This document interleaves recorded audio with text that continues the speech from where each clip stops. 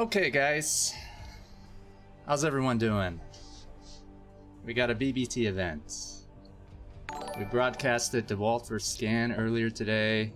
BSL finals just finished up. It was a wonderful event. Big shout out to Zero and the BSL team. Congratulations to the winners.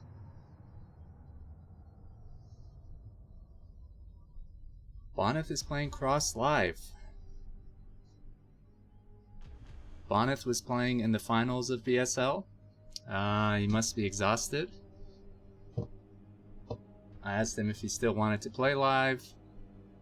He insisted he did. What a sport. Afterwards, we got Terra vs Stryker. That was played the other day, and Terra was in the BSL finals as well. And Dandy played Trutacz. That'll be the last match we'll show. I should be joined by Machine, Razz, and SaiyanSC. Oh, man. Here he is. Just in time, baby. Here he is. What up? Damn, did you guys, coordinate that? We did. We were planning. We did. Ox is going to announce us, so we want to come in. Holy. I don't want to say that we're frowning upon Saiyan, but not very Super Saiyan, not showing up on time like this. This was... You guys are really upping the quality of the BBT, man. I like it. We really are, bro. Man, we were just catching the end of the BSL, obviously. Incredible matches. Yeah. I know, right? And for some reason, Bonyth wants to play. He's a machine. It's midnight no where pun he intended. Oh, boy. Yeah, he is. So that's... Yeah, it's got to be tough going from such a long series against Terra. You know, who knows? Maybe the win will kind of give him an extra boost. Maybe he's feeling really good right now, really strong. You know. Yeah, he's definitely warmed up. Dude, man, I gotta be honest. It's hard. It's not easy playing in a high, intense, adrenaline rushing series, and then just jumping into another high adrenaline rushing series. You're right. You're definitely right. It's tough. It's definitely tough. It takes so much focus at their level. I mean, it took probably everything Bonyth had to really take that series against Terra, who's been so dominant lately. But yeah, it's he's got to be feeling a little drained. But I don't know. He's still Bonyth. The sweat pits must be massive. Massive. It's okay. Yeah. When you win that money and everything, you calm down a little bit. He probably had a little, I don't even know if the money is a big factor to him. His stream titles always have words like, "It's exhausting to be the best." Everybody expects you to perform so well, and he's kind of right. If you're great at anything, I think you do feel pretty stressed out. And I always cite that Shakespeare quote from Henry IV. Heavy lies the head that wears the crown. Yep. Yeah. This kind of unease and pressure to protect your throne. So we got Cross and Bonyth in the channel, guys. Oh boy. They're both in Seoul. Boy. Big shout out to Fujikura. Congratulations, my friends. Yeah, congrats. And they want to get into it, guys. They do. I'm ready. Let's do it. Ready. Let's do None it. of this pre-game talk bullshit we do for 50 minutes because of me. We're just going to get right into it. They just want to play it out. Nobody's going to have to fast forward the YouTube video 50 minutes to get into game one. The fans want blood. SaiyanSC should be joining us soon. Big shout out to him. He apparently is in Japan and he wakes up at 6 a.m. Oh, really? I've saw some of his YouTube content the other day. He was recasting some of the ASL and other events. So it's awesome that he's doing some content as well. Loves Brood War and is willing to wake up at that time. I don't think I'd be willing to do that. No, you like your sleep? Yeah, I gotta pick that over Brood War, guys. Me too. Okay, listen. This is not just me. Okay, good. 6 a.m. Come on, man. Yeah, that's tough. Is he Bill actually Gates or Japanese? What's his deal? I don't believe he is Japanese, but Yeah, he's living there. from his cast, I didn't get that kind of accent or anything. Look at Razz sneaking in here. I love it.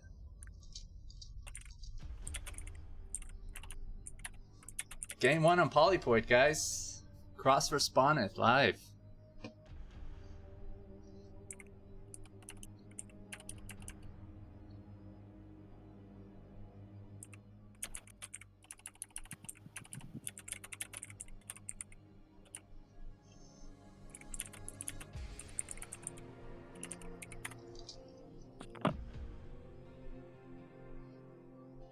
Hey, Ox, if you get a chance, could you put the Discord stream on? Oh snap! Thank you. Yeah, no worries. This is gonna be an interesting game. I'm excited to see these games. I mean, both these guys are super players. So Yeah, I mean, I expect to see kind of. I feel like Crossy, the one thing we've noticed about his previous games is he's very good, but he plays a very standard style ZVP. So I would kind of not expect any of these games to end here early between them. which is funny because when I first came back to Bird War, I was in VT with Crossy, and he did a lot more of the aggressive style play. So he's really converted over to this standard style recently. I wonder if he will feel the pressure playing against someone like Bonyth to push the issue a little bit more to try to get some results, because I feel like that is very common amongst the Zergs that play against Bonyth. But he's They think like, oh, we need to, let's just take it mid game. We'll take advantage of, maybe some slip macro potential by Bonyth, and then it just doesn't seem to work out. Yeah, exactly that. So, alrighty, we see a pylon down from Bonyth with the probe staying there. So I would assume this is either a 9 or 10 gate right away from the start. Meanwhile, from Cross here, this is a 9 pool. So forget what I was saying about playing standard. This is most likely a 9 pool speed. I also want to note that Cross scouted very interestingly down towards the south side position with his Overlord. This is not standard. So hopefully trying to throw Bonyth's scouting off, just because that is the opposite way to scout normally on this map with your Overlord. So might just be throwing him off. Unfortunately, the Overlord is heading directly to Bonyth's base, so all good things here at the start of the game 1 for Cross. Also interesting, he didn't go for a 9 pool speed. He actually made Geyser and then canceled the extractor so that he could get the extra drone. So he went 9 pool into an Overlord, so straight 9 pool with just the extra drone. This is kind of a cute trick, a lot of the times Protoss players will scout inside the main, see no gas, and automatically assume it's an overpool. And if it's a 9 pool versus overpool, the cannon time for Forge Expos is a little more relevant. You can die a lot of the time if you do not defend that early cannon. But of course, this is a gateway opening here from Bonyth, so I don't think it's going to have too much of a factor.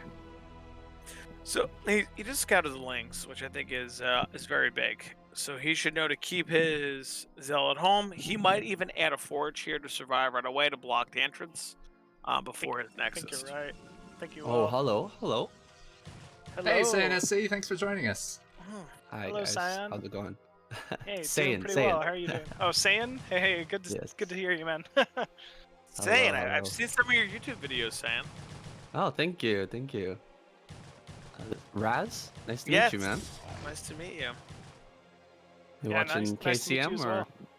Yeah, I watched some of the KCM. I watched some of your other videos, just the ASL stuff. I think you did some of, and the Hasu League stuff. So I've definitely seen some of your content. I try to watch any good Bird War content that's available on the on YouTube. All right, great. Thanks, man. Especially when I'm in bed before I go to sleep. I'm always enjoying that stuff. I appreciate same it. I here. appreciate it. That's my time. So yeah, so keep it up. Keep it up. We appreciate that. Great. Don't let me stop you guys. you're Sorry all for jumping good. in a little late. It's about 6 a.m. here, 7 a.m. now in Japan. Yeah, so Oh my just That's goodness. waking up. early. Yeah, Are you it's are you some originally from determination. Japan? No, I'm from Canada. Okay. All right, So- so I think Go this on, is a go. really interesting third hatchery position. It almost leads me to believe that there will be a Hydra Den put down because the third hatch is forward. It's a forward hatch in that 3 o'clock position versus a normal third hatch at what you'd usually want 12 o'clock or the mineral only so that you can defend better versus the zealot timings. But with Bonyth getting the zealot in, he didn't get it in. Okay, never mind. He won't see the lair. No Yeah, lair, so. No scout. This is a great position here for Crossy. I think you're absolutely right. We're probably going to see a Hydralis Den dropping down here very quickly from Cross, and he'll most likely end up just going for some type of early Hydra play. You know, Bonyth, I mean, he has to expect that it is a possible opening that Cross could go with, you know, not having got that zealot fully into the main, not really knowing where the third base is. I don't believe he's even scouted 12 o'clock. So, yeah, this is could be a little hairy here, but actually, wow, look at that probe. Massive. Oh, it was a will be a lair. It will be a lair. So Cross opting to continue droning from here and saturate this third base, but like you're saying, kind of an odd third base position if he's not actually going for Hydra play here. You know, this third will Usually be difficult. something that triggers you off is the fact that Zerg was sending Zerglings spread out to kind of find the scout, almost like if they're trying to hide something. So maybe a little bit of mind games here, where Crossy is sent all the Zerglings all over. Bonyth saw that, and now he has his forward hatch. So maybe he's just kind of saying, all right, well, I'm going to show you one thing and do another. So maybe we will see more of a standard play from here. Which seems like it. Yeah, it seems like it. Maybe he could be opting for like an early 5 muta play as well. I mean, at least the larva at that third base would also be closer to Bonyth's main, so mutas might hit slightly faster. That's definitely a possibility here as well. It must be interesting for Bonyth after playing such a long PvT series now to switch over to PvZ, just to hit all of his timings in game 1. I'm curious to see if he's there, but Sarah and everything looks on time. He looks pretty good so far. adding on all the hatcheries now. No second gas just yet, so probably not a meta play. But we'll still have to wait a little bit longer to see how much gas is collected here. Gonna make a couple of Overlord kills possibly with that Corsair, but not too much more than that. The Spire is on the way, so the Scourge will come out pretty shortly here. Yeah, it'll be interesting to see how Crossy transitions out of this, because he does have the Spire coming. Will he opt for the 5 muta? I would almost think not, because he sees the first 2 Sair from Bonyth, so he might just go with Scourge opening and transition to Hydra. There's that second Absolutely, I gas. think you're right. Yeah, he does get the second gas. It feels a little later though. I believe this is going to be Hydra Scourge. Oh yeah, there's the Evo chamber, so second gas after Evo, probably a Hydra build here. I gotta say, 3 Overlords is a lot. 3 Overlords, pretty good amount of kills. Yeah, it definitely is. That is a very late Hydra Den, which makes me think he's going to try to make something happen with Muta here anyway.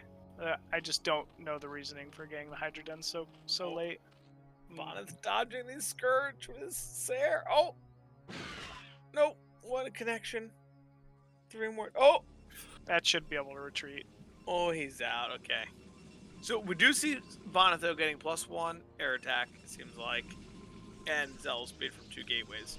So I think we're going to see a +1 timing for both air and ground, and he will push into Crossy's base, see if he can kind of hit him early. I think you're absolutely right. This is a very scary timing for Zerg to deal with, particularly with these base placements. These all will be over at that third momentarily. Losing those Zerglings is painful. You really want those to block between the hatches and keep the Hydralis and the Sunken Colony alive a little bit longer. Now he's just going to run right in here. Yeah, This is my big issue with Crossy's decision to go with a third base right here. is Bonyth can reinforce these speed zealots so quickly. He's right on top of that sunken. Oh no, the sunken's gonna go down really quick here. And what people don't realize is, why did the Sarah play such a factor? Yes, of course, they're killing overlords, but the supply block that is occurring.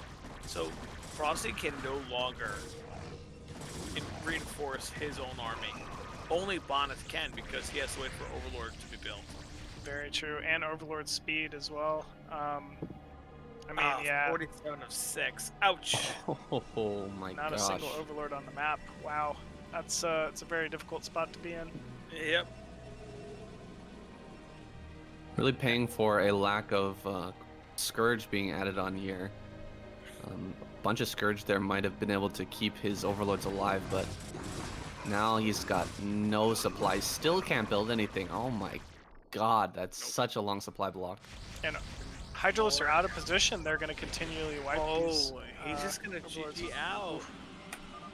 I mean, yeah, that's game one. Little unfortunate. I think we kind of called it earlier.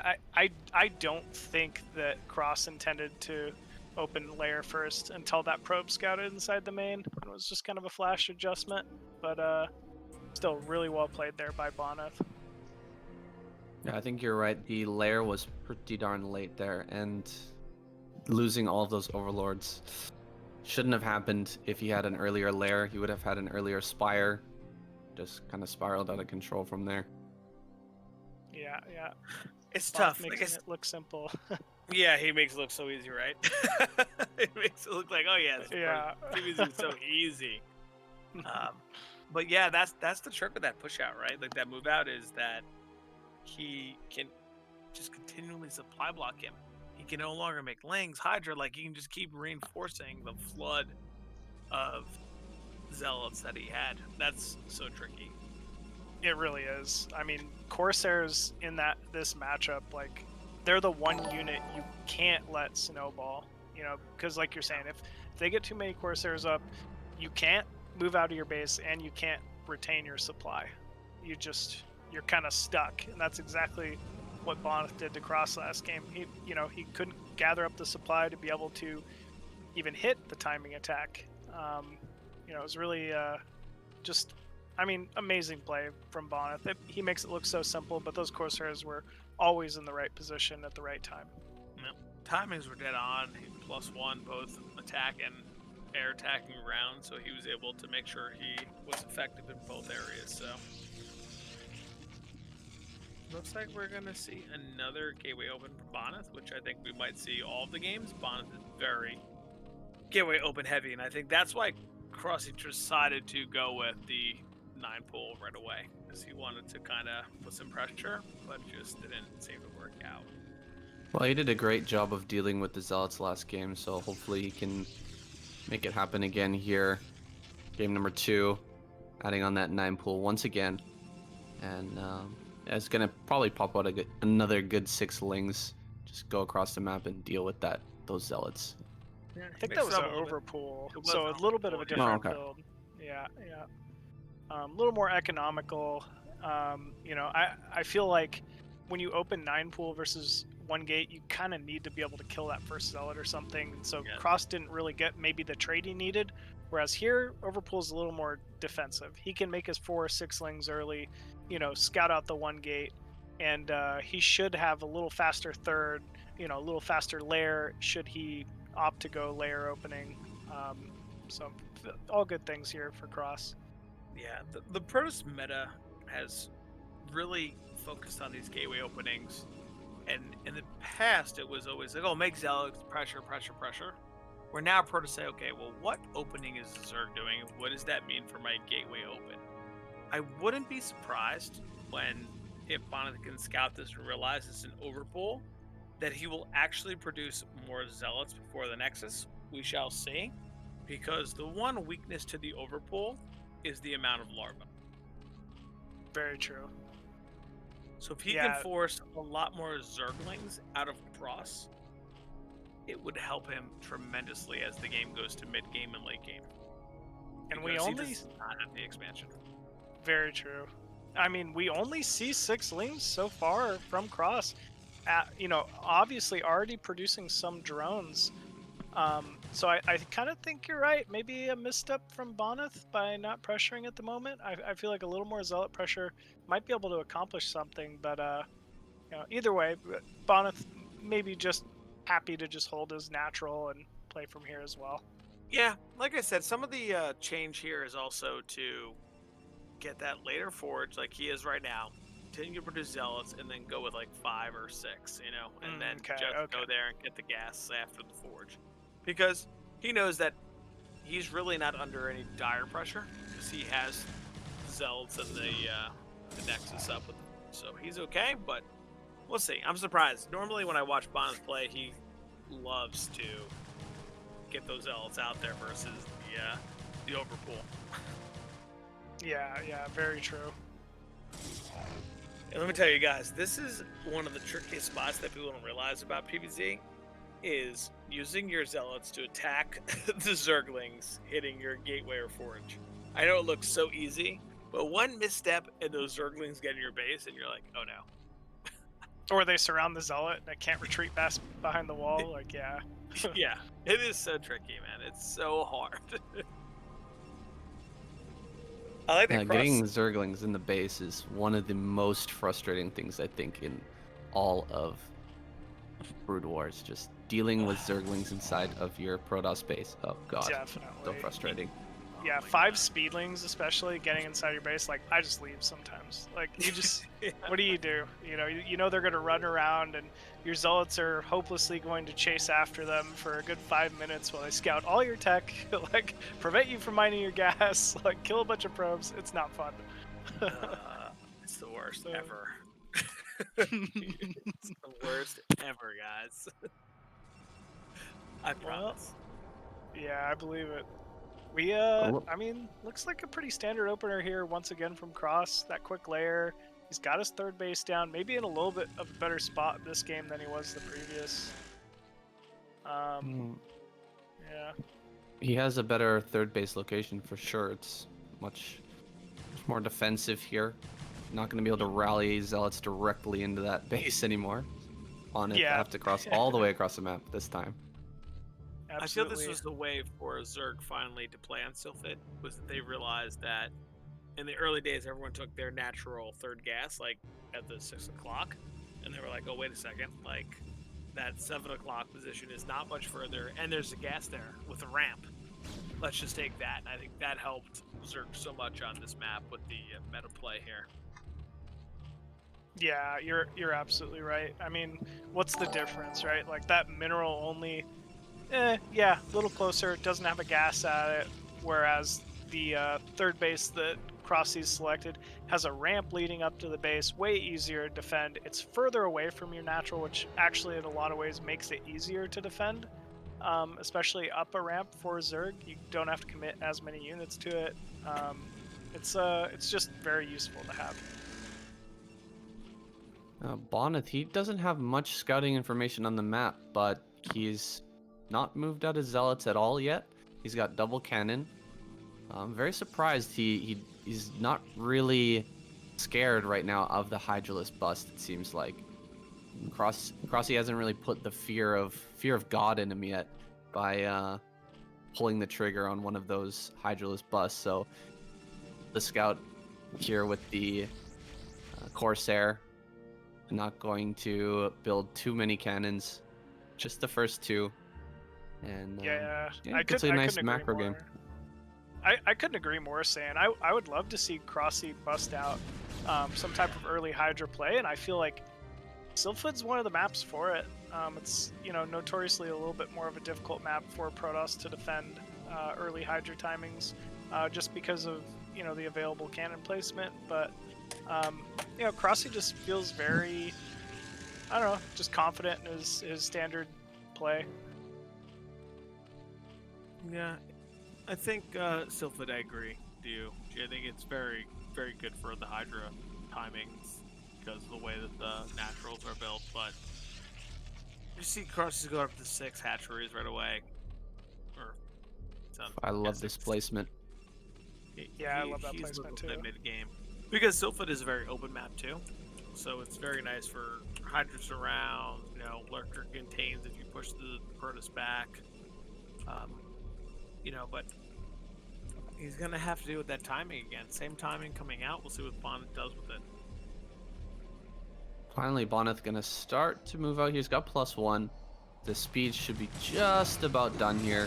Engage with the Lings, and I would have liked to see Bonyth move out a little bit more earlier, at least to force some more units to be produced. But Crossy's got perfect saturation now. He's just gonna be able to produce only Hydras here and get ready for this attack. I feel like Crossy's already kind of done it. His unit production kicked in just in time. We already see a good amount of Hydralisk here, good positioning on the ramp, Scourge as well. I think he's playing phenomenally at the moment. Yeah, he's gonna come in with the Scourge here. Let's see how the connections are. Oh, that's so many Overlords stacked up there. A lot of them could die. Here comes the Scourge. Pretty good connections there. Only one gets killed off. But all the Overlords fall. Damn. Wow, really good movement there from Bonyth, coming in, focusing that the Overlord in the direct center. I mean, great trades so far, and once again, Cross is supply blocked. 62 of 30. It's a big supply block. It is. It really is. So This even is, though he holds attack, I mean, Bonyth behind it. You see him adding all the gateways right away. I wonder if he recognizes the same thing. He's like, well, I really hurt his economically, so he's gonna have to add a lot of Overlords, and then he's gonna push out. Like, it'll be interesting to see what he decides. He's getting more Overlords here now, the third base. God. Yeah, these Overlords still dropping. I mean, Corsairs once again just in the perfect position. Cross needs to recognize these Corsairs are still alive. So that he can't really move too far out on the map with this Hydralisk force. He needs to defend these Overlords and kind of regroup his macro. He's still stuck at that 62 supply mark after the engagement because of these Corsair. They're just doing amazing amounts of damage here. And finally, Cross is unsupply blocked. We see larvae turning into eggs all across the map. Quite a big wave of production here. Oh, we do have that Overlord speed, able to nab that DT moving across the middle. Very good pickup there from Cross. I'm going to take the fourth base here for Cross, deciding on that bottom 6 o'clock base. It's going to be a little bit tough to defend. Pretty open base here, but Lurker should be on the way pretty soon, right? Yeah, they I should be believe so. coming in. I'm really curious. Usually you want to have your Robo down by 9:30 so you can get the 10:45 Lurker timing, which it looks like Bonyth will have. Don't see them. Am I missing an observatory? I don't see one from him yet. But I'm assuming he'll have up soon. Now, what do you do if you're Bonyth here? Is he looking to kill with this push, or is he taking a third behind it? I think. I mean, it's interesting because he's adding up to 10 gateways. I think we're going to see a third base come out here for Bonyth, adding on those Dragoons here. He wants to get into a later game army, and he knows that there are going to be Lurkers on the way very, very soon. So breaking the Zerg at this point is going to be rather tough. Wow, the movement of blue across the map is huge right now. He's got to protect those Templar. Yeah, it really Templar is. on the side. Trying to snipe a few. Big storm going down. Crossy might just be overextended here. He might need to just back off. Big storms going down once again. I mean, Bonyth's just getting the better of these trades. Templar are still alive. Bonyth macro slipping a little bit to 1400 despite having 10 gateways. I think that he has such an influx of money that we're going to see a double expand from him. I think we're going to see both him take the mineral only, and I think we're going to see him take a third there. Perfect placement on these storms every time. He's getting 4 to 5 Hydra. Oh another my huge God. storm. Gotta get some Templar here. He's not focusing. Rossi just losing so many Hydra here. Every time you see Bonyth move in for these engagements with the storms, he immediately pulls the Templar back. There are no gifts. You know, he doesn't give any free units away. It's very difficult to do, particularly with Templar. They're kind of small, hard to select. They're slow. They get stuck on everything.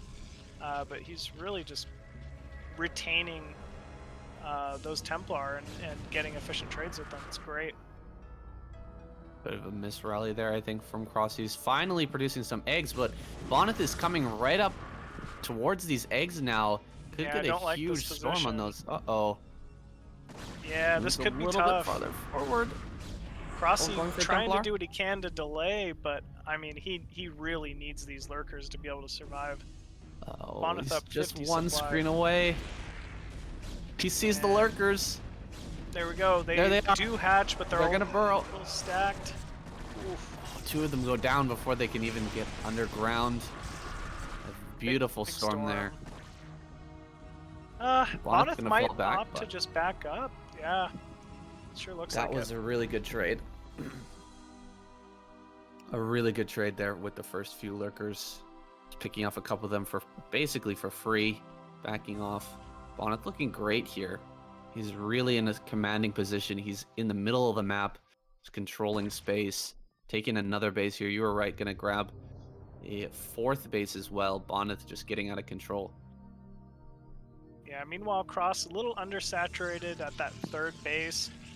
No tech really in sight, other than obviously the lurker that he's already been on. You know, we're not seeing hive tech. We're not really seeing a second Evo quite yet. Crossy was kind of just in a position where he was just forced to defend these early timings from Bonyth. And Bonyth moving in now, feeling pretty confident. A lot of Dragoons and Templars coming in here with that Observer. Oh, another free lurker there. Huge storms. He's got so many storms on the back of this as well. And Crossy just running out of Hydras. Almost nothing left here. I think he's just going to push right through. He's got enough Dragoons now to break down the walls of Crossy and get into that main if he decides to go for the natural. Oh, starting to run a little bit low here. He's got more reinforcements just above this, but he's not actually sending them up. So just a few Dragoons fighting with a few Hydras. Not the best trade. There we go. Now sending in the reinforcements there. He's really cleared the entire lurker wave. Continues to pick off Overlords here. It feels like it's only a matter of time before Crossy's going to have to GG out. Just straight up Dragoons versus Hydras. Not the best trade, but there's an overwhelming number. And I think that Crossy going to lose all these Hydras. Wow, a lot of Dragoons going down here. Yeah, a lot of them But did. I in mean, the they're end- pretty bruised as well. Just the supply lead for Bonyth is just getting a bit larger and larger. Wow, very well played there. GG Go out by GG. Cross. Oof. Bonyth looking pretty strong. I feel like Cross kind of underestimating a little bit the importance of Scourge in those first few fights. In the first game and the second game, like right as the attack comes in, the powerful thing about the Zealot timing there is that your Hydras all have to focus on the Zealots, and the Overlords just get absolutely massacred. But he had a few Scourge that time, but just not enough. And they weren't spread out or coming from, different angles to the point where he could actually clear those Corsairs or kill enough of them or force them back to keep his Overlords alive. And he got pretty far behind after that first engagement. Yeah, he did. It was just kind of a confusing moment. Really, at that point, Bonyth could have attacked either the third that was bottom left or the natural.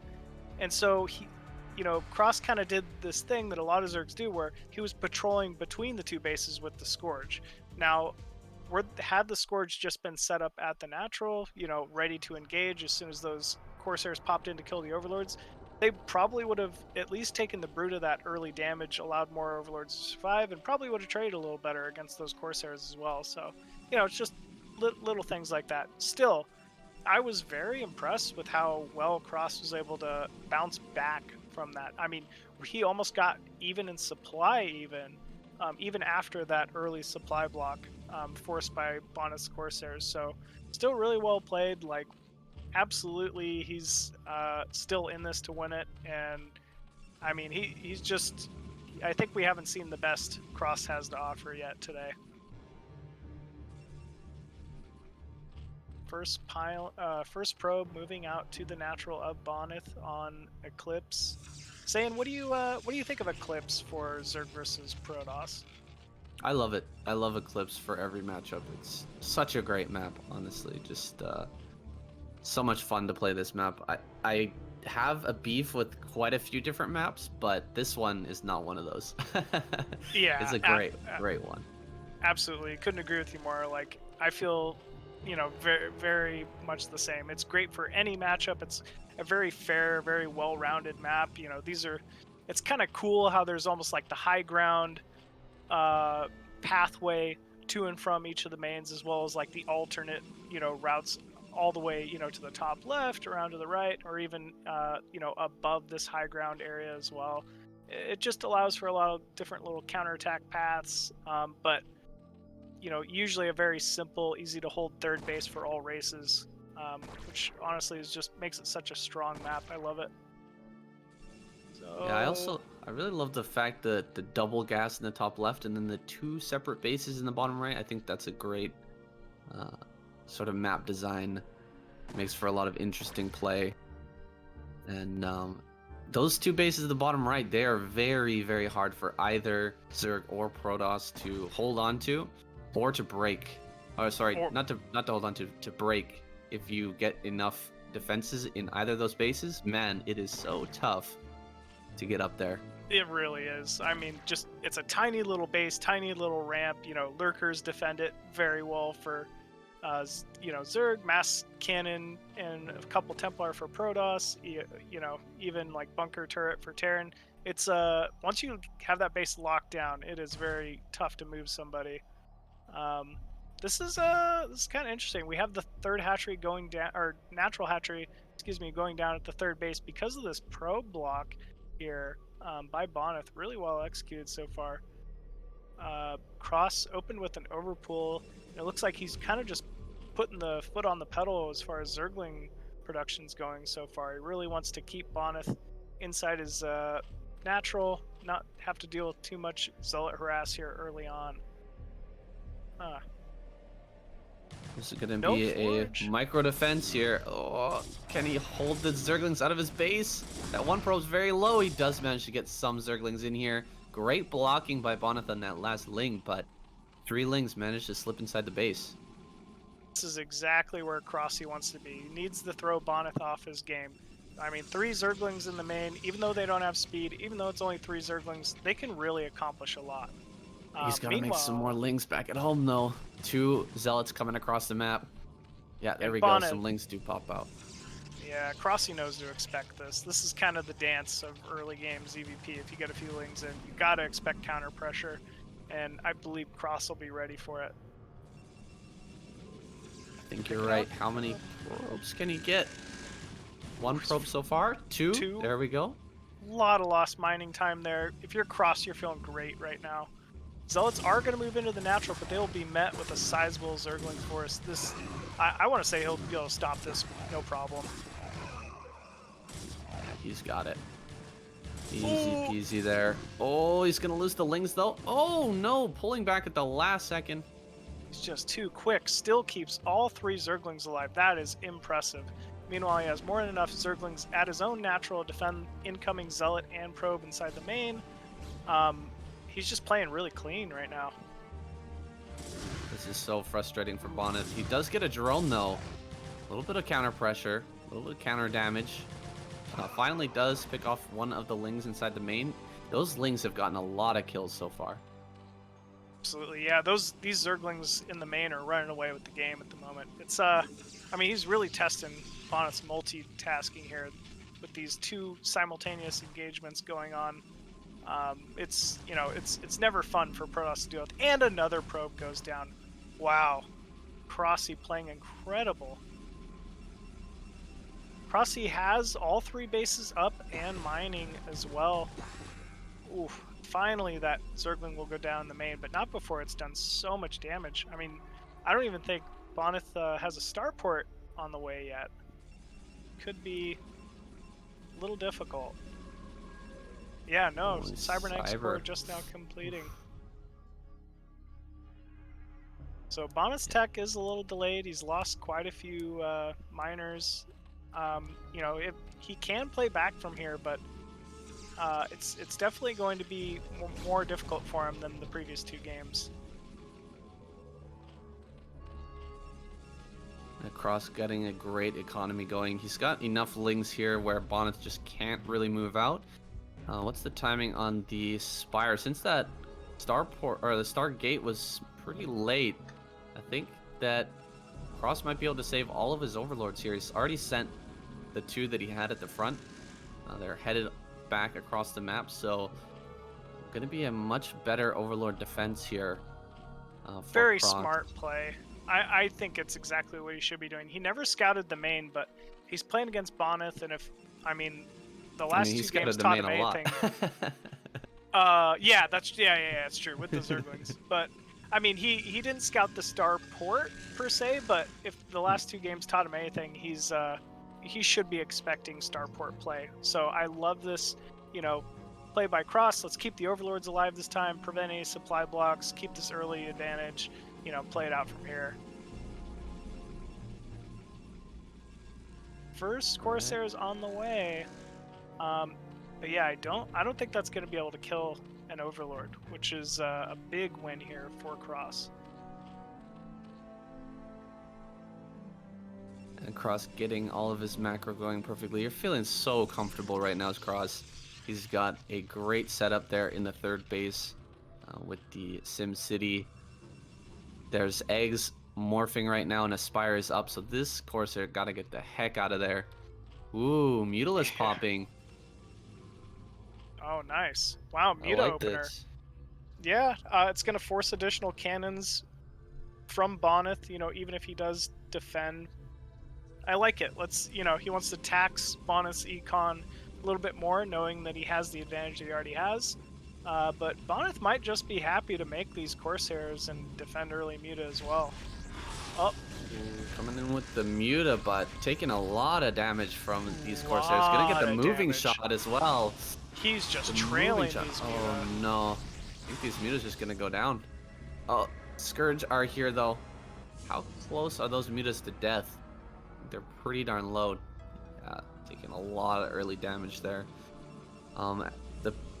The fact is though that as long as the Mutas are alive, they're still useful here.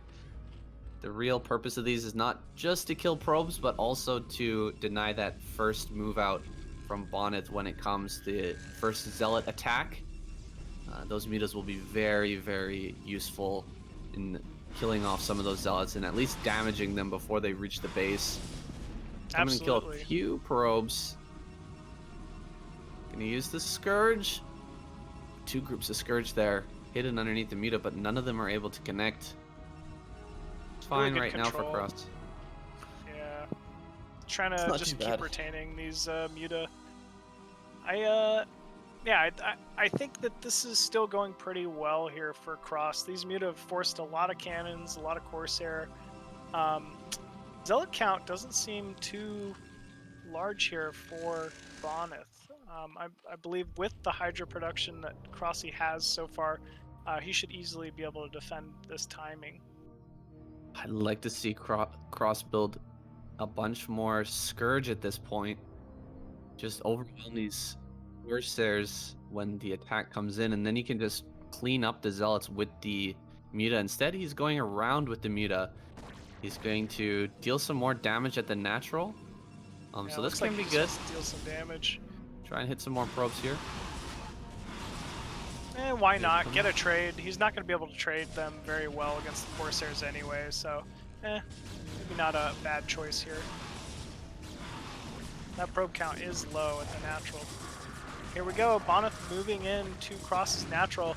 I'd like also some Corsairs going down there, 1 actually, but not too much. Still though, this is a very strong wall from Cross. Very strong wall. Very good positioning there from Cross. Manages to hold everything back, and the Corsairs weren't able to engage there. They couldn't go and fly over top of those Hydra, try to kill off the Overlords. just keeps them back. And now Cross coming for some counter pressure. More cannons being thrown down at the natural. This is a very dangerous moment here for Bonyth.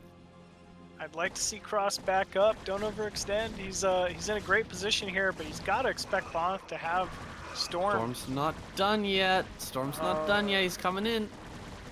Wow. DT Oh, there is a DT is out though. at the natural though. He might be able to pick off this Forge, but that might be all the damage that he's able to get done here. Gateway as well. We'll pick off the Templar. Nice Templar snipe. Get it the heck out of there now, Cross. Gotta run. Got all he could there at the natural. Take it Pretty back. good That was a trade. great trade. That was a very good trade. Anytime you're able to kill off a Forge and delay an upgrade, it's absolutely worth it for Cross. Minimal Hydralisk losses there. This is Cross's game to lose. Only he had Overlord speed during that. I think he might have actually just won the game without any Storm there. There was no way for Bonyth to really hold on without that DT. It was a very scary moment for him, but luckily DT pops out, no Overlord in sight, and Cross gets pushed back. Now he's got complete map control. He's going to grab that fourth. And it'll be up to Bonyth what the next move is. Is he going to come across and try to deny that, or will he just get his own third up and secure his economic situation here? Well, Cross is waiting for that decision. He's got a Hydra on that third base. Sees that I think Bonyth wants to take that. Adding on a bunch of lurkers here. Yeah, finally getting those lurkers up. I think with these lurkers coming online here, this is kind of going to be able to shut off any counterattack possibilities here from Bonyth. Bonyth really needs to just kind of push to his own third and worry about getting that third up as soon as possible. Otherwise, the other thing that happens here is Cross could honestly go for a lurker contain outside Bonyth's natural. And once these burrowed lurkers get set up, it's very, very difficult to push them out until you get significant Dragoon numbers and Dragoon range. And I don't know, it kind of seems like that's exactly what Cross is going to go for. He does have that Overlord speed now. Get across the map here. Single DT won't break him. Here comes the Hydralisk numbers. Where are those lurkers? Are they just sitting back at home right now? They might be. We do see first couple storms going down. Not the best. Ooh, that was a nice storm. Go for the snipes. Crossy going for the snipes. He's going to get both of the Templar. Beautiful movement there from those Hydras. Don't engage. I think Cross really just needs to set up these lurkers and set his rally over and contain. Ooh, he moves the lurkers up a little bit too far there, but there's no vision ready for Bonyth. How far away is he from an observer? If he doesn't have an observer ready right now, okay, he's got the observatory. Has the observatory, yeah, but he's really, the longer that Cross has to secure this, the more difficult it will be to move him. He's already got his fourth base up, doesn't have to worry about anything else. He should just be setting all of his hatcheries to rally outside Bonyth's base and hoping this contain works. He'll eventually starve Bonyth out with just 2 bases. A story as old as time. Getting this lurker contain set up. Bonyth gonna try to break out. Now this is the most important breakout. The very first one. Can he get out of his base? Nice storm there on the left side. A lot of lurkers popping up. You can see how important this timing was. So many lurkers were about to be added on. Now he gets a great storm there. Does he have one more for the right side? Those lurkers, there's still 3 over there. They're really tightly pushed together. Nice, he gets that storm. He will be able to clean up these lurkers, and he breaks it. Yeah, just a little too stacked from those lurkers, I'd say, for Cross. Everything else was very beautiful, picking off an early obs, but those storms were just a little too efficient. Oh, all of this Templar could go down. Grabs 2, but he gets broken. He's out. He's out of it. Very important moment here for Bonyth. Absolutely. He needs to get a probe to that third as soon as possible, get that Nexus down, get some cannons down. This is it's going to be still very difficult. I believe Cross could even still try to commit to another lurker contain here. but he's bought himself some vision, and nice pick off once again by Cross on that High Templar.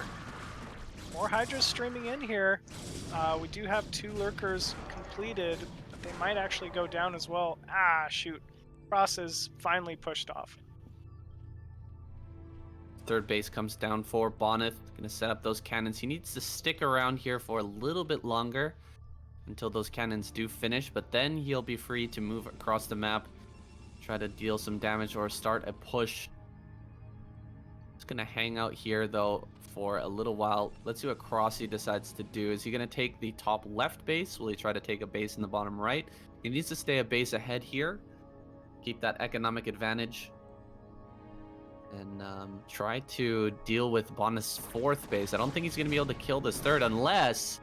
Look at this, Bonyth moving to the right, a counterattack coming from Crossy. He could just jump right into this 3rd base. He's going past it right now. Get those Hydras on that high ground. Go, go, go, go, go. Okay, he's going to run up that ramp. Yeah, and I think play. with a couple of Lurker eggs on this ramp, he can just kill this Nexus. Every single delay on this Nexus is just massive at this point in the game. Bonyth, you know, you never want to be on 2 bases at the 16-minute mark here. Doesn't matter what race you're playing against, especially against Zerg. This is, I mean, Cross just making some beautiful plays here.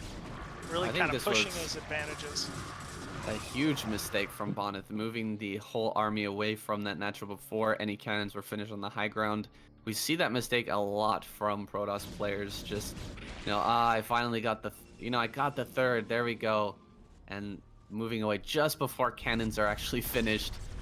And if the cannons are like 1 second away from finishing, it is still not a secure base. Hydras can rip those apart and deal with that super, super fast. So, bit of a mistake there. Now going to try and make up for it. He hasn't retaken that 3rd. He's just going to go for a big old push here. This is do or die right now for Bonyth. It really is. I think the positioning was actually pretty good here for Bonyth. Cross is pretty far out from his rally. Not a ton of lurkers left. Meanwhile, Cross going for another Hydra counter to delay that 3rd, but psych, there's nothing there. he's actually just still in a fine position though. I believe Cross, as long as he builds up that lurker count, gets 6-7 lurkers down, this will still be very difficult for Bonyth to finish off. Yeah, I think that Bonyth is just about out of gas here. Still rallying out Hydras, and there's not many Storms left. Just straight up Dragoon versus Hydra. You can see how one-sided that is. Just ripping those apart. Dragoon's trading so poorly once it finally gets down to just Hydra versus Dragoon. Meanwhile, Bonyth cleaning up that rally to the 3rd once again. I don't know. I feel like Bonyth is somehow still in this. It is. His main is absolutely starved out, but I mean, Bonyth just continues to trade pretty well, despite having no mining for the most part. He's got 1,000 minerals in the bank, still not taking that Nexus. There it is. Finally gonna grab that. DT sneaky in here. How many kills can he get? I think a lot. 4 so far. Looks like 4 drones. I mean, every drone counts. Not the heaviest saturation there at the 4th Cross, so that kind of hurt. Bonyth still with the supply lead, still able to take that 3rd base finally. Is he doing this? He might be turning it. Pause is called by Cross. Probably just, I don't know. There's something going on real quick. Someone at the door. Maybe. Oh, opens the door. It's me, well. Bonyth. Oh boy. Well, I'm impressed he was playing that entire game without sound.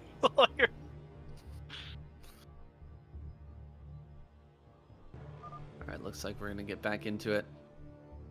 Here we go. I'm still really feeling Cross's position here. I think he's definitely gonna take this game. However, Bonyth, this probe saturation is gonna be insane at the 3rd. He's just gonna have instant full saturation here, and his macro will come back. He's got to protect this though.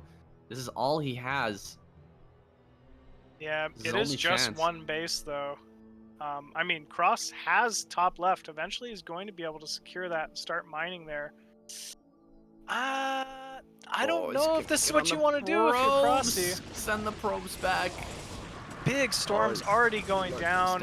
Oh Ooh, no! huge storm. Quite a few Hydras falling. There's just not enough lurkers. It feels like. I don't know. That's a pretty good amount. We got here 5 lurkers. I guess you're And this right. is He mostly really just wants to zealots. prevent this long distance mining. I mean, the lurkers aren't quite killing these probes though, which I Just believe is the whole barely out point of this. range. Looks like the Nexus does finish up there, but what does Bonyth have left? He doesn't even have a storm here to deal with these Hydra. Gonna be rallying out. Finally, he's got some mining going. That base, the third, going to be saturated, but so many units coming across here for Cross. He's ahead in supply now. The last of the dragons gets picked off. GG. Crossy victory. Wow, very well played there by Crossy. Definitely the cleanest opening of the the series so far for him.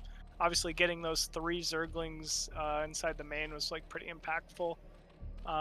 But yeah, showing that Bonyth he knows how to lose sometimes. He bleeds. He bleeds.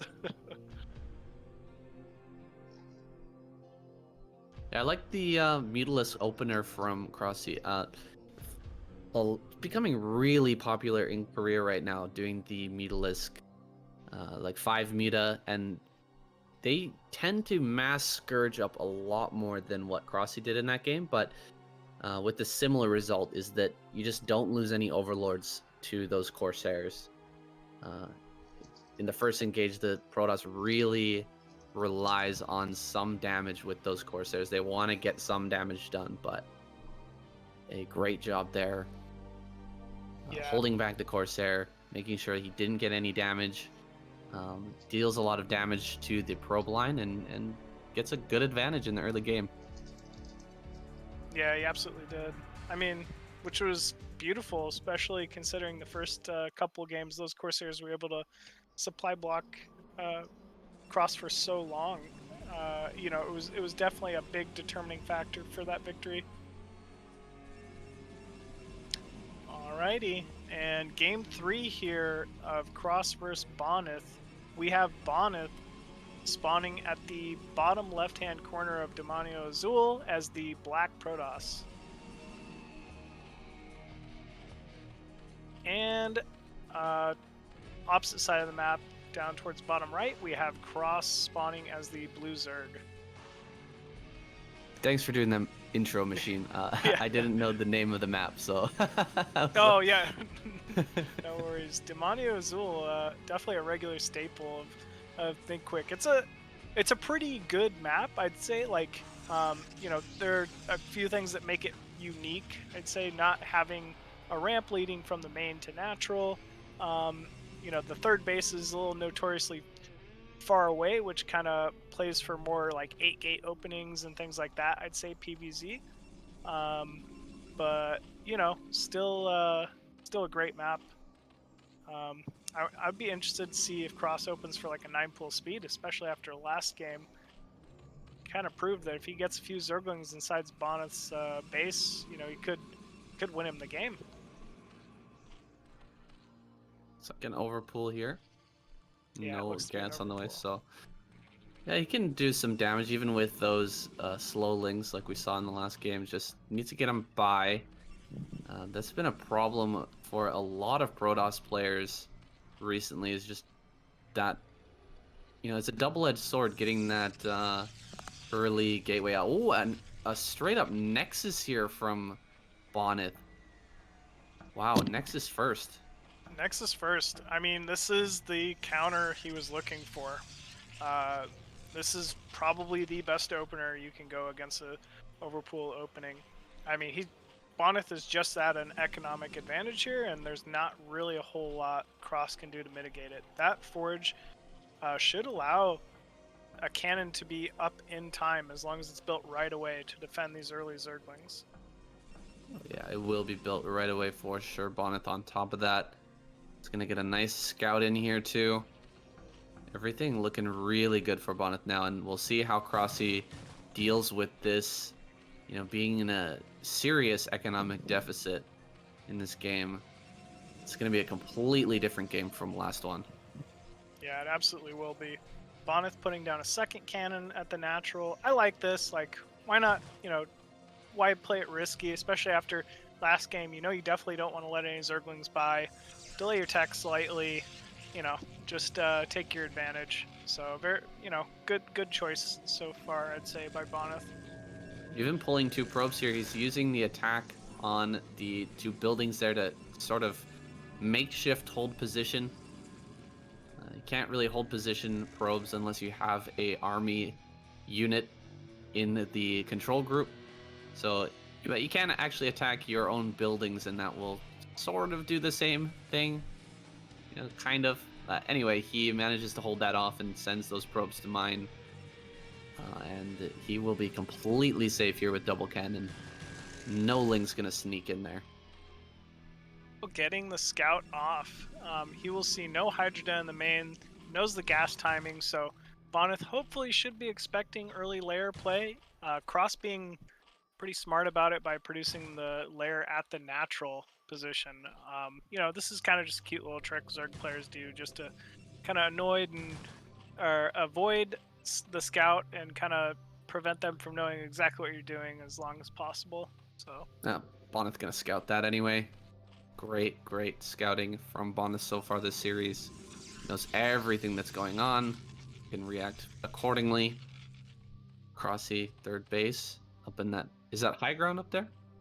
It is high ground. It's a high ground with 2 entrances, I believe. Oh, so okay. little different, not the easiest third base to hold, but I think just with the sheer distance between Bonyth's natural and that third base, Bonyth will probably be more likely to attack Cross's natural.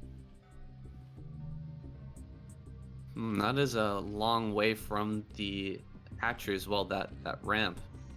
I haven't seen too many games on this map, but it really reminds me of the previous map that's called Ascension, right? Oh, was that the previous map? I thought that was a new map, but I could be wrong. I've returned. Ascension, new map, ASL map. Yeah, that's actually made by the maker of Neo Sylphid and Eclipse. Latius is his name. Awesome, good maps. Okay. Yeah, I've yet to play a game on Ascension, but can't wait to. This one's made by Freakling and Lascurs. Freakling made Reap the Storm, Inner Coven, Roadkill, Oh my god. I'm not a big fan right now of Freakling. Cross Stop Game, a bunch of these kind of maps.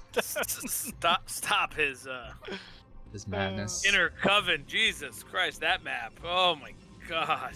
I remember watching the ASL games a lot, and I'm like, what the hell is going to happen over here? Yeah, I think the reason was he submitted standard maps, but they had already fulfilled enough slots for standard maps, and they were looking for something like batshit crazy. They got it. Yeah, that's what happens sometimes when they include maps like that. They already have their standard maps picked out. They got it. They always love to throw a little bit of wildness in there. They do. They do. I mean, Inner Coven was very batshit crazy.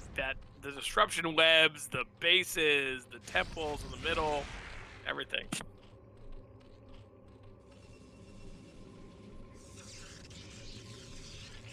But you know what? The pros have no choice. They gotta play on what's there. I remember some great games from that map on in ASL. Some really wacky, weird games. But Bonyth grabs a couple overlords here. Gonna just barely escape. Yeah, keeps those Corsairs alive. They're gonna be very useful when this first push comes out. This is the same push from their previous game on Sylphid, right? This is just going to be +1 with +1 air. Yeah. Yeah. He had This the is a tough 3 gates of the second and third gate early, so he could get the pressure on. See how Crossy adjusts. Gonna have about 6 Corsairs. Those overlords are gonna die ridiculously fast. And the zealots are just gonna clean up everything on the ground. This is gonna be a rough attack. see how Crossy is able to defend this. He's got to keep these lings alive. That was a big problem in the first game when he lost those lings right off the bat. You need those to block a little bit. Ooh, loses all the Scourge already. So those aren't even going to be a threat. Yeah, Bonyth is looking for these Overlord picks for these 5 zones. He's just moving in, looking to just crush them. Yeah, not great. Oh, Already God. a lot of Overlord kills. Completely supply block. I'm not sure why Crossy went out past his wall. Would have liked to see him play a little more passive there. Looks like he's got something planned with an Overlord flank, though. Or a Hydralisk flank, excuse me. The Yeah, deadly Overlord flank. So he is going to need an Overlord with that, though. There is a DT popping out here. I believe he saw the DT too, so he knows that there's DTs out on the map, but he has Overlord speed. Not sure if he's going to catch that though. That DT just ran right through the center of the map, attested. So it's interesting because Bonyth keeps he has very similar builds with very small variations. Like that he keeps making Crossy have to adjust it. Like this game here with the quick DT and all these Overlords, I mean I know it's very small, but it makes a big difference in the matchup itself. Exactly. God. It makes a big difference in how Crossy has to play to like adjust to it. Yeah, no Overlords here. That DT is just Oh, there's the Storm. Just in time here for Bonyth, able to Is push that back DT these still at the Hydras. third? Oh. And you better believe these Overlords are gonna get crushed. He's waiting on the DT. I wonder if he knows that Crossy realizes he saw it, so he's like waiting to see what happens. But 2 Overlords when there's 4 or 5 Sair might not matter. Ooh, there's no detection Overlord here in the with natural. Oh God, no. Crossy's microing. He's not gonna see this. There So will be many no drones alert going down. happening. So many drones dying here. Overlord's going down as well. Yeah, this DT is just gonna clean house. There's nothing to defend This it. is GG right there. Yeah. And a hero comes along. GG. Crossy sees his natural and GG's out immediately. I mean, Yeah. there's not much he can do from there. Yeah, no economy, especially against a player as strong as Bonyth. Like, there's nothing he could do. Very cleanly played there by Bonyth.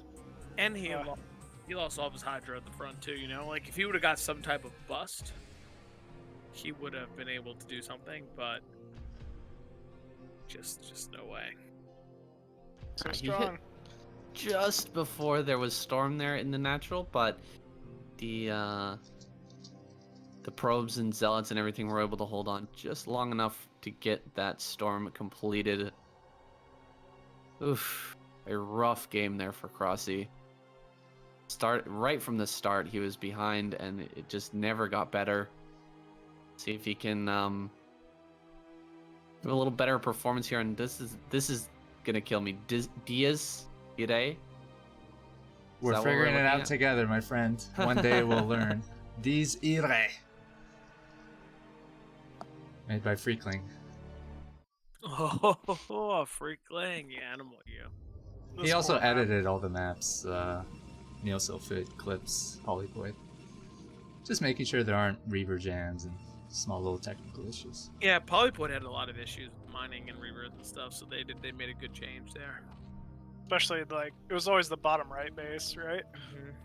Yeah. He puts the BSL logos on those maps as well and fixes technical issues. We wanted to pay Coming tribute hot. to him. I always love this map to see what the opening from the Protoss is versus the Zerg because of the ramp. The ramp always changes. It's like Ring Bloom, what each player is deciding. Like these maps are way harder for Hydra busts. But could the Protoss go double gate? I mean, Bonyth does like that build at times. He does like the 10-12 Berserk. He really does, and he's kind of an outlier. You really don't see many 2-gate openings from high-level Protoss, but Bonyth just so consistent with it and continually makes it work. Yeah, this is an interesting map because, like you're saying, like you never see a high ground into the main base with a in-base natural. You know, Protoss should feel very safe compared to most other maps early on. You know, I don't think 9-pool speed is very popular on this map. I don't think like really any kind of early Hydra pressure, like you're saying, is too common either because of this high ground area. It kind of forces Zerg to just play a little more standard, which I mean is exactly what Cross has been doing so far. Oh, you called it. Oh, Ooh. here he goes. Bonyth loves. I've seen many series in many events where he does love to mix in this build. And you know what, Machine? I think you and I both would agree. This is a great build to mix into a series. Absolutely. It's a great build to mix into a series. 2 gates strong. I don't care what you say. It's not, you know, yeah, Zergs can and should like be able to hold it, but it's by no means easy. And really, there's so many times where a Zerg player just doesn't even expect that to be a build option, that if you don't send your Overlord all the way into the main and expect there to be cannons at a natural or something like that, it can go unscouted and just kill you right off the bat. Well, Cross gonna scout it here. He sends the drone, sacrificing his economy a little bit, but paying off a lot here. He knows everything that's going on. Should be able to prepare for this. But it, like you said, it's gonna be hard. It's not an easy thing to hold when you only have one hatchery producing those lings. Exactly. It's gonna be tough. You have The to only produce overpull- lings here. The overpull Yeah. leads to less larva. It just makes it harder, you know? He's going to send these 3 zealots across all together, and he's going to be fighting, you know, lings versus zealots with the probe. He's going to get good trades. He's going to force a lot of Zerglings from Cross, no matter what. And every Zergling that's made is one less drone. Yep, like you're saying, like really Zerg needs to recognize this, and the adjustment is you don't make a single drone from now until this is defended. You just have to produce nothing but Zerglings, and how you lose is by being greedy. So Cross continuing to produce these Zerglings right now does not have the most drones, and really this is actually a brilliant build from Bonyth for this map, because what can he do? Fall back and puts down a Nexus. We already see that Nexus going down in Bonyth's main. And if you're Cross, you know, what are you thinking? Like, you can't really tell. Is this a very heavily committed 2-gate? Is he already expanding behind this? What can I do about that expansion? Nothing. Like, Bonyth can fall back at any point to these 2 gateways and defend. So Cross has added on some gas here. He's gonna get the speed. He's got a pretty decent surround here. Huge surround. Very decent surround there. He's gonna clean up all of these zealots, looks like. The speed, I don't think quite finished yet. Oh, maybe it is done. Oh no, not quite yet. It's hard to tell sometimes. Yeah. Very, very big pickup there from Crossy. That was definitely the trade he was looking for. No. More lings being produced here. Uh-oh. Crossy, he's got the speed now for sure, and he's coming across the map. Can he actually just break this? He might be able to. Forge is on This the could- way. Oh no. Yeah, this could just be an all-in. Could be an all-in, yeah. It seems like he's all-in. I mean, no more drones produced, just lings. Big trade coming in here. He's starting to target down that gateway. There's not a whole lot these zealots can do about that. Nope. If this Gateway. gateway falls, he's on 1 gateway production. Great surround there. The zealot tries to poke out. Oh, will he build another? Can't we build go. another. Blocked there. Gotta focus some of these probes so he can get through. Ooh, jumping on the cannon here. Cannon will go down, and with that, That's I game. think the Just so chances many for Zerglings. Bonyth have dropped dramatically. Yeah, he's just gonna kill everything here. And GG is called. GG. Very well played there by Cross. Very quick win from Cross. So that's the trick with the 2-gate, though, right? If you give up all your zealots early, you can feel the pain. Yeah, definitely. I mean, he just overextended, as simple as that. Maybe just was hoping Cross might have built an extra Zergling or extra drone, got caught, but I mean, Bonyth just, got caught a little bit, lost all of his zealots, then what do you do? Not too much you can do to defend that. A little bit greedy as well, he didn't produce that forge for quite a long time. Got the Nexus down really quick. He was Very going to be in a true. great position if he could hold on there, but Crossy pulling the trigger, sensing weakness. Yeah, I'm not sure what he was going to attempt. Either he was going to attempt the very fast +1, or he was going to go into the Sarah game. Either one would have been is always great when the Zerg overmakes Zerg in first rounds because their econ is low. It would have been interesting what he decided to go into, but we didn't get there. Crossy said, "No way, we're just going to get it done." I want to thank the players for playing live, especially Bonyth, who had a very long day. I'm sure he's riding the wave of his success. High as fuck right now. Absolutely. Energy-wise. Crushing it. BSL Crushing champ. it. Must be tough being the BSL champ, 4 out of the last, 5 or 6 times. Yeah. Man, he's He called very himself the best consistent. during his interview. Did you guys catch that? Did he say he's the Yeah. best? I don't Well, think when he you said it consistently like get that, number but one- he used the word best. You can say you're the best. If you win consistently get BSL, number yeah, one. a few times, and he won RCG Not even a 2019. few times. One time. If I won BSL, you could bet your ass I'd be saying I'm the best player. You Like know? Trutacz has won BSL 4 times, but I think that was back when it was mostly Polish players playing. Okay, And okay. it was previous seasons, so the newest seasons of BSL I figure are the hardest ones and the most internationalist. And he's won what is that, 4th? It's his 4 4th or times in a row. 5th. Yeah, it's his fourth. It's his fourth. one. Yeah, so I would give him extra credit this time because not only did he beat Terra in the final, he beat Oya and he beat DeWalt. And I know, that's a great point. He met all the giants, right? yeah, when you talk about the giants of StarCraft right now, That's an awesome point, because in these tournament brackets, you can kind of dodge somebody in some ways and still become a victor. Yeah, you're absolutely right. You And he had can really kind of hard dodge matches. some matchups, especially if you have a weaker matchup. But Oh, he mean, got nothing- pitted against Oya and DeWalt, yeah. yeah. And for me, I know it's gonna probably be a controversial statement, but DeWalt and Bonyth are the 2 true foreign powerhouses in the scene. Those are the 2 guys that really get super high on ladder. They play.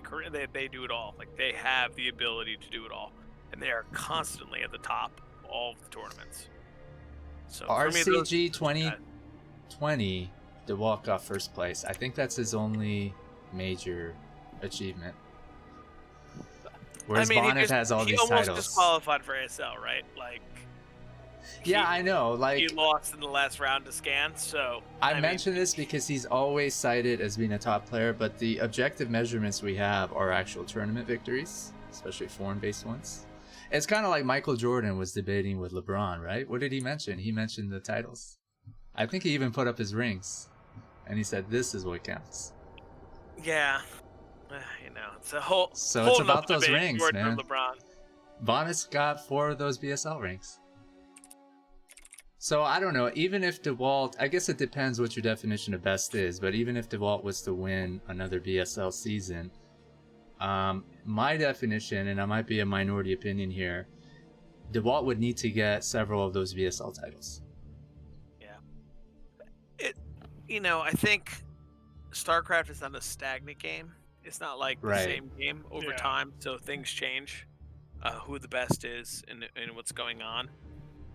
I think right now, currently, it's very hard to deny Bonyth as best, considering, I think you gotta look at results in the meta, right? Not that that's always the best, but DeWalt lost to Terra the other day, 5-0. And then Bonyth comes and beats him 5-0 on this showcase, and then beats him 4-1 Right. in BSL. And he had a battle for ire against DeWalt as well. Yeah, so 9 games.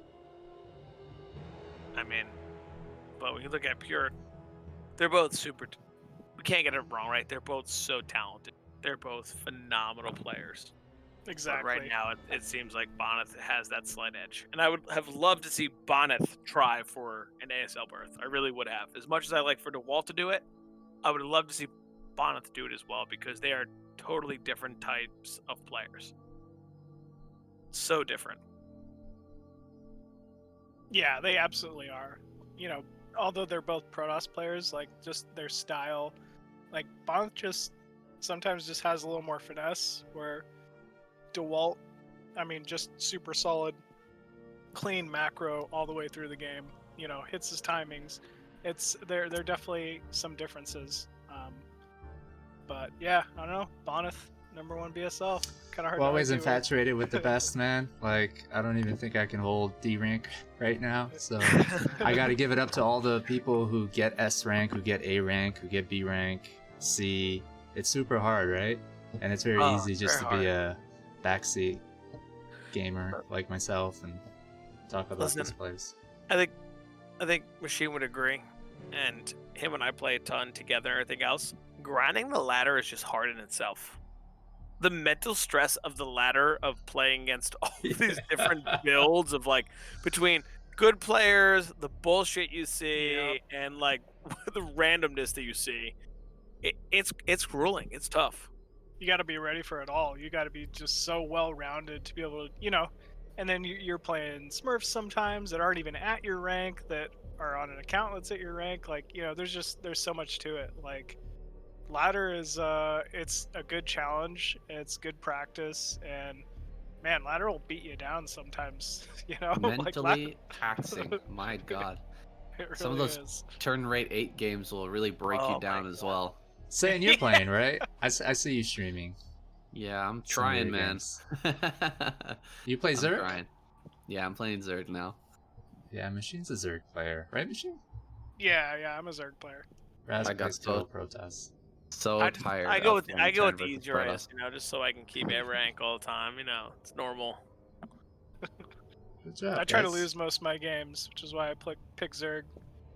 It's been going pretty well lately. Like, Oh my God. And you guys are like old school, right? So that's an Yeah. achievement in itself. Like I was talking to Vadi earlier, and he was like, "Well, you know, I'm not a high S ranker because that's what I call them. I'm an S ranker." And I was like, "Man, you're old school. You've been playing forever, so that's a huge achievement just to be able to get to S or A, even B rank, even to be playing this game after 20 years." So It's the best game. Good I for you wouldn't play guys. Anything else? Yeah. The amount this game has changed in 20 years is, when you look at any other game in the world, I don't care what it is. I don't know if you can see a game that's changed as much as this one over 20 years to try to stay relevant and play it. It's so different. If you would have talked to me 15 years ago and said, "Oh man, you're playing PvT. Why do you have more than 30 workers?" I'd be like, "What's your problem? What are you talking about? This is what I need. I need 30 workers and get as many units as I can, just so I can crush the Terran army and win games." Like, the game has changed so much. And continues to change, and we see metas come and go, and you know, build orders become popular and unpopular and hit the meta again. You know, like it's crazy how much this game constantly shifts. From month to month, that's the craziest part, right? Like, month to month, these things change. It's crazy. Yeah, and it's interesting what you guys were saying earlier about how it's hard to compare different players over different times, because there's been eras of StarCraft, and like someone who's dominant in a certain era, you know, it's hard to compare them to another era of StarCraft and say like, oh, this person's better than that person. right, because and who they do were you dominant in privilege? their era. I mean, Gur, that was the old school era that I'm familiar with. Elki, that was kind of the period when nobody really knew how to play. Yeah, for sure. It was like Zealots and Marines fighting each other. Boxer Yeah. era. A lot of it had to do with the maps they were playing back then. Yes. You know, like, you know, you'd probably be picking Terran too if every game was played on Lost Temple, you know, or fucking Luna. Luna the final. But there were a lot of Wars. players back then, right? It was highly competitive. I won't lie, I tried to be a really good player. I never could carve out a name for myself like they did. Oh, yeah. It So was maybe, I absolutely guess, competitive. it is, like, you can't really make that comparison like saying. Like saying Bonyth is better than Gur because it's much more harder now than it was. It's just Mm. it's like playing playing just different. different. It's like they're playing different card games. The standards it's was like playing different, like right? you know, it's stupid to compare, but like Go Fish versus poker, right? Like, you can say there's a strategy at one time for one game, and there's a new strategy for another, and that's where we're at. Like, there are different things happening in the game. Yeah, I Different would meta, compare it to different something understanding.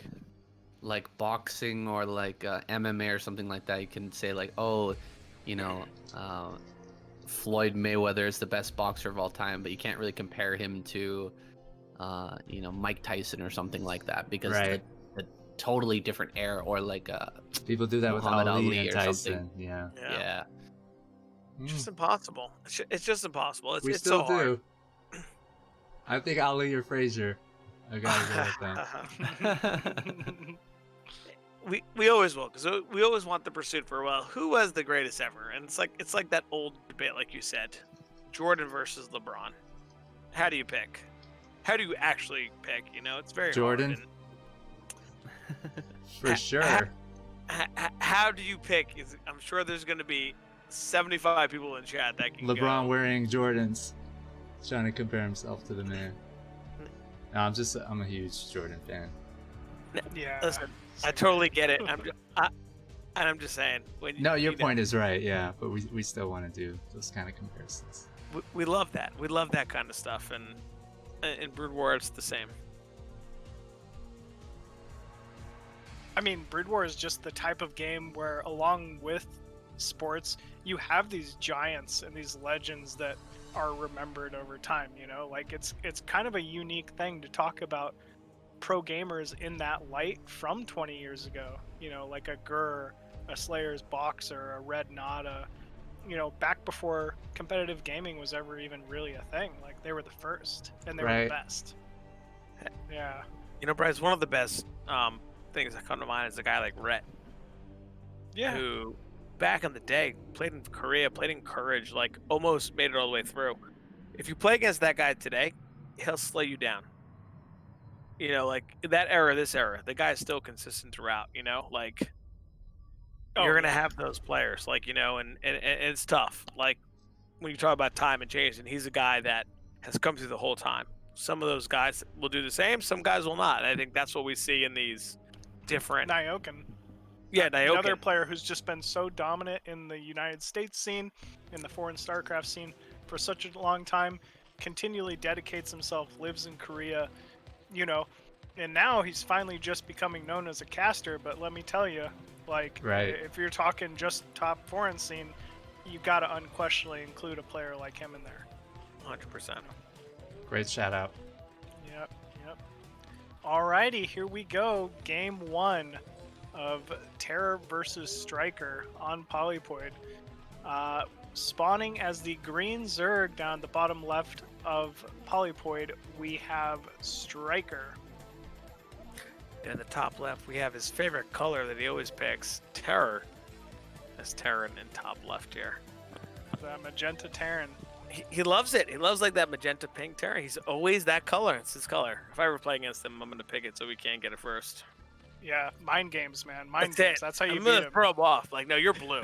That's it. You're a blue Terran today. I don't know if you want to piss off Terror. Yeah, that's kind of true, right?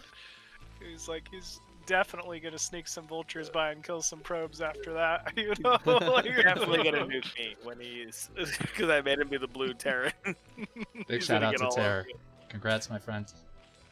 Terror, fantastic player, man. Fantastic. Really good player. guy too. Real chill. Yeah, I was a good manner guy too. He's fantastic to play against. Always nice about things. So I definitely like his just his manner and the way he plays.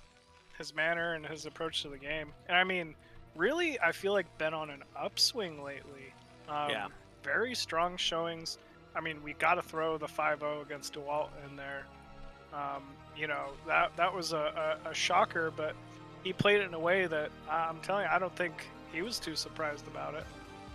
Total humble about it. I mean, when I talked to him, he was like, I have probably an off day for DeWalt or something like that. So that's great to see. Yeah, I appreciate that. You know, Ox, I only got to tune in for a couple games today. What was the final score between Scan and DeWalt today? What do you think it was? 6-3 Scan. 5-4. 5-4, okay. I'm sorry for the spoilers, folks. Yeah, no. Oh, good. Well, I'm just curious because It's Razz's fault. You blame me. I'm just curious because of we had this conversation, Machine Eye and Aoki the night, how it was Scan is just another level also. So to hear 5-4 for against DeWalt is still pretty good for him. I mean, Scan's going to be playing in ASL this upcoming season. You know, it's the highest possible level. Yeah, it is the highest possible level whenever you're talking about ASL. So, but yeah, it's just so cool to see that we finally really, I feel like, have a foreigner competing at that type of a level again. Yeah, I was trying to get there. Like you're saying, I'd love to see Bonyth try to qualify for ASL. That would think be he interesting. No, it was DeWalt that tried to qualify, right? Yeah, so Yeah, it was DeWalt lost DeWalt. in the final Scan to get in. Yeah, Bonyth I didn't see. know about the qualies. Oh, Bonyth Oh, was So so it seems like there's a lack of information about that. Well, It's this too is- bad it was online, so he definitely could have tried. Yeah, so apparently this year they, that was like kind of the open thing is they were trying to get more people to do it because it was online because they're not hosting them in person in Korea. So it would have been nice to see Bonyth try. I wonder if they'll do that next year since it's not going to be coronavirus time anymore. They'll still keep it online. It probably saves them a Maybe. lot of money. Probably does. Oof. It's true. A lot of Zerglings here falling from Stryker early on. Kind of the first engagement, really, for them. Stryker kind of opted for an 11 pool opening, which is, it's a little different. It's like the safe build for Zerg. Terror, obviously known for his 8 racks openers. Not really a bad way to start the series here for Stryker against Terror. Yeah, I think Terror's playing pretty standard again here. Very normal for him for TVZ. It seems like he seems very confident in his play, so he'll want to try to take it to mid game here right away. Yeah, as you say that, very, very early engineering bay with +1 coming down here for for Terror. This should be either 4 or 5 racks bio opener. So no big early timing coming out here from Terror. He's just gonna saturate his natural, saturate his main, defend the early mutas, and then look to hit a very strong mid-game timing. I love this timing from Terror. This is a great build. See it used so much by players like Rush and JYJ and stuff like that. The highest level of play. This is such a strong timing attack, and can break a lot of Zerg players if they're being even a tiny bit greedy.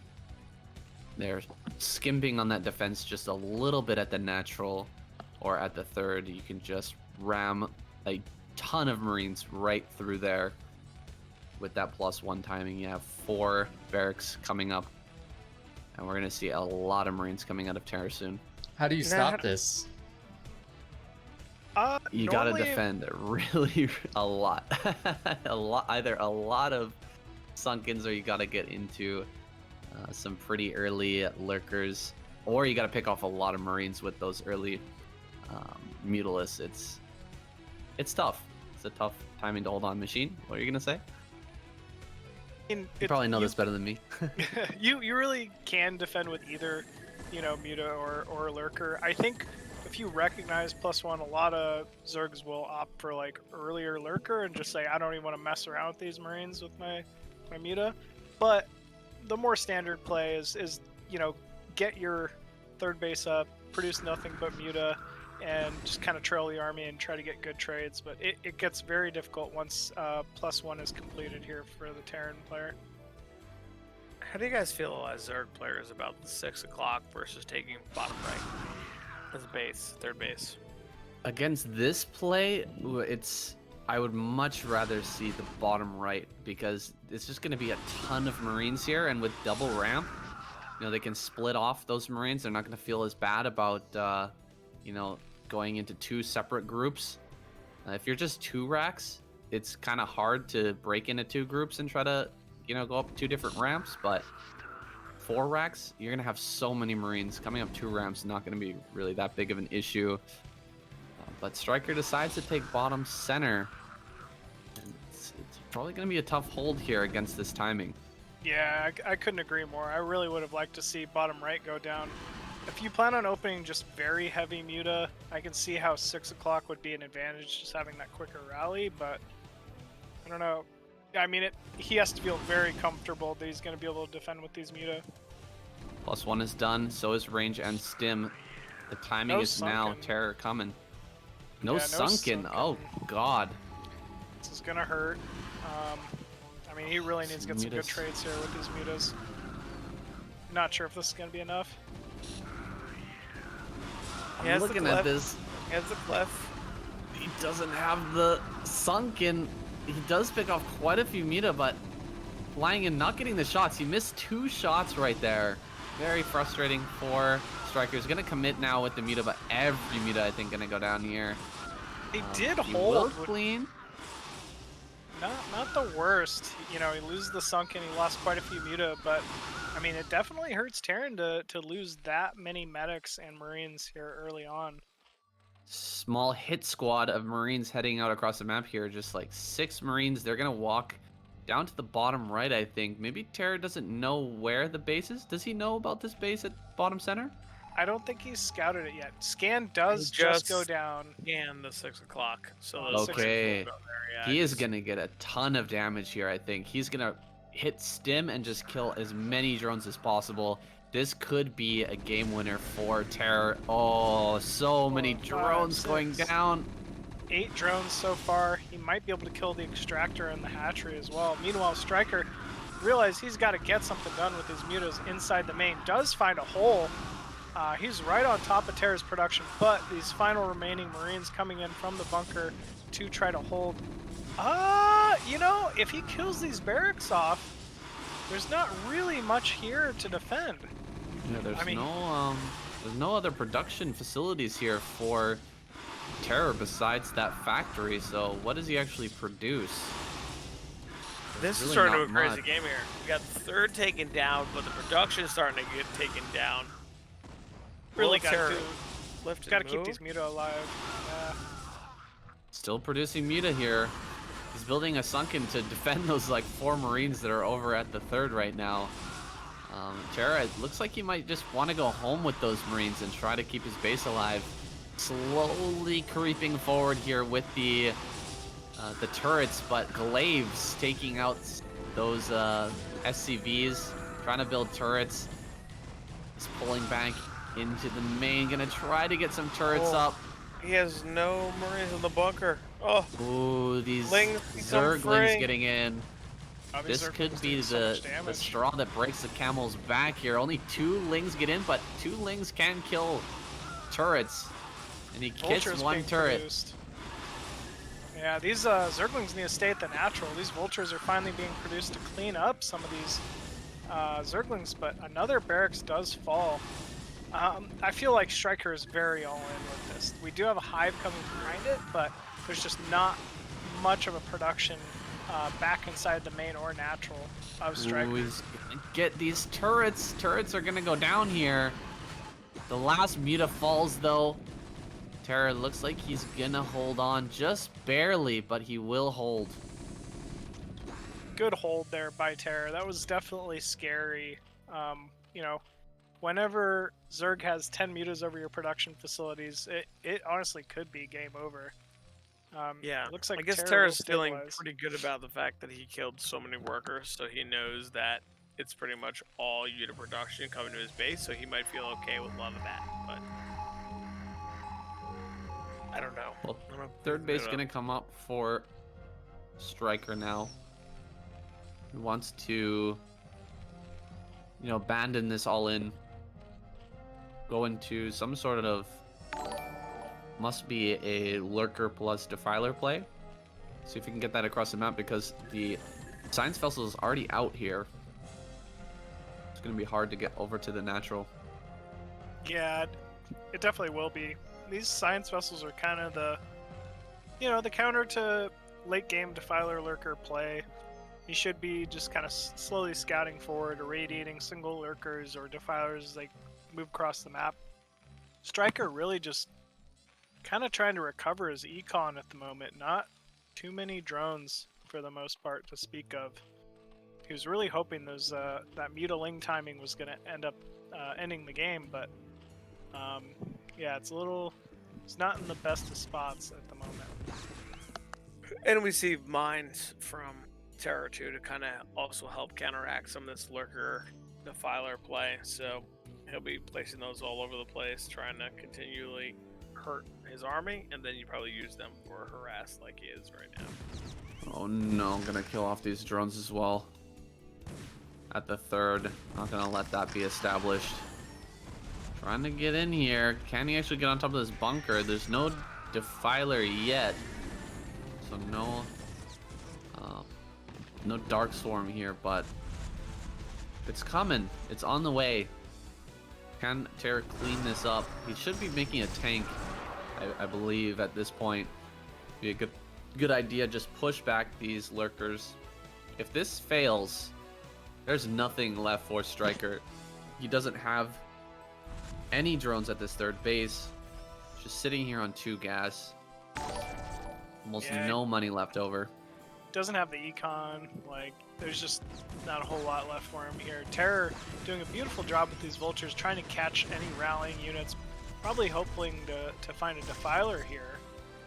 But still will scout additional lurkers running across the map. And, ooh, big mine connect there. Huge mine. That tank is produced, and now he's going to push everything back. Stryker. Stryker is dead in the water here right now. It doesn't seem like he has the econ to continue to fight this type of game right now. No, I feel like the econ damage was done earlier when you lose that third. I mean, he lost so many drones there. A single sunken would have saved the day. Yeah, for sure. That's just how it goes sometimes. 6 Marine counterattack. Yeah, Strike very force. Marine counter So strong. Very Terror-esque, right? He loves to send the 2 fire bats out. He loves to send a couple Marines out. So, gotta have good scouting to make sure that units aren't coming up.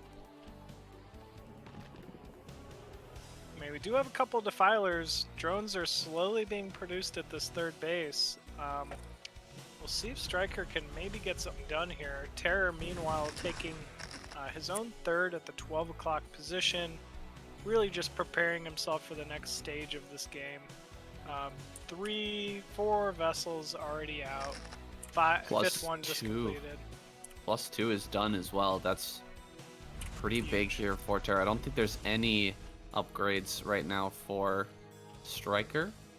No, 0-0. That is a huge advantage. He's got 3 upgrades advantage over Stryker right now. Yeah, 0-0. That's going to be pretty tough to overcome. Listen, Zerg has that really fantastic orange spell that makes their units untouchable, so... The Cheeto dust. The Cheeto dust coming in. There it is. We see some Cheeto dust. Ooh, he gets a sign Cecil. But... Yeah, loses 2 Defilers. That's going to be a little painful. Meanwhile, Terror moving down to 6 o'clock now. Beautiful positioning here. Will get the final remaining Defiler.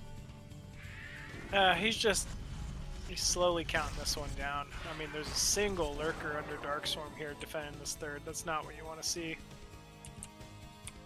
Oh, and even that lurker will fall here. I don't think Terror recognizes that that's all that remains. Just backing up, waiting for another round of irradiates.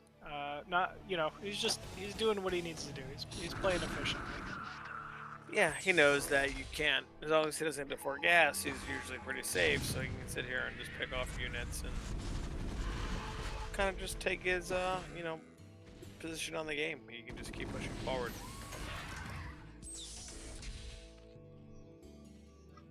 Yeah, if you're a Zerg against Terran here late game, you really need to secure a 4th gas before you can really start pressuring Terran out on the map.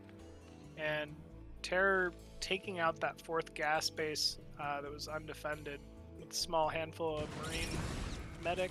That's it's going to be a little difficult here for Stryker to do anything. Ooh, I love that play. Brings the Defiler through the Nidus to prevent it from getting irradiated. I like that. Gets irradiated anyway. Yeah, Brings that- it back, gets irradiated. Consuming a drone here. Oh god, and he doesn't even get a spell off. Ooh, that's painful. That is Definitely is very, a very painful. painful. I think this is where Terror breaks him. He's getting up the ramp. The two ramps really hurting here. You can see how annoying it is to have this double ramp here. It's just with too a much ton of area to Marines, yeah. defend. Yeah. Does have an Ultralisk Scout. Might be able to clean up the Marines already inside the base, but there's just so many vessels. I mean, Yeah, Ultralisk just- with no armor. Just the Yeah. saddest thing in the world. Most expensive waste of money. oh boy. And the natural's wide open. I think Terra's just gonna push in here. Oh, big plague going down on all those vessels, but I'm not sure if that's gonna be enough.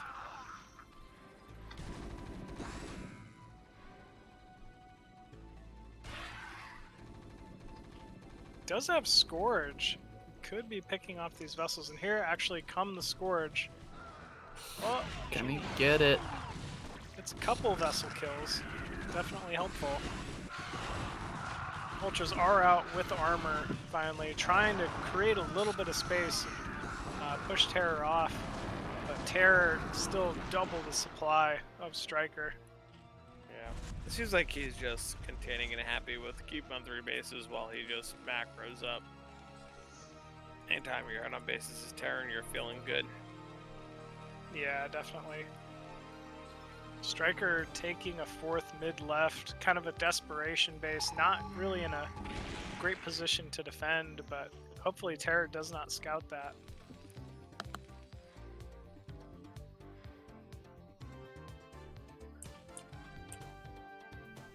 I would have liked to see Stryker take some more risks here after getting so far behind. Like take some crazy bases, maybe center right or top right, something like that.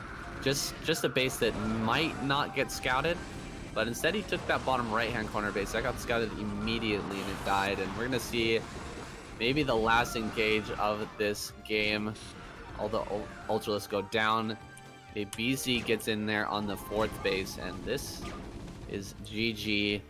Stryker taps out. Terror takes game number 1. GG, really well played. Like, just such a strong opening from Terror and timing with that 4 racks plus 1. You know, really just denying that 3rd was kind of the move of the game there, I think. When he sent those 6 Marines out, got that damage done, killed off a bunch of drones, and killed a base. Like, it's very difficult for a Zerg player to come back from that position. Oh, much respect though to him for that that attack there. Stryker managing to make something happen even after losing all those drones, even losing that base. He almost broke Terror there. Almost. It was so close. And he went for it, which was, you know, big. He had to go for it. He knew he had to go for it. He's like, all right, here we go. We got a moment, a window. But just didn't happen for him in this game. So I'm glad to see Stryker committing to his play and do what he had to do there. Yeah, absolutely. I mean, there's not really much else for him to kind of do once that 3rd base is removed. But he, yeah, I mean, it was close. He definitely killed off a couple of the barracks, quite a few Marines, medics, forced a lot of turrets. But in the end, Terror just, you know, so strong. It really is. Just imagine for a second if he had that 3rd base with that extra gas mining and the larva coming from that as well. Oh man, he could have produced so many more mutas, so many more lings. He probably would have broken Terror there had that counterattack not happened. Yeah, he absolutely might have. I mean, having that a whole extra gas for production, you know, for muta production, he would have, you know, made quite a few more mutalisks. It definitely would have been more difficult for Terror to deal with. So yeah, could have been just that easy. Yeah, it seemed like Stryker at that point was like, you know what? We're going for it. Here we go.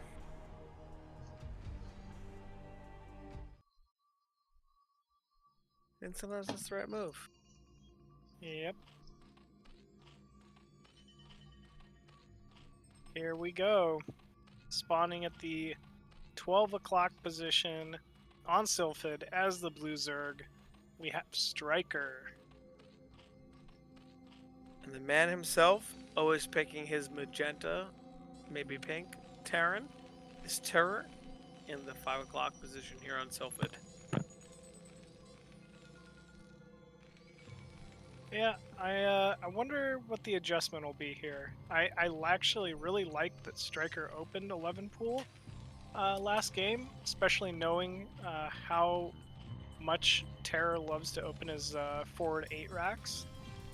I wonder if he'll do something similar, or maybe just take a risk and opt for a hatch first here. Uh-oh. See the SCV going out here.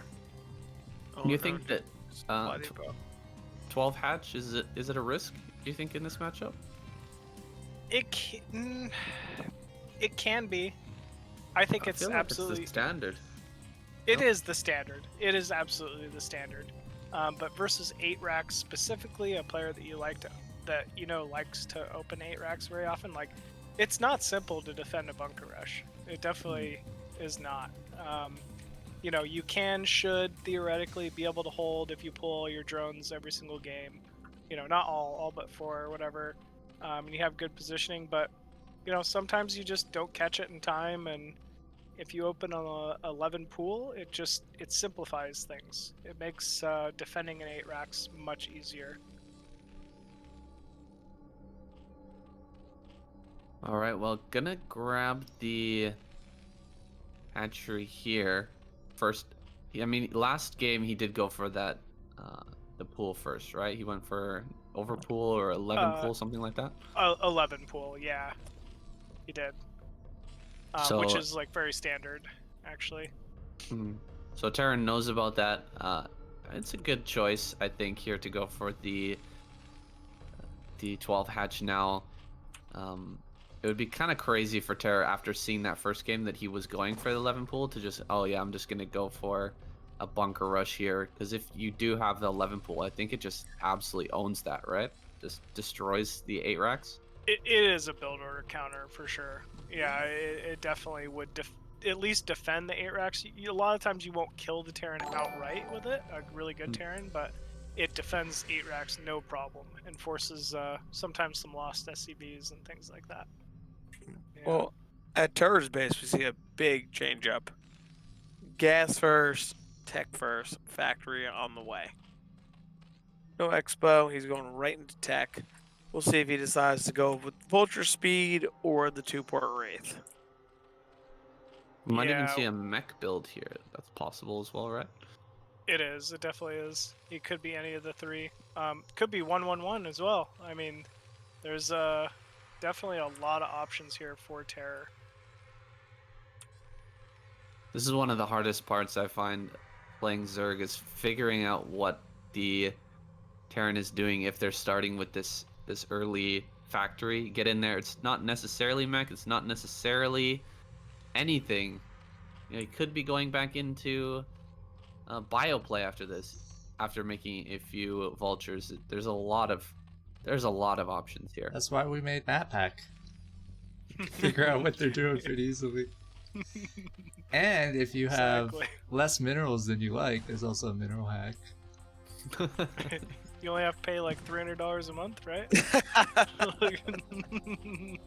It was free back in the day, but yeah, I forget which pro gamer did it, but there's actually a map hack that's prominent in Korea right now where you pay $300 a month and it has all these crazy settings, like money hack, replay hack where it breaks the replay after the game, like a bunch of crazy stuff probably shouldn't be telling people about, but yeah. Auto mine, where anytime you build a SCV probe or drone, it automatically goes to mining by that natural. It's funny, what's considered a hack is actually like part of the StarCraft 2 settings. Yeah. Like showing HP bars and stuff. I think that's another one. Yep, it's it part is. of the hack. Yep, showing HP bars, mass building select, like, yeah. More than 12 unit select. Yeah, I remember that. Alright, well, this will be just straight Expo mech here for Terror. We already see an armory down.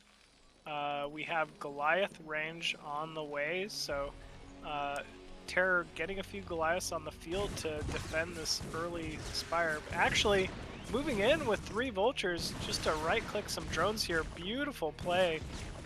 Oh, this hurts Zerg so badly. Oh, 5 Gets one drones more going on the way down. out. Wow. Really good decision. He waited out the one sunken. It's a great sacrifice, right? Those 3 vultures for all those drones. It's a big deal. It's a big deal for him. It really, really is. Wondering maybe if you could have just walled differently or something. I don't know how you prevent that, but that hurt unquestionably for Stryker here. Meanwhile, he's 6 muta are on the way. But we already have a turret and Goliaths. Goliath range finishing up here shortly. Really, Stryker's got to get something done here. 3. And once again, Stryker's Mutalisk play being a little bit stifled by the lack of economy. He's going to get a lot of damage. Wow. Many SCVs go down there. Some great micro by him, but behind this, he's got to drone back up again. He can't just keep adding on mutas here or continue this attack. He has to fall back. He has to add on drones. He's got to get this base up and get that economy rolling, because Terror is going into a big mech play.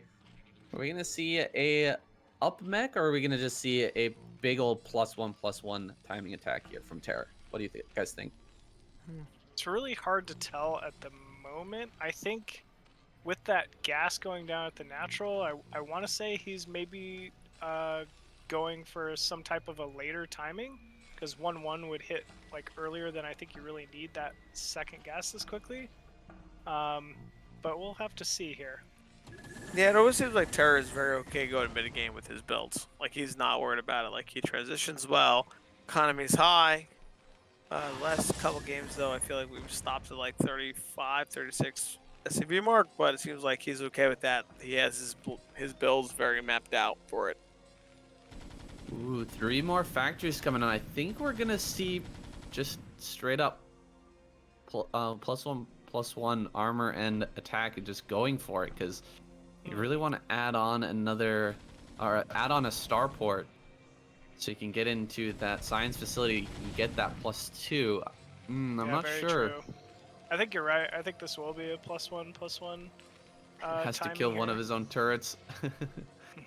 Screwing up that mining turret's so annoying in the mineral line, especially on this map. Yeah, everyone knows that Silpha is a pretty good ZVT map because of things like that, like harassing the natural is pretty easy. So let's see if Stryker can keep taking little advantages here and there before he moves into the mid and late game. You can really see the decision here from Terra going for Goliaths here. Makes a lot of sense when you consider that natural. The positioning of that, how hard it's going to be to defend with Marines against the Meta here. You just deal so much damage. He's even got a barracks flying over top of the SCVs there, so he doesn't like this map for the Mutalisk harass. He's taking all kinds of precautions to make sure that that doesn't happen. I like how you point out the barracks. It's so cute to be able to cover your SCVs and prevent the mutas from being able to come in and click them. It's very nice.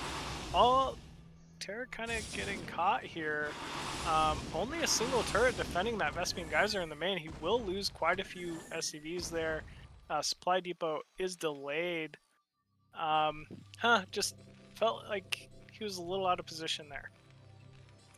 Yeah, I don't like that Stryker's just poking in out. This is one of the things that are nice about this map. The back of the base of your main is not as accessible with the units falling through that gap between the natural and the main. So he keeps flying in, keeps doing some harassment, makes him go back. I like that he's deciding to do that play there. So Terra coming across the map. Yeah, Terra coming across the map. Starting +1 attack. Not enough Sunkens. I can already say he needed 2 or 3 Sunkens at the natural and the third to be able to defend this. It doesn't matter that he has these Hydralisks because they don't have range, they don't have movement. This is just a very nifty little timing attack here from Terror with only +1 armor. And this will clear this natural, pretty sure. There's a lot of mutas coming in here. The battle, I think, decidedly gonna go to Zerg. Perhaps, yeah, more Hydras popping out. The amount of Goliaths dwindling. Some more are gonna come up here, but I think that Stryker just barely clears this. He did lose some drones at the natural, but he will be able to take that out and defends this attack. Now the Goliath count has been completely reset, and the pressure's gonna swing back across the map. Yeah, beautiful, beautiful defense there from Stryker. I guess I didn't realize how many muta he had. That was very well defended. I'm surprised he did it with such few sunkens. But yeah, Stryker pushing into the natural here. Will be able to pick off a turret, continually sitting on top of these Goliaths, really dwindling their numbers right on the rally of Terror. It's going to be very difficult for Terror to hold this. This is great for Stryker to trade some of these Hydras out for the Goliaths. He's going to force Terror to keep producing Goliaths. He can't switch into tanks right now. He's just got to keep making these.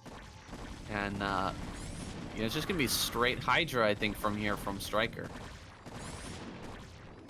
Terror kind of pulling some of these SCVs in order to act as linebackers for the Goliaths. I kind of like it. He had, you know, pretty heavy SCV saturation to begin with, so it'll be well worth it here.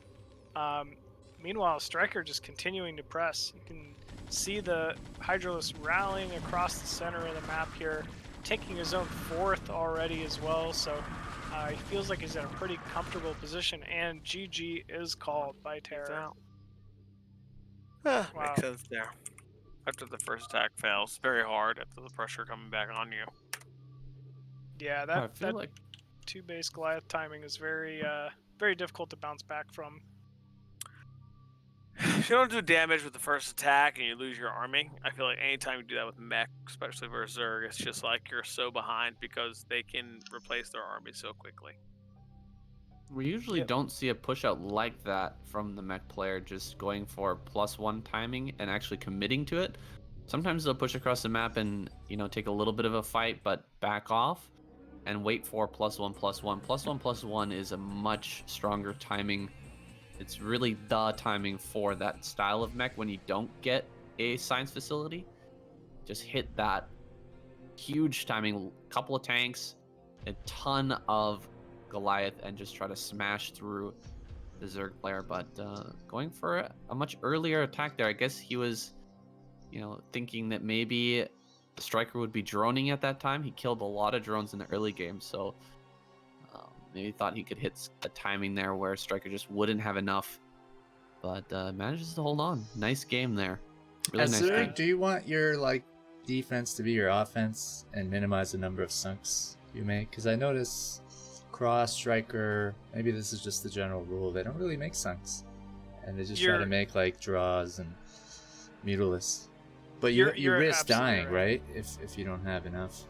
Yeah, you risk dying. I mean, you have to be pretty certain that you know a specific timing's coming before you ever make the sunken. That's not to say they're not always worth it, but if you can defend with units, you would almost always like to defend with those units, because then they get value for you later on by being able to counter, being able to put pressure on of their own. Whereas anytime you're spending resources on static defense, it's questionable if that will ever, actually be able to contribute value again. Mid-game Terran versus Zerg, Terran has to build turrets, and one of the best ways you can actually counter a Terran player if they think you're opening muta sometimes is by not building a single mutalisk, and then Terran puts down 10 turrets or whatever, 5 per base, and suddenly they didn't realize it, but you went lurker instead of muta, and Terran is infinitely behind, so yeah, you definitely Conversely, if you put down all of the sunkens and Terra just doesn't attack tanks, then those sunkens are just worthless. The tanks will come up siege and just kill them all, and you didn't get any value out of them whatsoever, right? So yep. Yeah, definitely it's one of the worst overcommitting feelings. It's terrible. Yeah.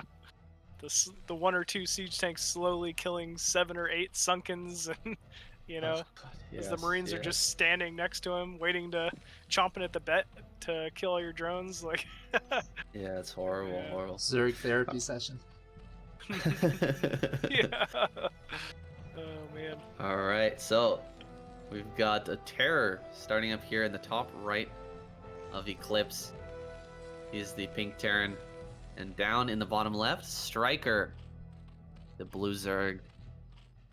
The man. Flying high off that last win, he's going for another 12 hatch. Yeah, I like it. You don't see a ton of 8 racks on Eclipse for whatever reason, so I feel like Stryker's feeling a little more confident to go hatch first, especially after last game on this map. Kind of, I don't know, interesting here. I mean, he's got to feel pretty good. I think the reason why 8 rack's not too popular is this positioning is so popular for Terran to just get that wall in. That wall in is all the rage right now, it seems like. I see it every single time I play this map in these positions. Terran always wants to get that wall in. Really? It's interesting because it's not a true wall in all the way. There's still a 1 gap, I guess, but I guess it allowed. Yeah, but it's still a one opening, right, between the egg and the depot. Yeah, it's still 1 opening. Yeah. Yeah, it's not like a true wall, and it's interesting. I guess that Terra's okay with doing this and expanding. Let's see if he goes into mech from here, but I guess the Terran always feels safe. I feel like Terra does like this as well. Anytime he can wall in and do his own thing.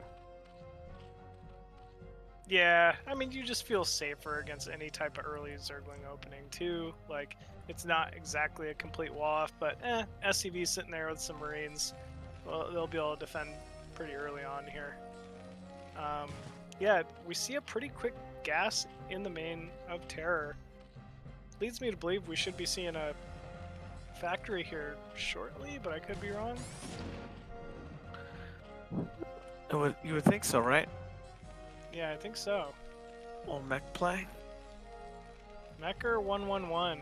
I think 111 is pretty popular on this map as well. So we could be seeing like a very quick Wraith into Vessel here, or even Valkyrie from Terror. Yeah, from my understanding, it's very Zergs prefer to be in the top right position to start, right? Because of the harassment over the natural, it's a little bit harder to build turrets in the bottom left versus building turrets in the bottom top right. So very, very true. Yeah, you do have an academy though. You might be right. 111 might be coming. I think that's exactly what this is with that academy. So we'll probably see a starport after this factory here, followed by a pretty quick Wraith. We'll have to wait and see.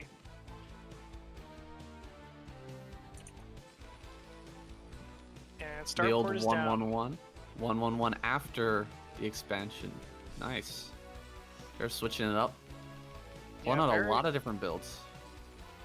Exactly, and you love to see it from these high-level players that have such an arsenal like Terror. Like, not too many players could play a best-of-5 series and open a different build each and every single time, but Terror is absolutely one of them.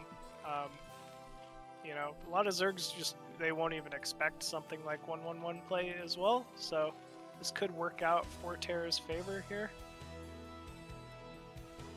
I mean, really, all that Stryker's been able to see is an Expo. He has his Overlord in position, seeing a barracks, making Marines. He could believe this is just standard bio, and that, Terror could be coming out with a big bio timing here pretty quick. Meanwhile, nothing could be further from the truth. He's teching. This is going to be a Valkyrie build. Ooh, I love it.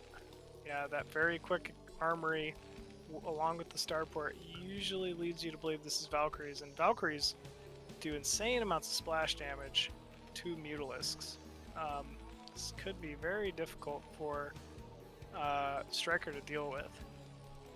Valkyrie's number is so strong against Zerg. They are so strong. Even as Protosaur, Mass Valkyrie versus carriers, it just crushes it. It's just so much splash damage in such a wide area. I mean, I feel like once you get 4 Valkyries, 5 Valkyries, just infinite Scourge, can't connect either. Comes those metas. The Valkyrie about to pop out here. See that first hit. Terror has turrets completed in time. The small Bioforce at the natural should be able to start staving this off and pushing, but Stryker killing the first turret right before that Valkyrie getting its first shot off. I think the cat's out of the bag here. Good. Yeah, it was really, really good. The gas mining at the Terra Natural doesn't seem very optimal. Is it always like that? When you build a comp set, it seems to interrupt the worker pathing. You know, I hadn't noticed it. It bumps into the comp set and then it but goes it definitely is. It kind of sucks. Yeah, that does kind of suck. Huh. Yeah, I mean, definitely also having one SCV on gas is not optimal either here, unfortunately. So Terran's probably better at the bottom position. I was on the same machine. Did he forget a couple of SCVs on that, I guess? Or is that standard? I don't know. It's definitely not standard. Overlord will fall here. He's got a couple of Scourge. Like, he's really just hunting for these Valkyries. Like, I feel like the SCVs are just kind of collateral at the moment here. He's got to kill off this Valkyrie count before it gets too big. He's already responded here with a Hydra Den, so he's getting into lurkers. He doesn't have to fight. It's not a do or die situation, killing off these Valkyries, but he would love to pick one off if he could get it. Yeah, these Valkyries cause more of a problem too, because they're going to start picking these Overlords on the map too, which is going to make him have some supply blocks, things like that. But with the meta position like this, maybe he can. No, never mind. Maybe fly him, but this is such a scary situation for the Zerg player. Beautiful Get this control. wall up. Yeah, this is a situation where Sunkens are so necessary. It's added on a lot of those. Yeah, one Val. Couldn't get 2. Nope, just 1. Almost got 2. Meanwhile, that muta count's just been dwindled to nothing. 4 weak Mutalists left alone. We're going down here. Yeah, it's exactly like you're saying, Razz. Without these Valkyries really being dealt with, they're going to continually be supply blocking Stryker and removing that map vision. Once he finds that last remaining Overlord in the middle, I mean, that's just going to be another huge supply block for Stryker that he can't really afford to deal with at the moment. Most annoying things in the world, getting a supply blocked right when you want to build some lurkers. Oh god, so painful. Yeah, it definitely is. And it just hits your econ, right? Like, you got to keep spending 100 extra mineral on Overlords you thought you had. Now you look at him now, his supplies 58 out of 83, 91. He builds a ton of Overlords just trying to make sure he has enough supply to continue on. And another Overlord will fall. Yeah, this is kind of a precarious spot for Stryker. Not doing a bad job by any means. Third saturation is okay. He's got 2 on gas there, a little bit of a mistake. Meanwhile, getting that extra macro hatch in the main, Ultra Cavern goes down at the natural, Defiler Mound as well.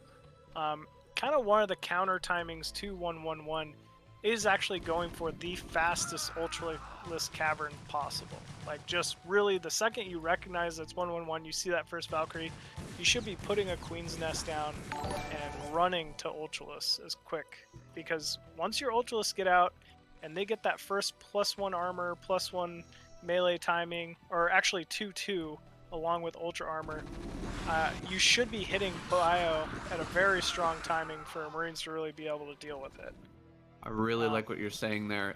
There's even no +1 on the way yet for Terror. He's still hasn't added that on just yet. So once he gets +2 armor on those Ultralists, it's going to be crazy how long it takes to actually take those down with some Marines. Absolutely, it's very difficult for Bio in general, but I mean, you're absolutely right. These upgrades feel late to me for Terra. That's got to be a mistake. No, he's switching into mech, it looks like. Look at that. Adding on a bunch more factories in the main. He's got +1 mech coming up. It's going to be straight up tanks. And I think there might have to be even another switch here for Stryker if he wants to build Ultra. That's not going to be very good against mass tank. No, it definitely won't be. We'll have to start relying a lot more on the Defiler and early Zergling for some of these timings, because, I mean, once Terra gets these mines down, there will be no trading well with these Ultralists. No Getting fourth mines yet for all Stryker over the map. either. No fourth. Terra's got his third up. Playing so defensively here. It's going to have to be a big breakout moment from Stryker where he gets map control. He starts pressuring the bases of Terror, and he gets a bunch of bases up for himself, or he's just going to fall deeper and deeper behind in this game. A lot of interesting. Mutalists here. Yeah, say the same thing. Stryker, even though he's anti-muta, he killed a bunch of the Valkyries and decided to go with more muta. Big irradiate going down. But actually being pulled off rather quickly from Stryker. This is great. He's getting very good trades here. Oof. Oh, he puts the Mutilate back in the group. Yikes. Does even Yeah. more damage. Got some unfortunate damage there, but I mean, Muta's still alive, still kind of pestering away here. Only a single turret in the main. Oh my goodness, this is beautiful actually from Stryker. I did not expect this to do so much damage. Lots of damage, yeah, lots of damage. He's able to get around and behind in the main where there's no turret, so we can continually harass the mineral line. He's gotten a lot of SCVs. He really has. The harassment continues. And just pulling these SCVs off of their mining, oh, big. Ooh, I think this is going to be the end of the Muta. Yeah, that was it. But just making those SCVs come off that mineral line and waste time at the natural is big. You know, you're losing that mineral optimization versus having your everything in your main versus your natural by pulling them. So at least he did some extra damage that way. Yeah, he really did. I mean, he also scouted everything. He knows for certain that it's mech now. He got an idea of vessel count. He wasted the irradiates from those vessels, which will now not be able to irradiate these defilers or lurkers moving across the map. You know, there was a cost to that. Here we go, sneaky little timing. I'd love to see this defiler continue to move. Such a but- weird army that's canceling this fourth. The Vulture, Marine, Medic, Goliath army. Yeah, it's kinda- Like, you definitely don't see that very often. Ooh, Terror already set up to deal with this counter timing coming across the map from Stryker. No problem. Way too many mines.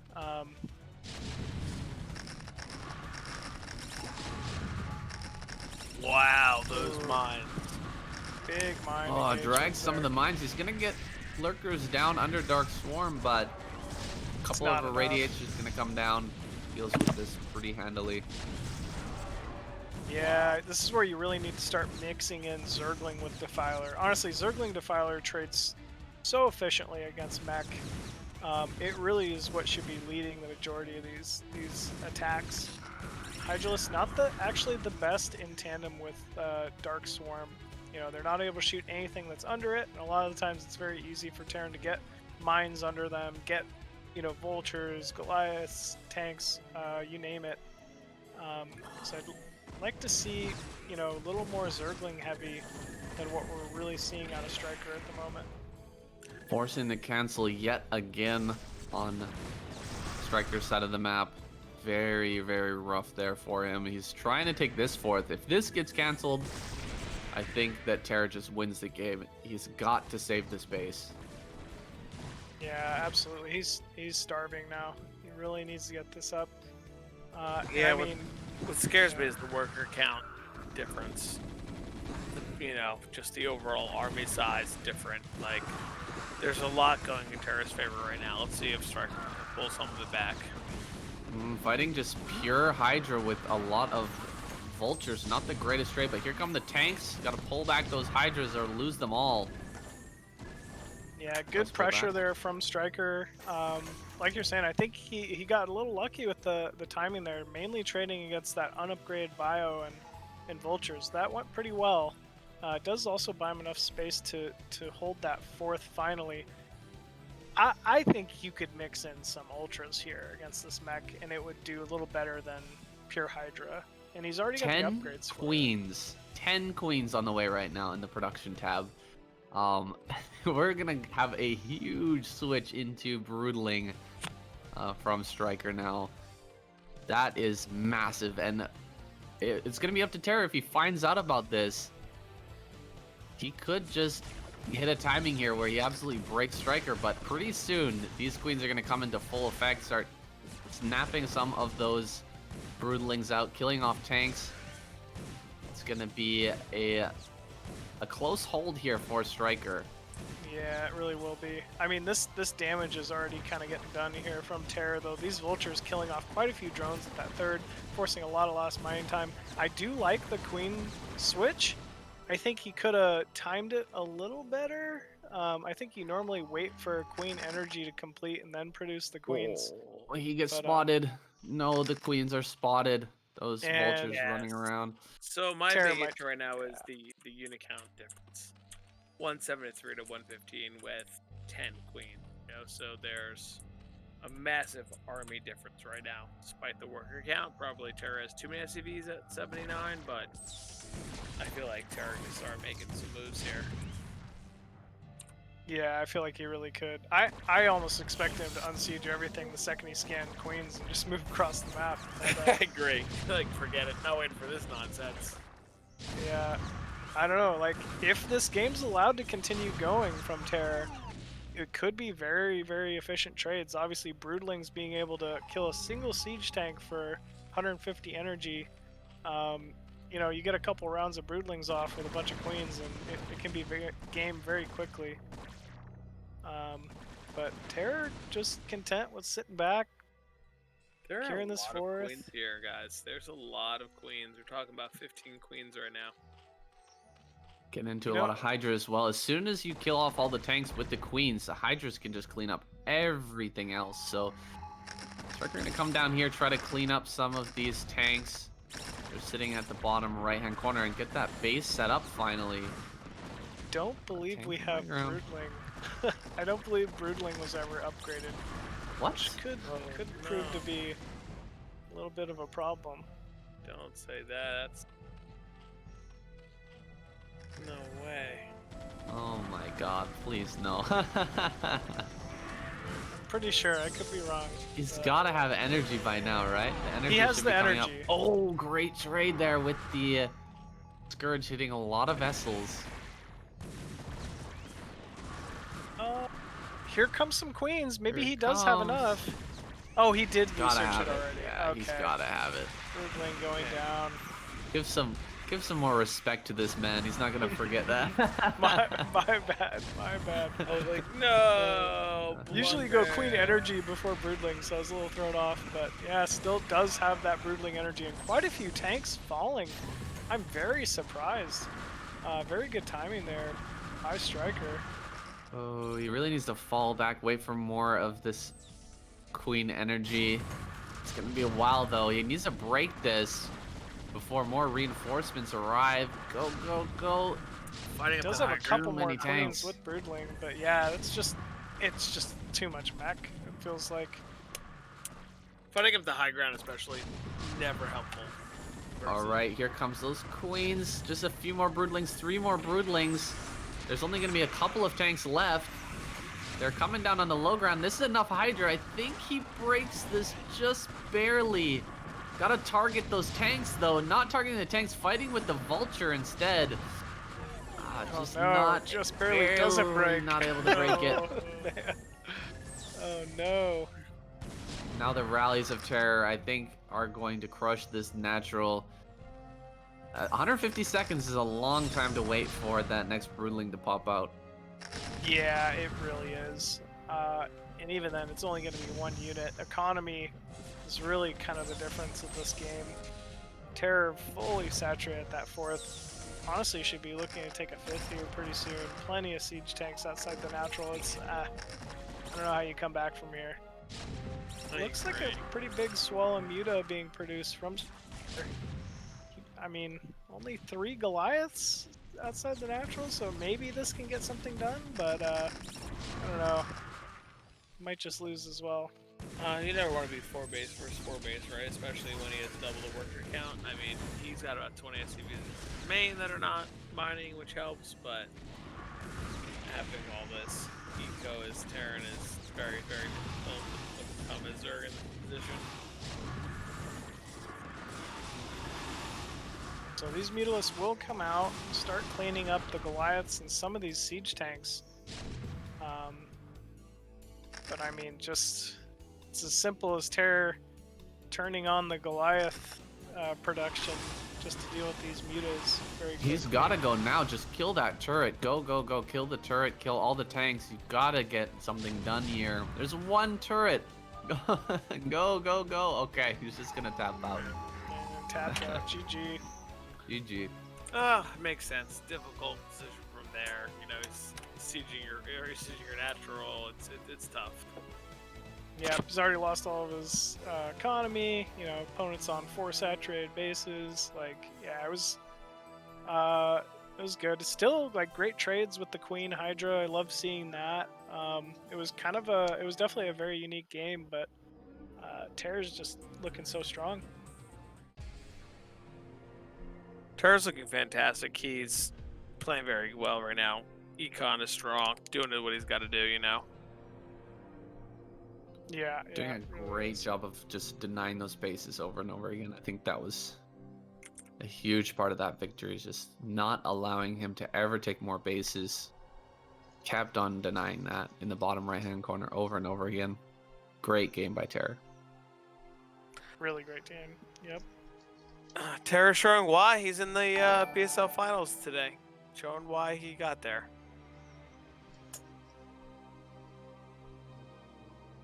So next, we're gonna have them play on Demonio Azul, and it's funny you're saying he kept denying bases because, if anything, this is the map for Zerg to kind of deny bases against Terran. Yeah. This map's so interesting to me. I think it's so different with the big high ground in the middle. It kind of reminds me of the old Longinus. Yeah. Where like you like crawl up to the middle of the map with the high ground. And once you get to the high ground, you take the most efficient trades against everybody. Yeah. Exactly. Like you kind of can just push into their natural like from each of the high grounds. So we'll see if that takes effect today in this TVZ. You know, if he goes mech, it could. But this map always interests me. I've definitely had some interesting games myself, so I'm always curious to see how these high-level players decide to play these maps. Yeah, absolutely. I've been a big fan of Stryker for a while now. Very strong, solid Zerg. You know, I'm sure he's played a ton of this map in preparation for this match. So, kind of interested to see what solution he's come up to for this map as well. I always feel playing this map, Zerg does have a good advantage with the naturals, especially where they are with the high ground behind it, like they should in the water, like they should be able to get some good harass, I hope, into all the naturals, especially ZVT, where that's kind of so common. So hopefully I've loved Stryker's Mutalist play so far. He's done such a great job in every game, and I think that we've slowly been moving closer and closer for Terror to like totally directly counter the mutas because he sees how strong they are from Stryker. You know, the first game he went for that +1, then he decided to just go like fully into the Goliath play, and then he went even further and tried to get those Valkyries out to deal with the mutas. So he's like really moving towards like a deeper and deeper counter of those mutas. Stryker's always gotten damage done, except for that last game, I guess, with the muta. Oh, he did get into the main base after the Valkyries were killed off, though, so he's just always getting damage with them. He's really, really good with that play. Very, very true. And I like how you're right. It probably sequences with why Terra's been opting for these different build orders, like a Valkyrie opening. I know I wouldn't want to have to be dealing with Stryker's muta harass as a Terran player.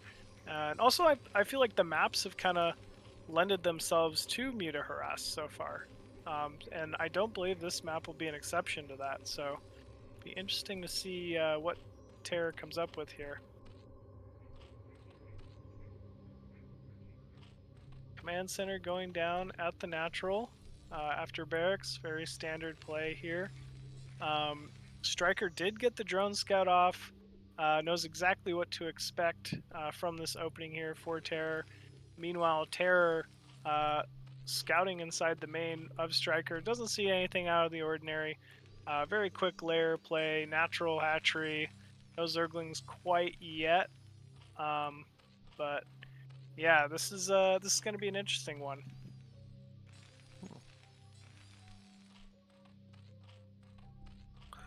I feel like a more standard game here. Yeah, I think you're right. I think it's going to be interesting because they both play a little more standard. We have the expansion, the Marines, 2 double barracks. Maybe Terror's looking to just overwhelm and get right outside of Stryker space so he can kind of counteract some of that muted play that would normally happen by his natural by having his army threatening, a threatening position. Yeah, of course. I feel like on this map, the naturals are relatively pretty close. So stim rush timings and things like that kind of scare me as a Zerg player on this map in particular. It's a great observation because I was thinking the same thing. I'm like, I wonder if he's just going to go for one of those timings to get there because it's so direct. So it's interesting to see what he'll do, but I think that's a great observation of this map itself. I love how supportive you guys are. Yep.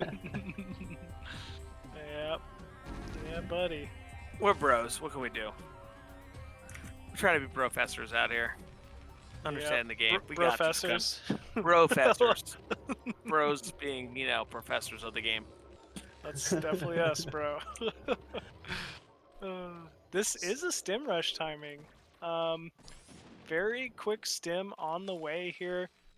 First 2 medics almost completed production.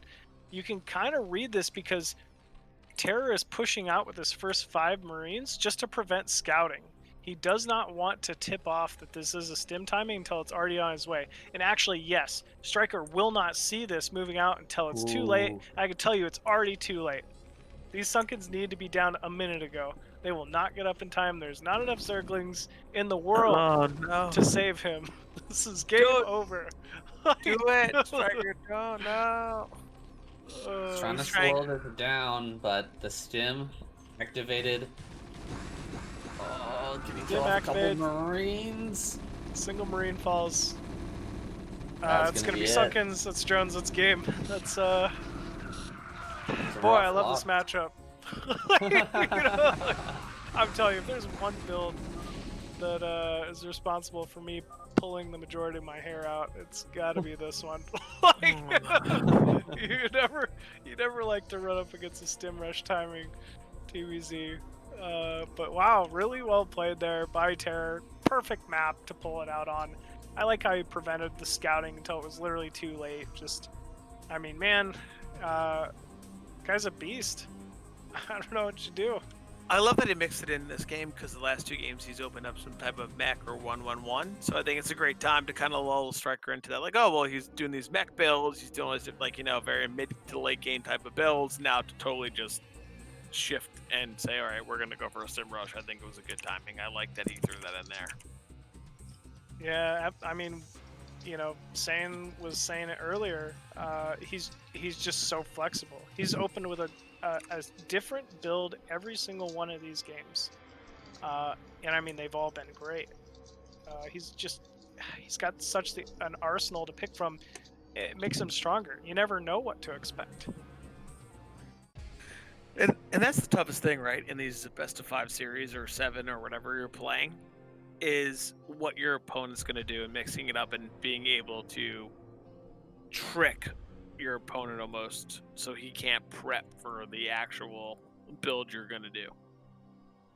Because I feel like these guys play so much together that it becomes very apparent of the builds they're going to do, how they're going to do it.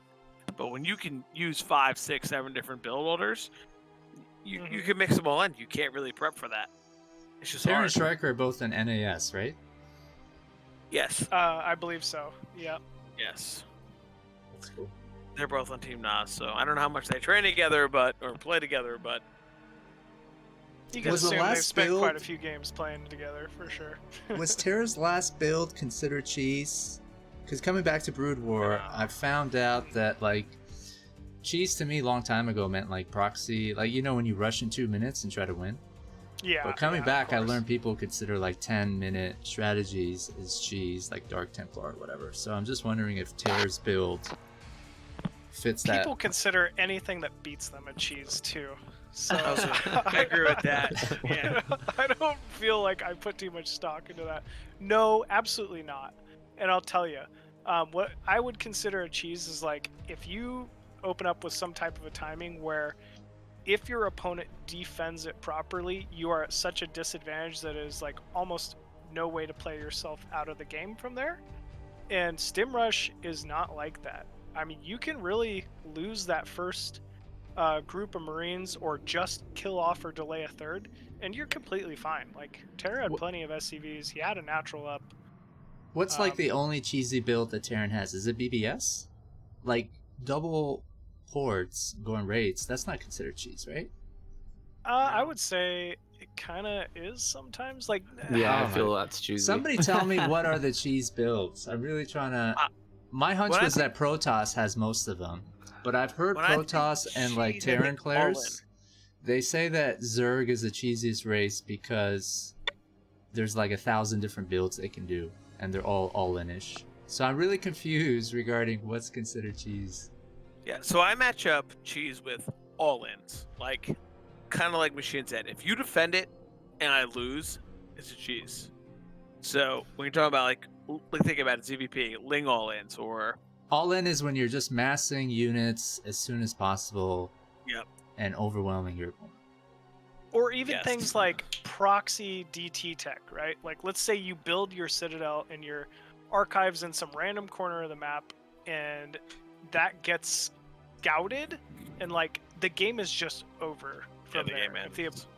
like, there's no coming back at a certain level from losing all of your tech and having it denied like immediately because So it's you like the chose to take a honorable way risk. to play is by like getting a fast expansion, slowly macroing up, and having these like fantastic battles mid to long game. I don't know. Not cheesing is like having a backup plan. There's something that can, if it's scouted, Yeah. the person knows what you're doing. I mean, that's a can cool still definition go to into a add. I macro. see. I like that. Can you still not come back from an Having a all-in? backup plan. Like a Hydra bus if it doesn't... So I would say like I think about like the current meta of PvT where you go like expand, Reaver drop, storm drops, like all these different tech items that are not all in because you have a backup plan. You'll be able to defend with those. Those are like also meta, like current things. It doesn't always have to be a straight macro game, but these harass style builds are also not all ins that are standard. Like, Yeah. But if that there's makes a Hydra bus where you're ditching your whole economy and the Terran scouts it and just builds a tank and holds it, and you might as well just leave the game, then that's all in. If you're playing like a best of 5, best of 7, 9 games, don't you need some of these all-in cards to pull out? Like you can't play... Absolutely. Is that how yeah, pro for sure. gamers play, Sane? Because I know you cast and watch a lot of their games. Oh yeah, there's always Do they some do all-in-ish level kind of cheese. stuff? They Um, absolutely do. yeah. Absolutely, So I would yeah. say So back- what do we make of this whole cheese argument? I'm just really confused. Is it something you're supposed to do or not? Like That's I kinda get like if what I you're was doing it saying every game in earlier. ladder, it's messed up. Like I get that. Yeah, for sure. There are players, like, not to name any names, but when you play the like machine. 100 games in a row and you go like 3 hatch mass ling ZVP, like, like every single game, we're talking every game, and you don't try to like better your play and learn from there, that's cheese. But when you look at even the top players, like Larva opened with a 5 pool in the last ASL, it is a meta of its own and is absolutely necessary. There are strong players in the foreign scene, there are strong players in the Korean scene that if you had to pick a weakness for them, it's that they're too predictable and players know how to open against a very predictable player every single game. So it can be to your Agreed. detriment, 100%, not to cheese. And I think we have those players that are the opposite of that. Their biggest struggle is playing standard late game. They just all in all the time. They rely on a powerful timing. You know, they have a really strong proxy robo reaver timing or something, and it's like that's kind of their crutch. That's So like, don't be like a one-trick pony and do cheese Yeah. every game, but you need to have all-in cheesy builds when you're playing a set against someone, absolutely. and I know think how to play nailed it. standard. I think Michelle would agree. It's one of my biggest weaknesses that I don't have enough cheeses that I do on a regular basis for best of 5 series. Oh, Like, you I honorable fuck. I don't want to say that You're I'm the just most- too honorable, huh? I don't want to say that I'm the most honorable protist here, but I am. Okay, I It's am. true. Is there a race that has more like cheese-like strats and builds more than another one, or they all have equal I- number? I would say it's kind of hard not to say Protoss has the most available, but What do you like, think, just Razz? Is he right? I think PVT, Protoss has the most available. When you talk about the other matchups, I think it's harder for PVZ. I think it's a little bit harder for Protoss to cheese Zerg, where Zerg can cheese Protoss more. PvP, of course, we're just savages against each other. Like we just fucking hate each other. We just want to do whatever we can to win the fastest. Okay. I don't know. I if was you- saying just to the question was who has the most options available, and I feel like Protoss has a number of different builds, whereas like let's Right. they're not that they're less viable. Zerg maybe might have like fewer options for cheesing versus like a Terran player or a Protoss player early on, but their options are very strong. Like Hydra Bust, Zerg versus Protoss, a lot of the time you can even scout that as a Protoss player and it's still gonna work a lot of the time. So it's a little different, but Protoss has a number of unique ways to cheese in a lot of matchups. It's just hard being honorable out here. You know what I mean? Yeah. Just hard being honorable. Tell me about it, man. Tell me about it. The Korean ladder is it's just so tough to be an honorable player and try to defend all these cheeses, man. It's crazy. And Koreans cheese as much as foreigners in ladder? Is that Oh, the yeah. experience? Oh Yeah, yeah, maybe especially that- if they find out that you're a foreigner, they will Yep. cheese the hell out Once of you. they see TR16, they just expect it. Just know it's coming. Like Yeah. when I seriously, and Machine can attest to this, I ban all of the 2-player maps because when I play PvP, anytime it's turn 16, I can expect gateways in my damn base. Yep, every time. Does that Every mean when it's single time. laggy, there's a higher probability of like a cheese or finish the game as soon as possible, sort of thing? Yeah, for sure. For sure. I think for the Korean it's- players so. especially. I think it's because the Koreans, they're really used to playing in really, really high turn rate, like turn rate 24 low. And when they see that turn rate, I don't even want to play. They just cheese you immediately. Yeah, it's very Ugh. accurate. But do you think foreigners cheese for a different reason, just to get the win, and it's not because of latency? I I think guess. they find it, a lot of Definitely. foreigners find it funny. A lot of people like it Uh, to get that cheap win. I Or think maybe they don't even foreigners see it are as so cheese. obsessed. I think Like, they're there so were- obsessed with MMR. I really do. A lot of players. There was like even a thread on Reddit recently with a guy who got a bunch of wins. He got like 5 wins in a row with Proxygate, and it got a huge amount of likes, and so many people started using Proxygate. I think in Protoss versus Terran. Yeah, people like it. They like it. They like to get those funny wins, those cheap wins. Can't imagine who that was. Yeah, they definitely. There's no one in the forest that likes to do 9-9 proxy gates. No one at all. So we do see this boosted vulture coming into the back I know, of that's Stryker's natural. interesting. I love this play. We also see a wraith in production as well. This is going to be a very fast wraith here. Terra having some trouble though, getting that that Yeah. vulture over. Yeah, couldn't quite get it over. And actually, oh, vulture almost falls to a sunken. Very, very close there. It's okay. The OP repair incoming. The You think this is 1-1-1 just to counter the mutas once again? It may be. It's very likely. Oh, armory though this time. Oh, science facility. Okay, this is a very quick vessel. Still 1-1-1, but muta production on the way here for Stryker. Will lose another overlord. Ugh. Anything past the 2 overlords starts to get very painful for Zerg to deal with. And actually, you know, Terra might find that 3rd overlord down in the bottom right of the map, and if he couples that with the overlord above his natural, those will be some very big supply blocks here for Stryker. Yeah, very difficult for Zerg once again. I think that's been kind of the story of the day. All these supply blocks, taking care of overlords. It's tough. It's tough in all the matchups. ZVP and ZVT, especially with these mech port openings. It's just difficult. What can you do? Yeah, definitely is. And yet another build from Terror. Just mixing it up over and over again. You know, it's one of Great his stuff. biggest strengths, you know, being able to play out of all these scenarios very, very well. Yep, he's got such a range to really work with.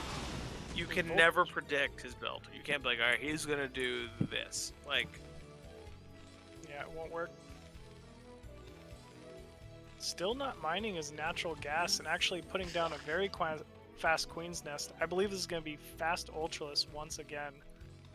And only 4 mutas produced, so I think this is actually a beautiful counter from Stryker. Stryker usually wanting to lean into that muta production will actually adjust here. You know, I as the Zerg player, I really like his position. Very quick Ultraless versus 1-1-1 allows for some very strong timing attacks. I'm liking this a lot better than last game, whereas last game we saw follow-up with mech, you know? Now we're just seeing that MMM, the armor upgrade is going to be so much more useful here. yeah, I was just about to ask you Absolutely. guys, should he be getting Overlord speed? But he canceled it to put in the Hive. I wasn't sure, is Overlord speed more important than getting the faster Hive in this build? I think Hive is much more important here. Oh my, that was a Huge big pick off slam. there, huge.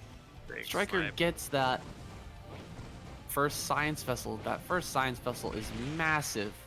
It's key. It's very key. Yeah, you really don't want to lose those vessels with a 1-1-1 opening. That's unquestionably going to be an advantage to Stryker right now. Stryker gonna lose this Wraith as well. Always just great play from Stryker with the muta in each and every one of these games. Getting Yeah. that science vessel is massive.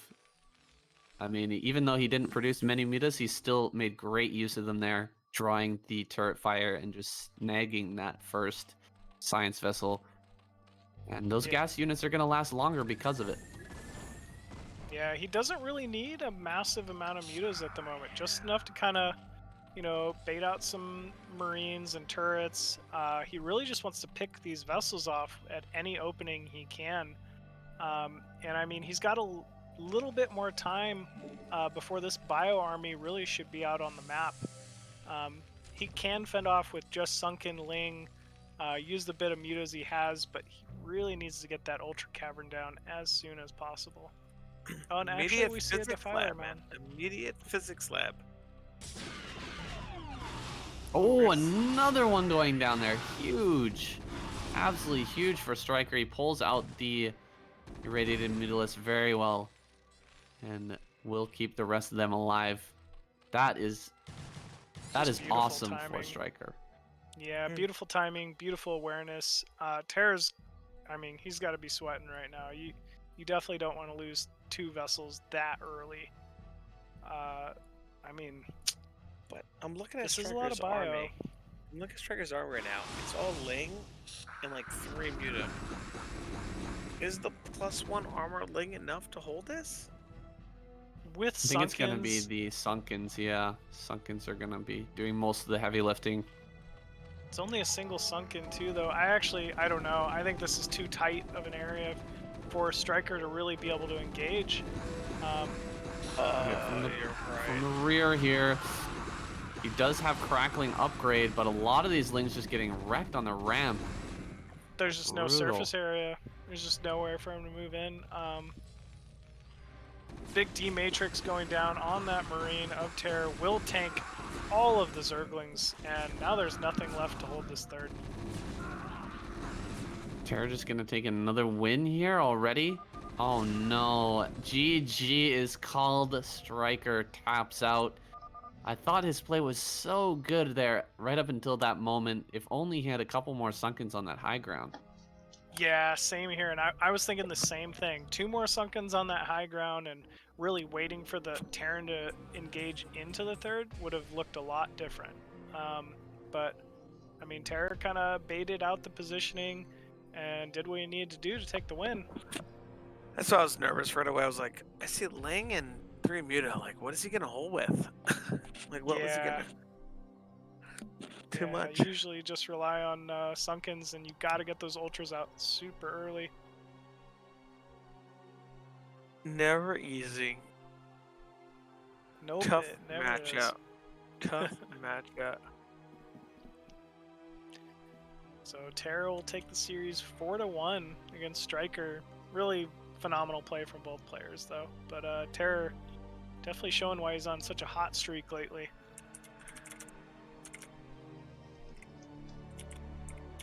We got Dandy versus Trutacz. It's the final match.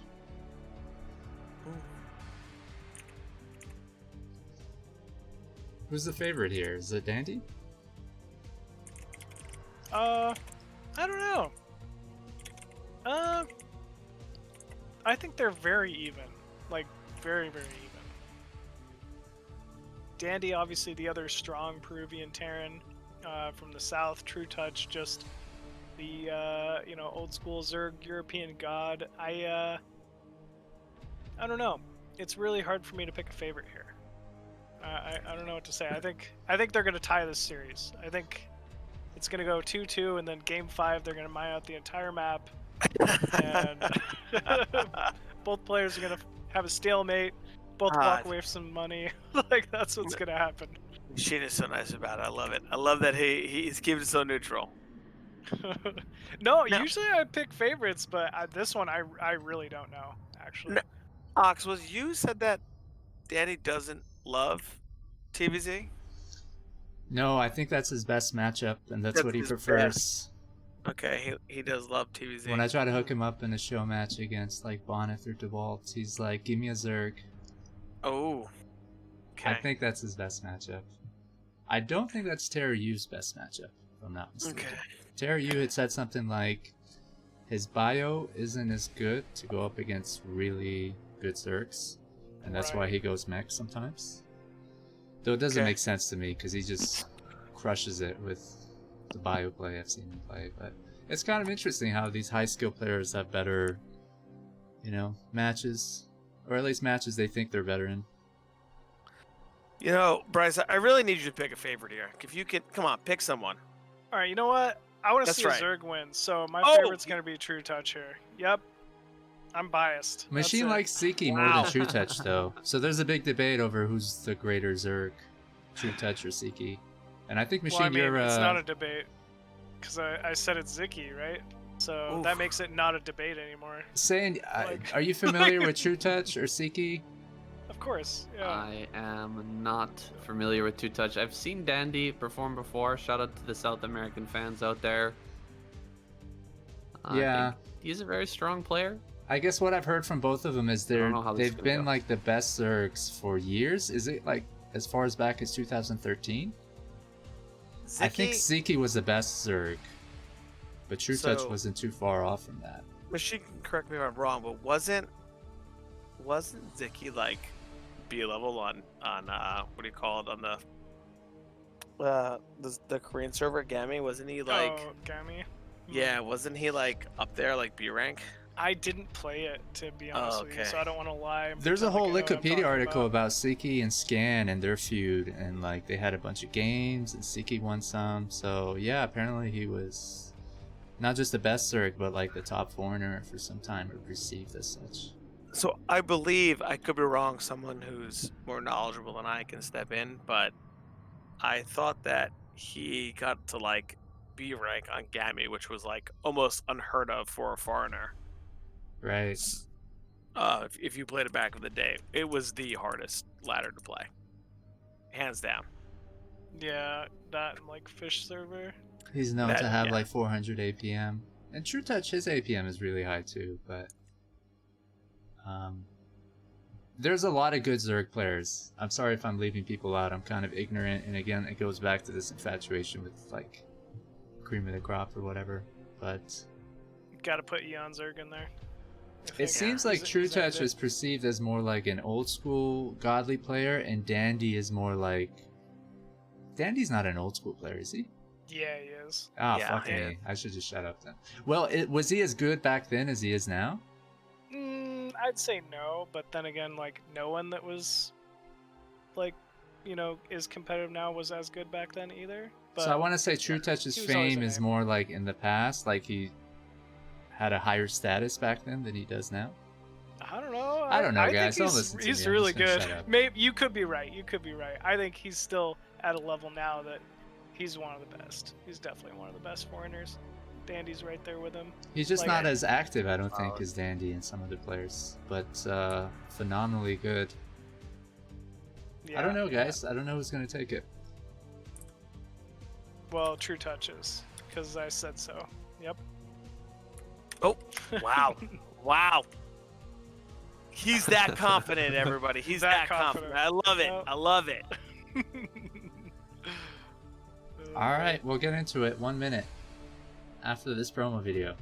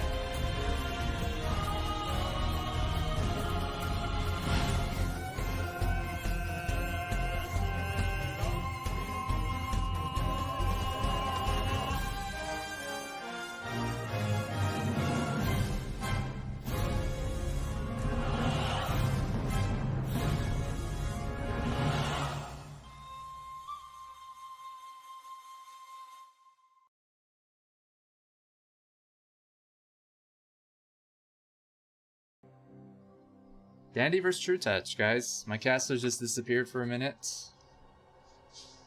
Quick Or bathroom did we? break for them. Get a drink. Sip on that scissor. Yeah, buddy. Machine, I heard you do a lot of hard drugs. Oh, so many, man. Like, pretty much all of them. Yeah, that's what somebody who does a lot of hard drugs says. Yeah, man, so My- many of them. Perfect grammar. My latest one's been, the bath salts. I've really been looking forward to those, the homeless folks in Florida just eating brains and faces and stuff. And, I just feel like I could, do something like that someday, Yeah, what's going on, guys? Can we get, like, StarCraft for some of these people? Like, Could you imagine?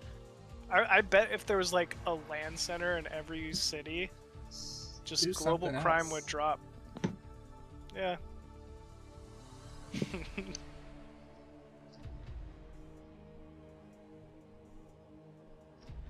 Yeah, there's this funny skit about Chappelle, and he's talking about like school shootings, which is a real serious topic, and I don't mean to make light of it, but his whole bit is like, like, if you're really mad at the school or person, just like skip school, dog. Like you don't have to go there, right? Just go to the bowling alley, just go do something else.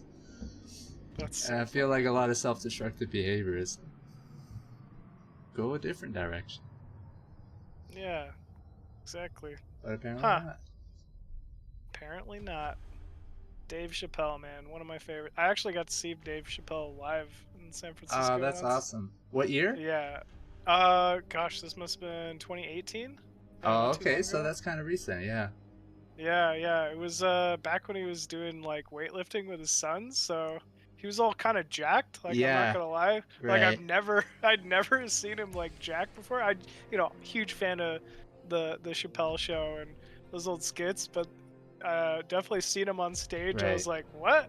Like, you look For way what it's different. worth, I think his two first like big stand-ups I loved a lot. He smokes on stage now, and Alright. He a little that bit was more kind of political. the thing. He at the end of the show sat in the front of the stage smoking a cigarette and just was like, hey, someone say a topic, like, anything, and let's just chat, let's just talk about it. He was like really down to earth, and It's pretty great. cool with everybody. Yeah. Alright, guys. I just went downstairs for the egg, and then she was like, my fiance, she was like, so do you guys, I'm trying to teach my sister about real music. Do you remember S Club 7? And they're like playing it. I'm like, no. Like, who is that? They're like, no, you know who that is. I'm like, no. She's like, I'm Never. just trying to teach her about music. I'm like, you're 30. Teach her about some real music. Give her some Biggie Smalls. Give her some Tupac. Give her something that's real Right. music out here. Yeah. Damn it. I've never heard of that band that you were talking about ever. That's what I said. They're like, no, you have. Like, they're singing. Her and her other sister, who's like 26, is like singing the songs. I'm like, no, I don't know who that is. Come on, guys. There are some of those bands though where you don't know the name, but you hear the song, you're like, ah, yeah, I know that band. I thought that'd be You the know what I case, mean? and then they started singing S Club, and I'm like, no, don't. Oh I god. don't know. There's like an epic line from Grandpa Simpson from The Simpsons, and it's like Homer. He's young, he's a hippie, and his dad's kind of older, but not like super old. And he says something like, "I used to be with it, but then they changed what it was. Now what I'm with isn't it, and what's it seems weird and scary to me. It'll happen to you." It's like the best fucking quote ever, man. As you grow older, yeah, like what's hip and cool, it just seems so foreign and weird to you. It's so true. Like, Can't relate to it. I remember beginning of like StarCraft 2 era, like dubstep really started becoming mainstream and popular, and I would like listen to that. Now, like, it was like a fad for like a couple years, 2-3 years. Now I'm like, what the hell was I listening to? Like, I can't stand it for like a second. I don't know why. Like, but that was the thing. I agree, man. I still like some of those old dubstep songs, like the ones that I remember from when I was a kid, but I can't listen to any of the new ones. It's like Yeah. so strange. It's so strange. It's true. Like, some bands like Nero is like, I think some of their songs are gonna be good Yes, forever, yes. and like, but for the majority of it, I don't know, not as much anymore. That's for sure. New rap to me is just not there. Sorry to all the fans out there. Anything that's like new the last 5-10, I'm just like, nope. New anything, man. I just- something happened. Music died. Like, I'm like- old grumpy fuck now. I'm like, nope, that's terrible. No, I hate that. I hate it. Yeah. it's I don't know what it very, very is, true. but I'm like, nope, don't want that. Like, Well, we do have- yeah. I'm like a teacher. I'm like, my kids are like, I love so and so, and I'm like, who? And they show me a picture. I'm like, are you kidding me? Like, How many that dude, tattoos? that dude cannot Yeah. rap about. That dude cannot rap about gangster rap. Like, stop it right now. Like, I And thought the thing face is, they're not tattoos even correlated writing to it. Being a better rapper, though. The Like, job was pretty easy, but they don't even have to write it anymore. Yeah, it's. they're very just true. faces, right? Drake is phenomenal, but like he doesn't write a lot of his music. That would have been an automatic death sentence in the 90s when I was growing up and listened to rap. Yep. For Oh, sure. yeah. Could you imagine if fucking Tupac didn't write his own music? Like, that's it. Written off right there. Like there were ghostwriters. Matt Skills is one of them, and he has a song called Ghostwriting, and he basically calls out people who haven't paid him yet, including Will Smith and like NBA stars. Oh, that's And they said, awesome. I'll release this song with your real names in it if you don't pay me. But like that kind of song wouldn't make sense today. Oh, Yeah, Dandy lost nobody all his cares. Marines. Ooh. 2 Marines go down. 1 gets in the bunker. He's trying to break the ramp here. Nice micro by Danny, but he does get up inside of the main base, going after that Marine. I think the micro here should be enough to hold off these 3 Lings, but try to get a surround on that last Marine. Not really microing back at home. Got to get those drones to work. I feel And like- a lot of drones off the line here Yeah, for Dandy. This is worth it Lot in of itself damage. only because of the lost mining time. Like this is massive because of all the SCVs being pulled. Absolutely, and this is on top of already killing a couple Marines and some SCVs. Like, Ooh, Oh. speed finishes. Another speed Marine goes kicks down. in. Yeah, this is huge. I mean, these Zerglings are just being annoying at this point, right? Like, they've cost even more lost mining time. They might grab another Marine here, but if not, it's just giving Dandy something to worry about. Meanwhile, this Spire is just ticking away. It's getting closer and closer to complete here, and we should expect to see some Muta harass momentarily. Very late Academy going down in the main here from Dandy. Very late. There's just no other way to say it. That There's was no Trutacz plus should 1 take on the note, way either. You know, Trutacz should take note of all of that because he had the Lings in there. So he should say, okay, like I know how I'm gonna respond to this now because no +1, no Academy. He cannot move out with stim and range at all. So he should be able to take full advantage of all those things that he kind of made happen with those early Lings. absolutely. I feel like a mistake has taken place here in Dandy's main because that +1 should have started 100%. He built that specifically for that +1 timing. You know, this is not an engineering bay that's built for the Mutalist timing. This is a +1 build timing, and he just hasn't started that. Is it? You think he made a mistake? There it is now, but that is so late. You know, it could have 100% been a because mistake. he's in panic mode. Maybe, you know, he could have just been just freaking out. Like, okay, I got to get these barracks down. I had all these issues. Stim's late, so let me delay it, you know. Could have been because those Lings really did give him some problems. Now Yeah, he's trying to play from behind. Yeah, exactly. They really did. And I mean, like, a second's difference on that bunker, and we might be looking at a different game here, you know? Like, it was the margin of error was so close there that, you know, a second earlier, he might have held those Zerglings no problem, taken no damage, and been completely fine. But Trutacz really just knowing how to push his advantage, running around the main with those Zerglings, causing so much lost mining time. And yeah, I mean, now he's got a commanding lead here with map control. Definitely a lesser Zerg probably would have just lost those Marine or lost those Lings to the SCVs, but just running around and running around and running around was able to create a lot of lost mining time and get more damage out of those 3 Lings. Now, trying to scout here, Wow. not able to find it, but he's probably suspecting there's going to be a base down the bottom right. Dandy did find it. That SCV actually did make it in. Oh, okay. It came out after. It was in Okay. and out. So he does know it's there, but Trutacz got to feel good because he doesn't have range, like right, like all the. Oh no! Somehow doesn't lose a Muta, but ooh, that was a lot of damage. That was a ton. I was gonna I- say he had to feel good though, right? Like there's no range. Like how can the Marines move out? But that was tough. That's never good. That A could be a stim dead there third. from Dandy. A stim there from Dandy would have just sealed his fate there, I think. Killed off Could be all a those dead mutas. third. Yeah, agreed. If he had noticed, recognized it in stim, but there's only one Hydra in position. Lurker's just now finishing. He's got to do something to defend this third base here. I like what he's doing. He's just making the Lurker on the high ground first, then he'll make the Lurker on the ramp later once they actually arrive. Okay. Yeah, I think that Lurker on the ramp is going to be built a little bit later. So Yeah. the egg will I be think there, the so he mutas can can run past. definitely. The lurker egg on the ramp will actually, I think, might finish Oh. first. Which, Oh, perfect placement.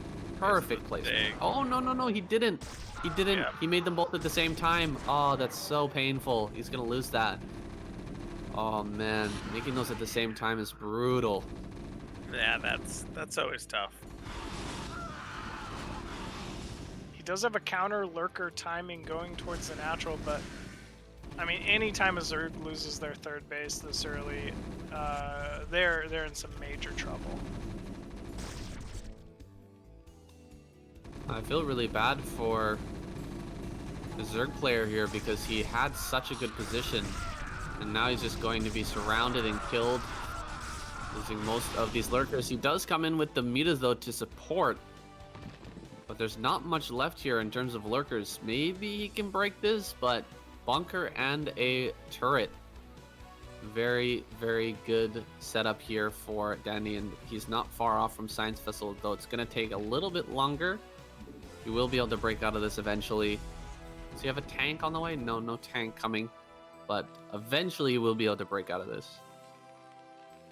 And at the same time, we also have Trutacz putting that Defiler mound down inside the main. Only 22 drones to speak of.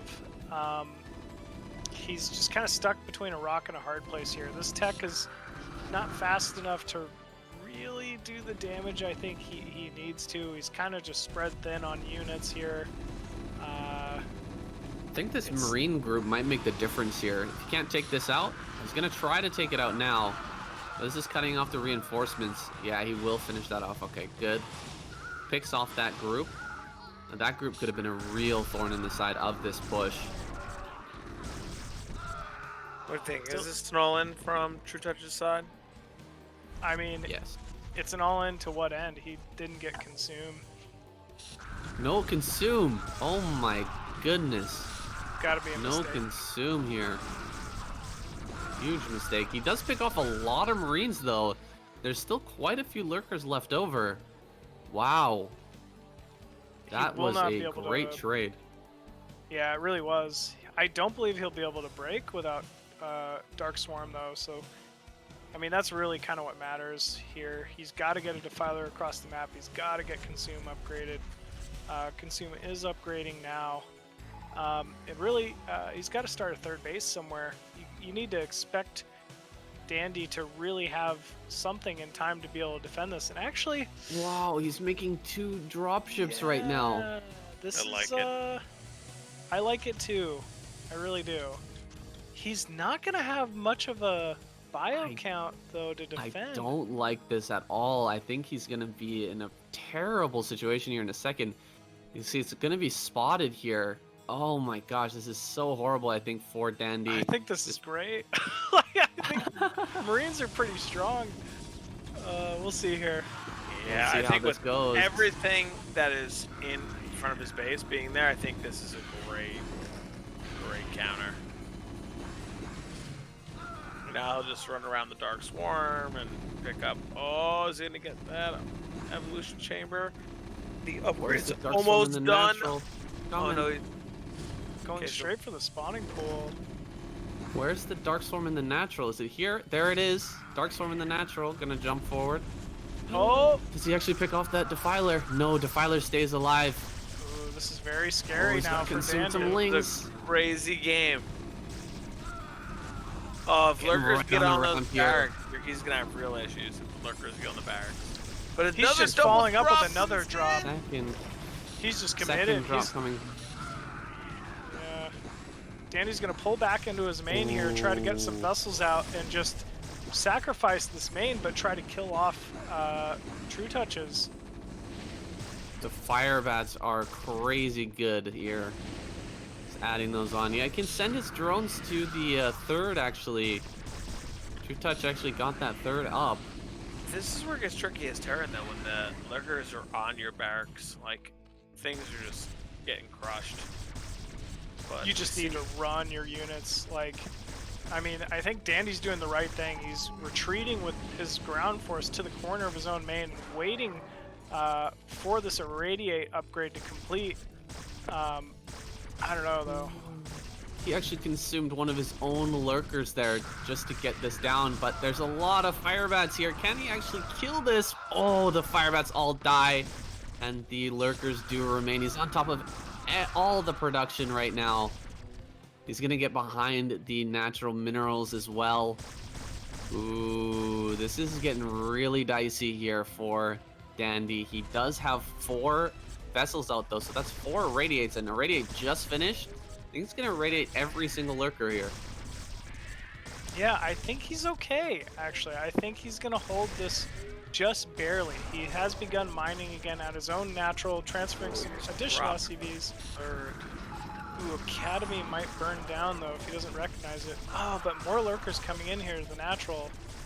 What a The game. drop at the 3rd of Trutacz doing a lot of damage here.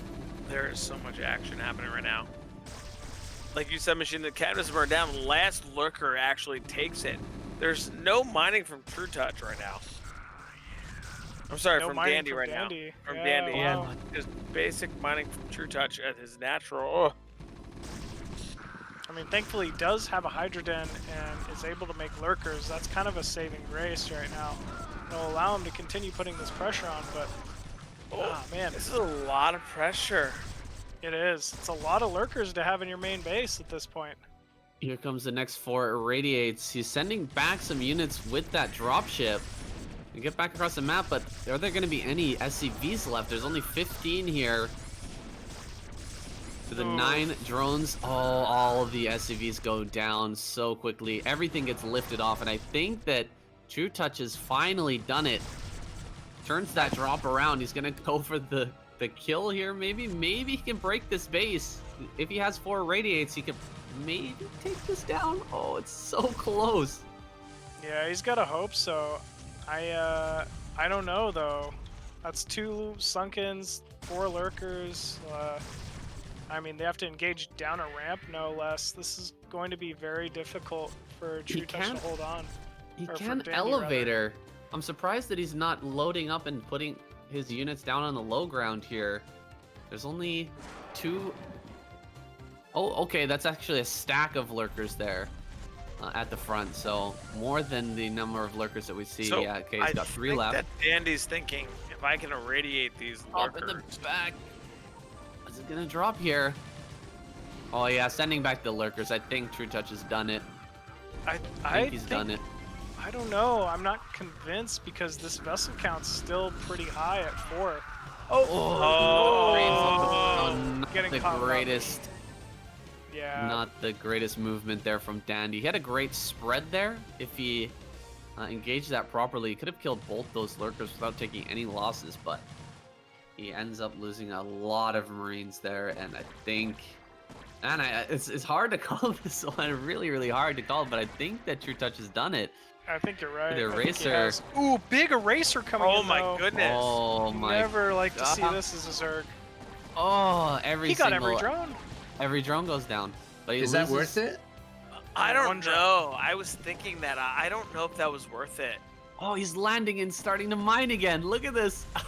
He's mining over here at the 12 o'clock. And Oh my God, shuttling ridiculous. his units back as well. He's got 1 SCV. Oh, he's lost his last vessel, though. I mean, he can't see the lurkers anymore. Oh no, no vision. Oh, this is horrible. Yeah, losing that last science vessel is absolute tragedy there for Yeah, but Danny. He's getting gonna up lose the- his 2 medics too. Oh God. But getting up this ramp is going to be a challenge. Oh, nope. He got the left side. He's good. He's got it. He did drop behind the main of Trutacz, though. Will Oh, pick off Trutacz the has final no remaining drones. mining. Oh Nobody's my mining. God. Nobody's mining. If he can Lift build off, one he's vessel, gotta- it's game over. There's no way. He has not enough. He doesn't have enough money. He's gonna run out of here. He Only gonna does lose have all a of his turret Marines. at his old natural. That He's got can... enough for 1 more SCV. He's got 50. He's gonna start mining over here once again. This is crazy. The Bioforce will fall, though, unfortunately. I feel like if he lifts his main command center, uses the comstat in the main, he could do He it. can't kill but this. He can't kill this. He's got to lift up. Lift up. Oh, gets away. That dropship. Absolute lifesaver here in this game. Yeah, but No money. No money left for Trutacz Trutacz. can't mine. Yeah, he can't. Machine, I hate Either- to say it. I hate to say it, but draw? Did I call this? Wow. Wow. Yeah, Are he they can't gonna mine. speak to each other and say draw? They might? That's kind of crazy. I totally forgot about that, but I did call a draw one game. Wow. No way. I mean, theoretically, with a command center with 60 minerals, if this command center is allowed to mine at some point, There is one SCV bottom left running from the Zerglings. but it'll die. You just Oh. jinxed it, Razz. Thank you, Wow. Razz. You're right. Jeez. I just jinxed it. It wasn't pre-played or anything. You're right. I think that all Dandy has to do is just get to a high ground with one of these command centers and then drop in the high ground. Yeah, it's just gonna run away here. Find a high ground location where you can drop, and then build that SCV and start mining and defend the ramp. As long as he can defend the ramp, I think he should be able to mine for a little bit, get enough money. Maybe he can build a Wraith. If he can build a Wraith, he just wins, right? All he needs is 100 more minerals. I think he- The Wraith would die to the Hydra. He really needs a vessel. He to found his ensure it. marine. So funny. Yeah, grouped up with him, heals him up. Oh, he's going. Look, he's sending the. Oh my god, he's sending the command center here. He's sending the command center to this top right. He's gonna mine out of Trutach's base. Oh, what an epic ending to this game. He's actually gonna mine up here. I think that he can just barely do this. Just hold the ramp. He's gonna get that. Oh, he can't die to this lurker though. That lurker cannot get up this ramp right now. It is way too hard. Trutacz needs to pull every single unit he has to defend this. I want to see these Zerglings come back. I want to see this other lurker group up. I mean, He he has just to- needs to do the leapfrog with these lurkers up the ramp here. He's got to keep something to watch as he's leaving one Ling with that command center down the bottom. Oh, For all those people who play all leapfrog. those micro games, this is the moment. This was the Yeah, moment. this is the micro.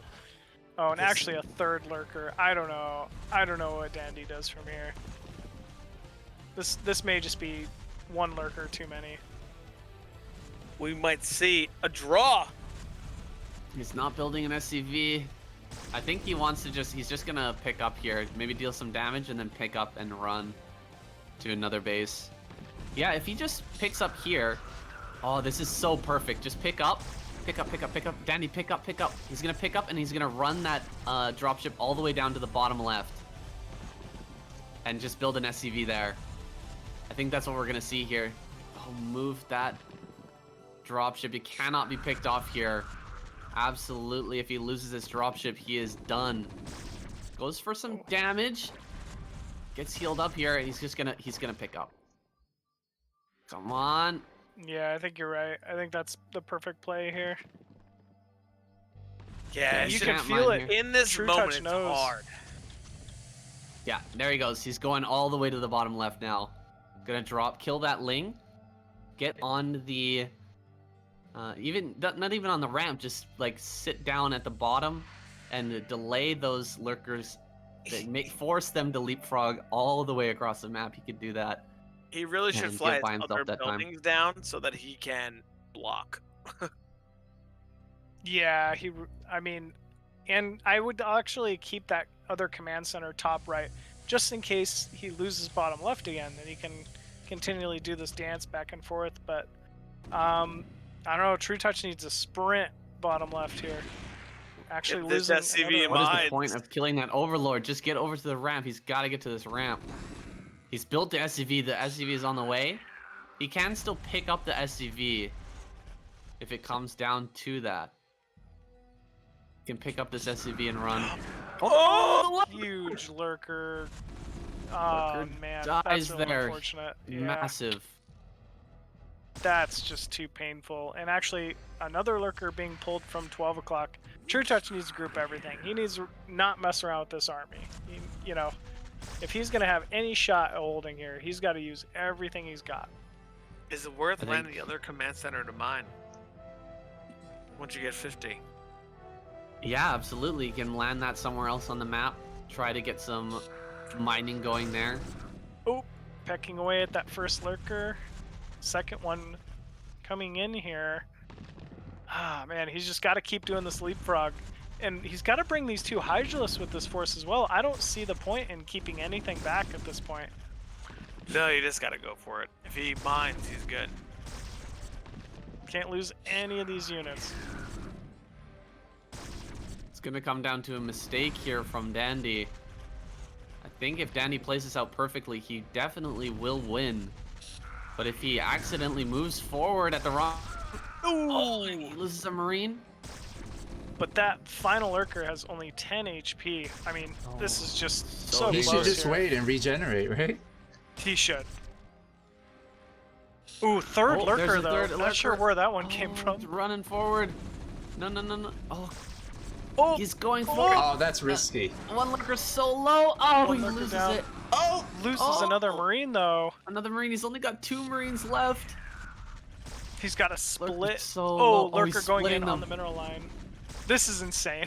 This is so ridiculous. He does get some damage off on this command think center. he's This just is gonna gonna put pick this up base on a again. timer. I think Man. he's gonna pick up again. Make a vulture. Does he get the SCVs here with this lurker? I think he just he's gonna pull. He's gonna pick Oh up the my SCVs God, and that's the so Marine. this is nuts. Jumps back up into the. He's got to try Are to these- catch this dropship. This dropship is so key right now. If he catches it, Oh, there it is. I don't think so. I don't think so, Trutacz. I think Dandy's got this. How does this draw Yeah. even work? They split the earnings? I don't know. Oh, he's building Marines right now. He's building Marines. You're right. He should have made Ah. He should have made a wraith by now.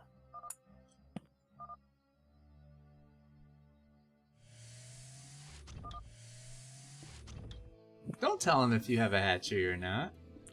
Yeah, but like I don't know. Do I? Yeah, I'm mining. Tell him. Lie to him. He's going up to the top left. I think Dandy just gonna drop his SCV, start mining here. I think he's got this now. Does he have a engineering bay? He could also build a turret. Turret on a ramp would be huge. Yeah, he's got an NG bay. He could build a turret. He's got 4 Marines again. You saw what he could do with 3.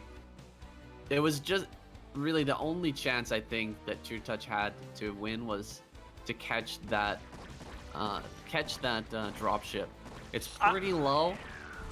Maybe he could just catch it and kill that off. I mean, he got Dandy's force down to 3 Marines. I think if these 2 Hydralisks were in with those lurkers and Zerglings, it would have been enough. Here I think comes it really the issue would've. now. If he's smart, he lands both command centers and he Makes an mines the SCV at bottom left. Yeah. Yeah, that's what I think is going to happen too. I mean, the lurkers are just too low. You can't. Almost loses a Hydralisk as well. The lurkers are just too low at this point. No, he made another SCV top left. No. I think he just feels comfortable at this point. He'll be able to endlessly delay these lurkers. There's no coming back from here for Trutacz unless a major mistake is made. He needs an NG bay. Just make an engineering bay at the top of this ramp. There's never gonna be able to break that. Or not an engineering bay, make a turret. Just make a turret here. He just makes an SCV bottom left. He can mine for forever. Yeah, I think you're right. There's nothing scouting it. There's no reason not to. Another Marine being built out of that barracks. This should give him more than enough to defend.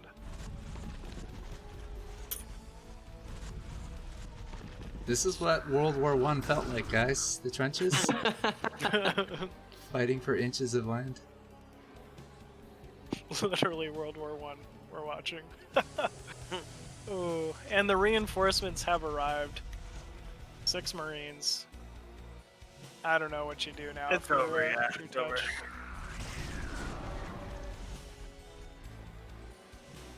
First snipe happens. Yeah, he's got no games over. Just GG out. That's it. It's too tough. I mean, still excellent try there from Trutacz. Really turning this game into I don't know, pretty exciting one. We don't get to see too many matches like this. Pretty close to a draw, for sure. I was About I as was like, close as wow. it gets. When Sheen said we get a draw, I was like, oh my goodness, we got one. Yeah, we almost did, but Dandy too strong. He's got an eBay. He could just make a turret at the top of his ramp. Yeah, I think you know what the issue is. I feel like games like this hit you mentally later. You know? Oh, they do. They definitely do. Because, I mean, you knew you were both kind of scrapping it out. There it you know, is. Wow, the GG out. GG. Wow, amazing. Very close. Like, what a nail biter. Trutacz actually had a higher score even at the end of that game still, just to show you the kind of lead he had. It's kind of funny how he came back to his old base. Like, he circled the whole map. Yeah, and then ended up back in his old main after taking every other base. Yeah, that was pretty unique.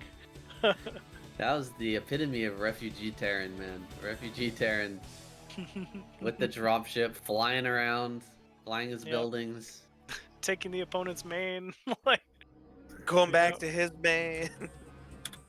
yeah, it was nice. So Dandy taking a pretty crafty game one there. That was something else for sure. I love it. The resolve of these guys to just stay in the game instead of being like, whatever. No, Here's the they want to win. win, man. You gave them a reason to win every game. Yep, absolutely. They're in it for the green. Dollar bills. Yep.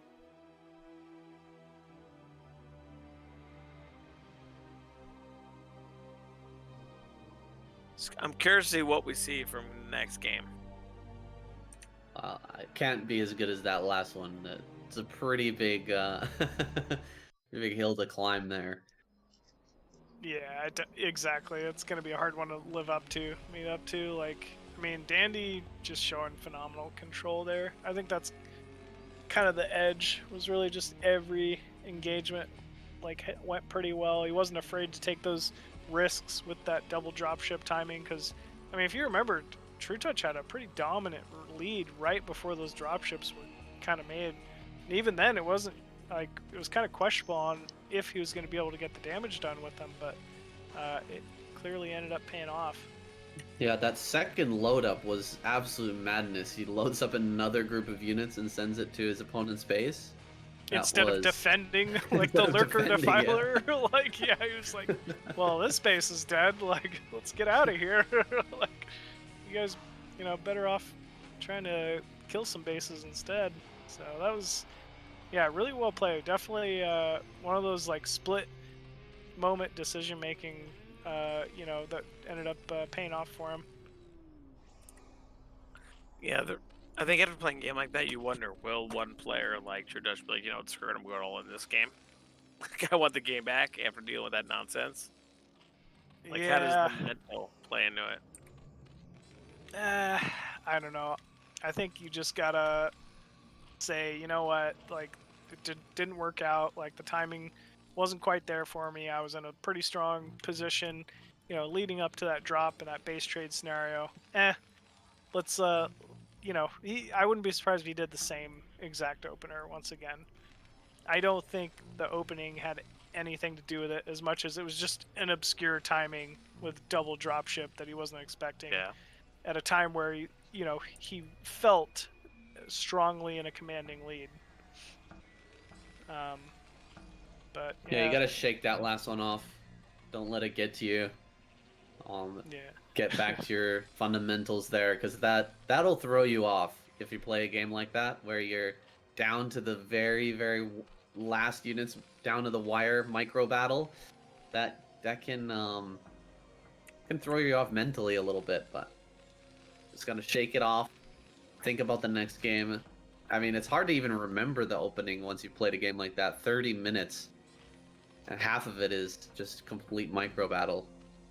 It's true. It just becomes a blur. But yeah, you know, I don't think he's feeling too dissuaded by the last game. Like, that was a very strong showing either way from Trutacz. Easily could have had it. Like, you know, Let's just go back to the drawing board, play our game.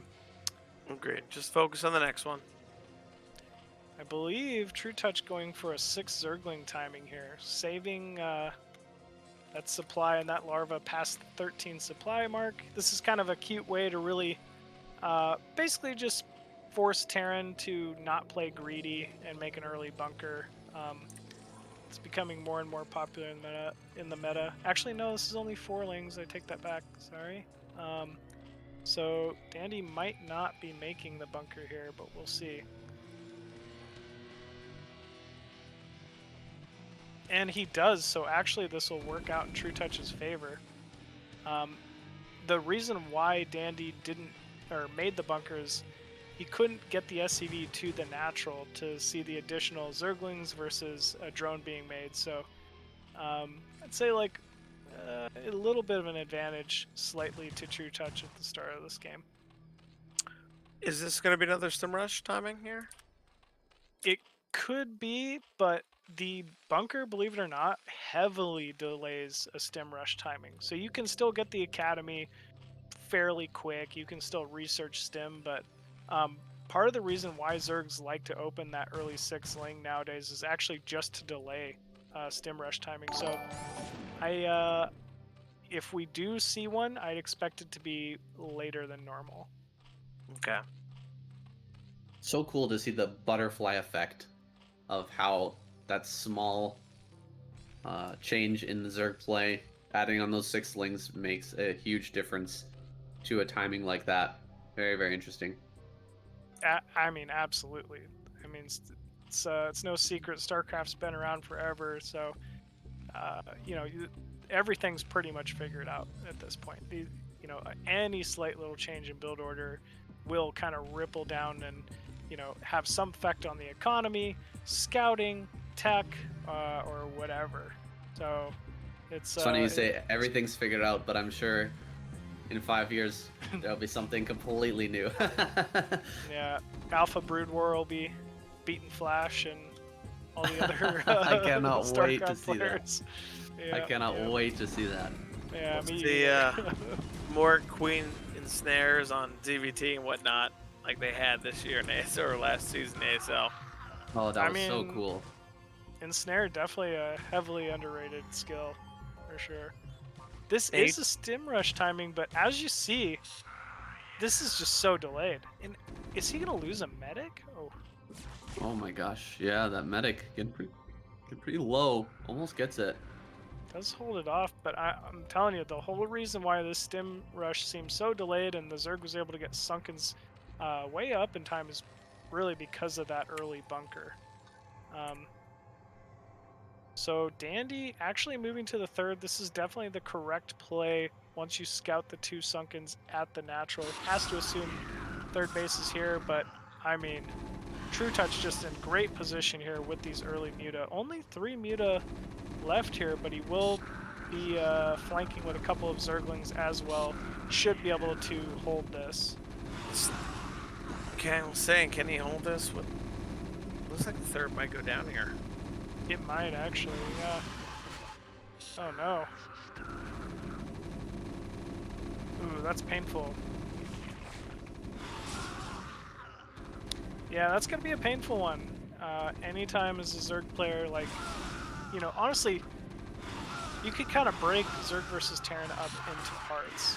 And the big key moment early game Zerg versus Terran really just comes down to holding a 3rd base. Like, you can almost give everything else up, give up map control, not have great scouting, doesn't matter the tech, lurker, muta, whatever, but you need to be able to hold that 3rd base. And it's very difficult to do against a good Terran player. Yeah, you do the 3rd gas, right? Yeah, the 3rd gas. I mean, base in general, but yeah, a 3rd gas. Absolutely. Once you get that 3rd gas, that's when you really can kind of feel safe to going to Hive. And I know some players are going to say, you could definitely go 2 gas Hive. Yes, that's the thing. It's just Zerg econ needs to be so robust. And a lot of the times, even if you do make it to Hive tech off of just 2 gases, you really don't have the gas count you need to get that quick defiler, to make sure you have enough Scourge to pick off any kind of early vessel play, to have enough Muta to survive these mid-game timings on your natural and at your third.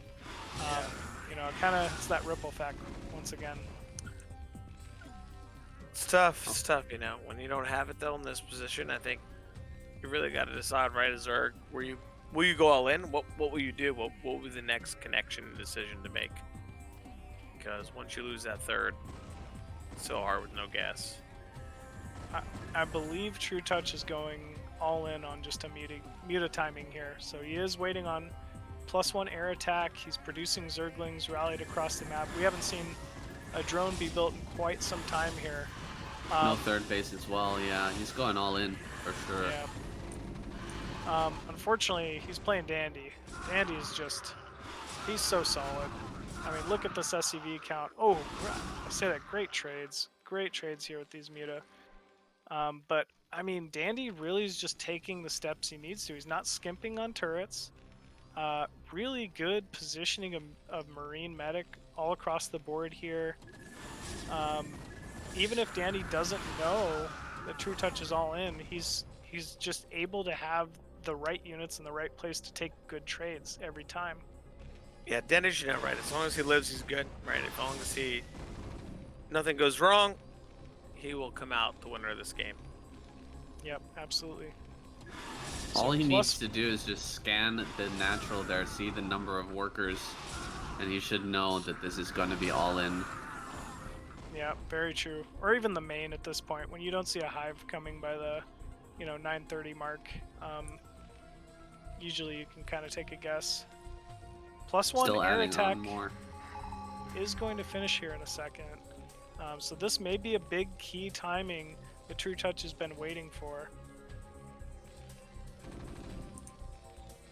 You can see the timer there on the top of the screen that irradiate's coming. He's diving in here in the front, kills the bunker, but all of the lings die.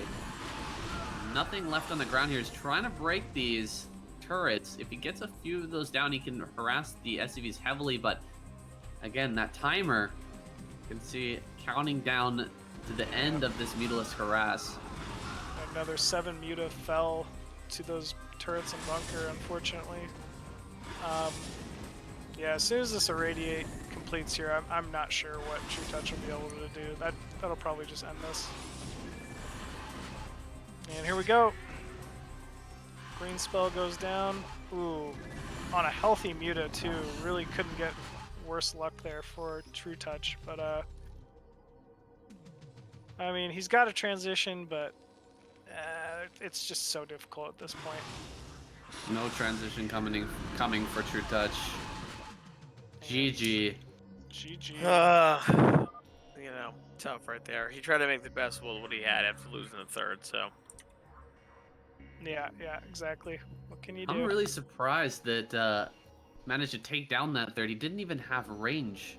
Some great micro on the Marines there at that third, just fighting back the Muta, not losing those and taking down that third. It seems like you shouldn't be able to actually take that fight without range, but he managed to do it.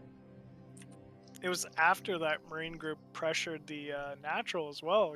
He lost a Marine to the early Sunkens, took a little bit of damage, but was still able to find value from that even after the initial failed timing. So, very well done by Dandy.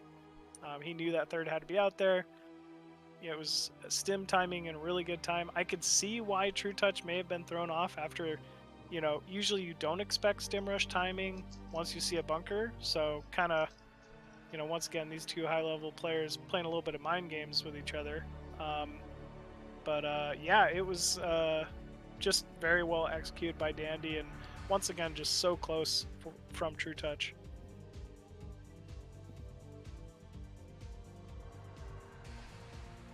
All right, let's see what they've got in store for game 3 here.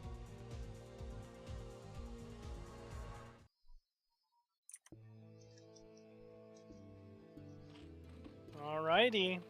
Spawning in the top right corner of Eclipse as the pink Zerg, we have Trutacz. And in the bottom left of Eclipse, we have the Terran player Dandy in yellow. Now, you guys are Zerg players. How do you guys feel about this map, ZBT? I said the first time I thought it was better for the Zerg to spawn top right. Do you guys agree, disagree? How do you guys feel about this map? I mean, as far as like the positioning, yeah, I agree. I always like being top right for sure. I think being on top sided maps in general is Zerg. I don't know why, but I definitely feel like it's a little better.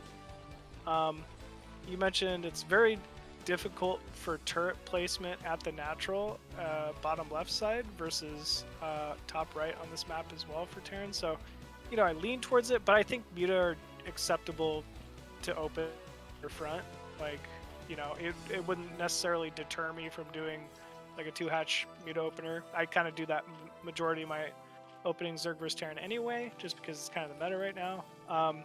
When I think of Eclipse, I think of a couple things for this matchup. First off, any base where a third gas can protect a fourth, or vice versa, those are maps that are pretty ideal for Zerg. Eclipse is very difficult because whenever you're taking a third base and then taking your fourth, the fourth is at a completely separate base that can't be defended by an early Nidus that's connecting your third and natural bases. Okay. So it makes it a little more difficult to defend in general because of that, but only slightly. It's not like it's impossible to take a fourth base that's not connected to your third, but it forces you to play it a little differently. Yeah, I definitely agree with you there, Machine. It can be a real hassle to get that fourth base out, but that's generally, I think, why we see Zergs get into the Hive Tech and get into Ultras to take back map control, and then desperately try to grab that fourth base immediately as soon as they get that map control back, because it's going to be ceded to the Terran player here for a long time, probably just stuck on 3 gas, at least until you get that +2 armor and those Ultralists out. Definitely. This map is, I think, again, one of the greatest maps in the map pool right now. It's such a fun map to play, but this is really, really meta. Like I said before, the wall in at the top right hand corner, it takes two supply depots, excuse me. But down in the bottom left, you only need 1 supply depot, and again, you're gonna have that small little gap.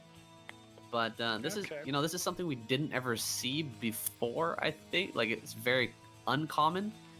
But now it's becoming really popular, especially on this map, to get a wall in with just a small gap. And this is a very, very strong wall in because you don't have to put 2 supply depots at risk. And it's a very big hole in the defense if you have those 2 depots in the front.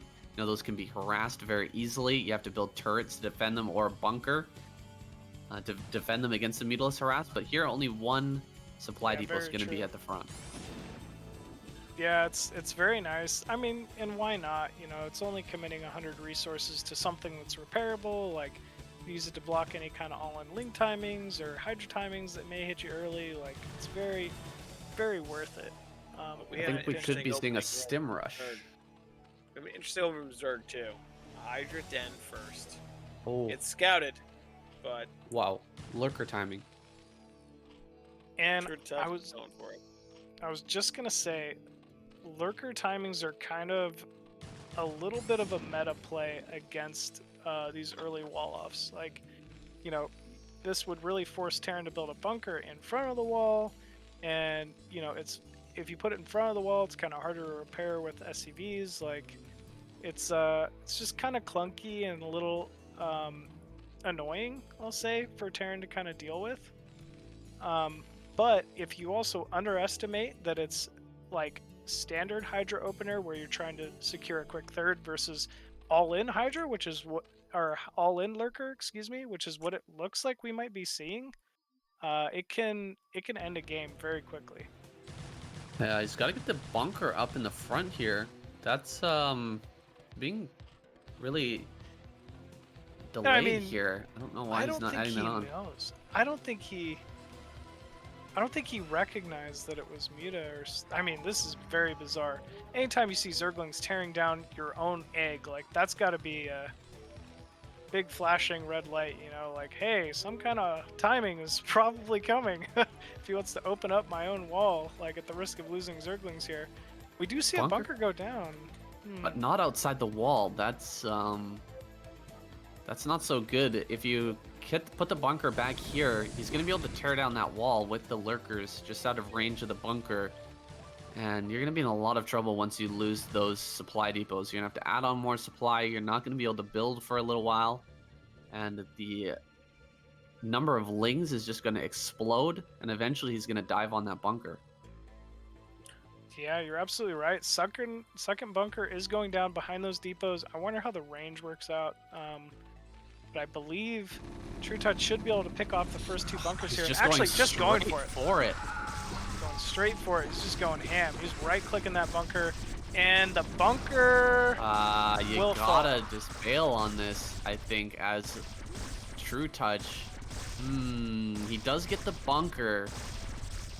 Another scan here. He could kill off that lurker. He does need to bail with the save second it. scan. Oh, he needs backup. Gotta bail. He will be able to get another depot here. He's kind of pecking away at the SCV building that second bunker. But, oh man, he's just committed. No, diving forward here is not a good idea. Gotta back off. Yeah, he loses another bunker. Another lurker. Oh, another lurker goes down. Yeah, an and he's gonna idle hold lurker this. in the center of the map, and I Another think one. that was the difference. But GG is called. GG. Wow. Yeah, that was, I mean, a very cute play there by Trutacz. I really think that it was so close once again, like, just on a razor wire, that extra lurker might have made all the difference, but unfortunately one lurker was not hotkeyed with that group and never quite made it into the battle. Tough one. Like you said, super close. He went for a different build, which I can appreciate. He needs to continue on, just keep trying different things. It's always good in these series, so. Hey, you know I would what? have liked it a lot better if Trutacz had just broken down the front wall first. You know, just go out of range of the bunkers, break down those supply depots, and then dive with all the lings. But he just went for it right off the bat. It got the first bunker, but after that, a lot of lost steam and just didn't have the momentum there to push through to the end. It's rough. Yeah, I think Danny made a good decision actually building it behind if he knew he was committed to building 2 or 3 more bunkers behind the wall and letting them kill it all first, you know? If he was Yeah, and why not? whatever. I think he was. I think he scanned that it was such low drones count that he knew it was an all-in, and he didn't need to worry about tech or, you know, anything like that. He just knew he was committed to building additional bunkers and just holding. So not too bad there. It was the right call. Alrighty. So spawning at the 12 o'clock position of Demonio Azul as the pink Zerg, we have Trutacz. And in the bottom left, at the 7 o'clock position, we have the white Terran Dandy. We get to see another ZVT on this map. Huh. Yeah. Now, it seems like Trutacz likes that pinkish color, by the way. He's been all 3 games that color. Yeah, he definitely has been. Good old pink. Look, pinkish is good. So we'll see. Last time we saw this map, the stim rush ended it early. Let's see what. Is this is this an 8 racks? Yeah, this is a forward 8 racks. Oh. I love it. We'll have to see what kind of version it is. You know, there's a pretty standard play where you follow up with a quick gas in the main. Terra's pretty famous for it, where you really don't even commit to building a bunker at your opponent's natural. You just kind of tech out of it, but still not seeing a gas, which I would expect to see here pretty shortly if it's not that version. We have a 12 hatch for Trutacz, Yep, pretty standard. but he's going to scout right away, so that's good news. This is no gas, so I think this is going to be a very committed bunker rush here from Dandy. Oh, never mind. I say that. He psyched me out. Yeah, we see it. Just a pool go down right now. Yeah, I wouldn't expect a bunker to be made here because Dandy is going for a refinery in the main. But he will be rallying his first few Marines to Trutach's base, trying to bait out early drone pulls, a lot of Zerglings to be produced, maybe even a Sunken with the natural. Every single drone that gets lost during this push is going to be so huge. Only 3 drones pulled so far. Generally, against this type of early pressure, we see a lot more pulled. Absolutely. But going around and flanking this might be a good idea. Yeah, he's going to flank. 3 drones coming up the front. This drone going to go down for sure. Another drone going to fall. 2 drones going down. 3 drones going down. I think this might be the end here. Now surround that Marine. Oh, missing some shots there, but he's going to finish this off. I think he saves that last round. No, turning it around at the last second. Yeah, really unfortunate. Great control there from Dandy, but a lot of lost mining time and yeah, just drones being killed off here. Dandy, unfortunately, so crucial. Yeah, it really is. Dandy making that bunker though is a little bit of a mistake. He should have tried to cancel. We'll lose some minerals there, but I feel like Dandy's in a fine position here. Yeah, I really feel that Trutacz didn't need to make those lings. Maybe just make 2 lings or something like that. But after killing off all of the Marines, you might as well just make drones there. The Terran player is not going to continue pushing, and now there's going to be a vulture. These 6 lings are going to be completely useless. Yeah, you're absolutely right. Normally, when you do end up fending off an 8 racks with drones, you really just say, okay, that's it. I don't really necessarily need any Zerglings, maybe 2, or so early on, just to kind of push away SCVs or something. But you really want to just get that drone production up as quickly as possible. Starport. Oh, we Right do see into a the starport 111. in the main. Yeah, right into it. This is very strong after an 8 racks.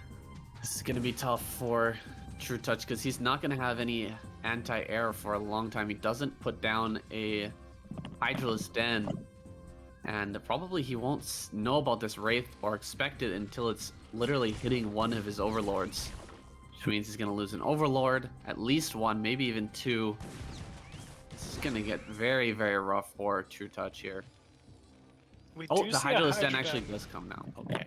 Yeah, in the main, he just put it down, so he should, I think, have a Hydras in time to be able to defend this early Wraith.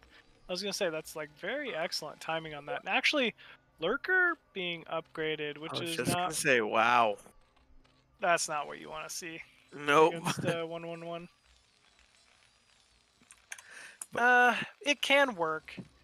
What's really going to matter here is Trutach's Hydra positioning. He needs to pull all of his overlords back into his mineral line here and really defend this early Wraith just with slow Hydralisk. But, I mean, if Terra recognizes it, gets out an early bunker, I don't think Lurker will be able to defend or kill off that natural of Dandy. Oh no, he's going to lose this. Overlord? Oh, just barely. He's gonna die for it. Oh, it 6 doesn't get it. Wow.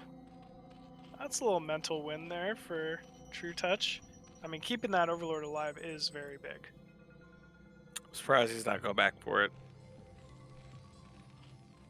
Heading on a barracks or a bunker here at the front. Getting out a tank as well, so a great counterplay here. Oh, loses the Wraith for a single Overlord. Not a great trade there for Dandy.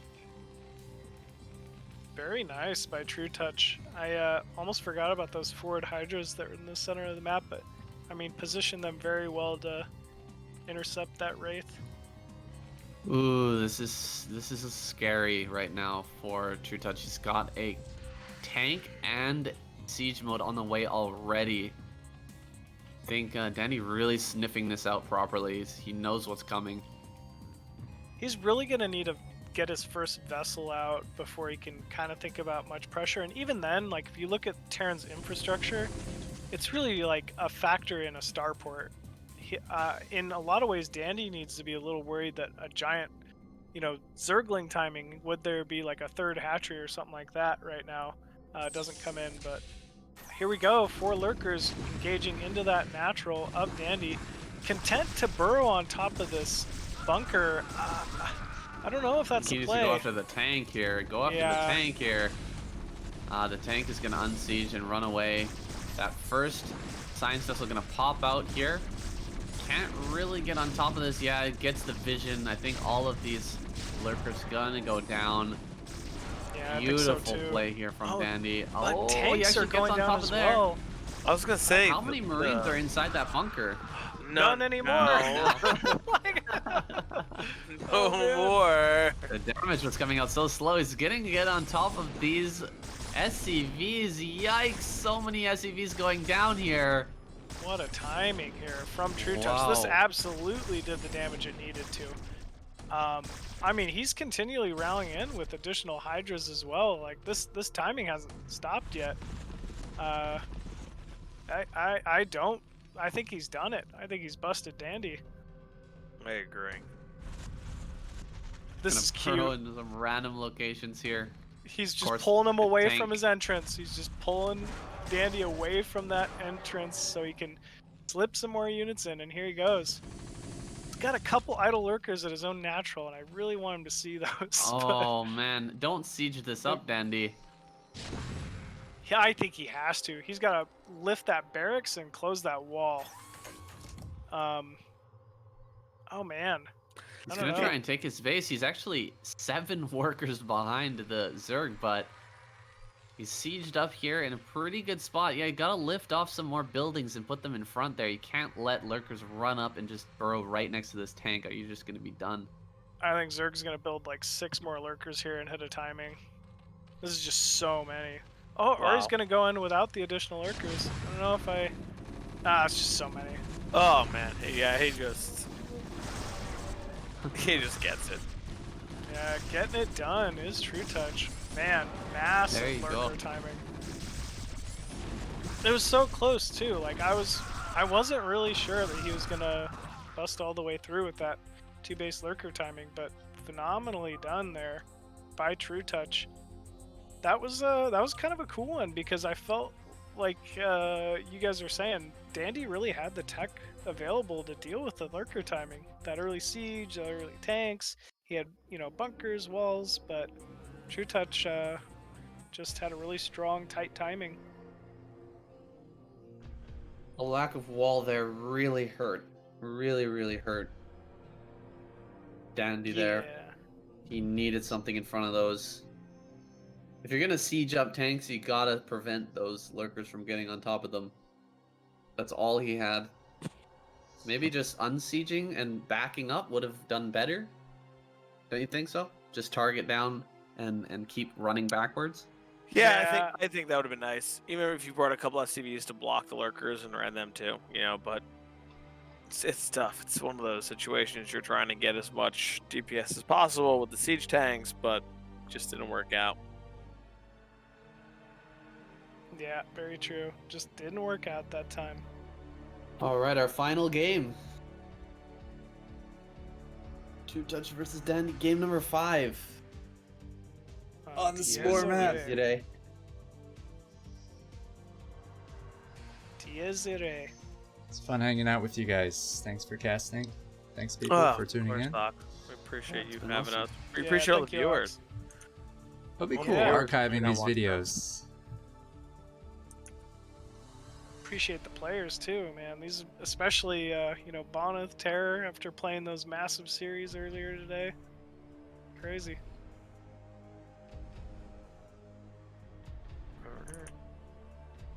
Do we have an official pronunciation of this map? Spore map. I think it's Pato- something like Diz Ire. Yes, I think you're right. Pato was saying it's Diaz Ire. Something like that. Yeah. It Right. Sounds like These Ire. Here we go. you're barfing when you're saying the R. It's like it has to be from the pit of your stomach. Yeah. Yep. Dies irae. Dies Like you're irae. letting out something. You know what I mean? Like a Viking or something. Oh boy. Well, I wonder what we're gonna see here. Pretty common theme is the vulture SCV hop timing on the natural Yes. from just about every Terran I've seen on this map. So I want to expect Dandy's going to open something like that. He's got a pretty comfortable 1-1-1 opening, or even just like standard mech play.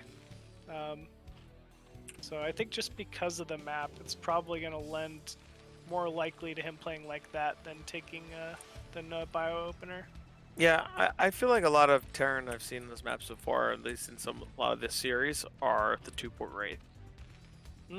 Just Okay. because they can harass and sit behind the wall and get a gas, and I feel like we've seen that a couple times already in this map. So I'm curious to see if that's what we're gonna see something like that as well.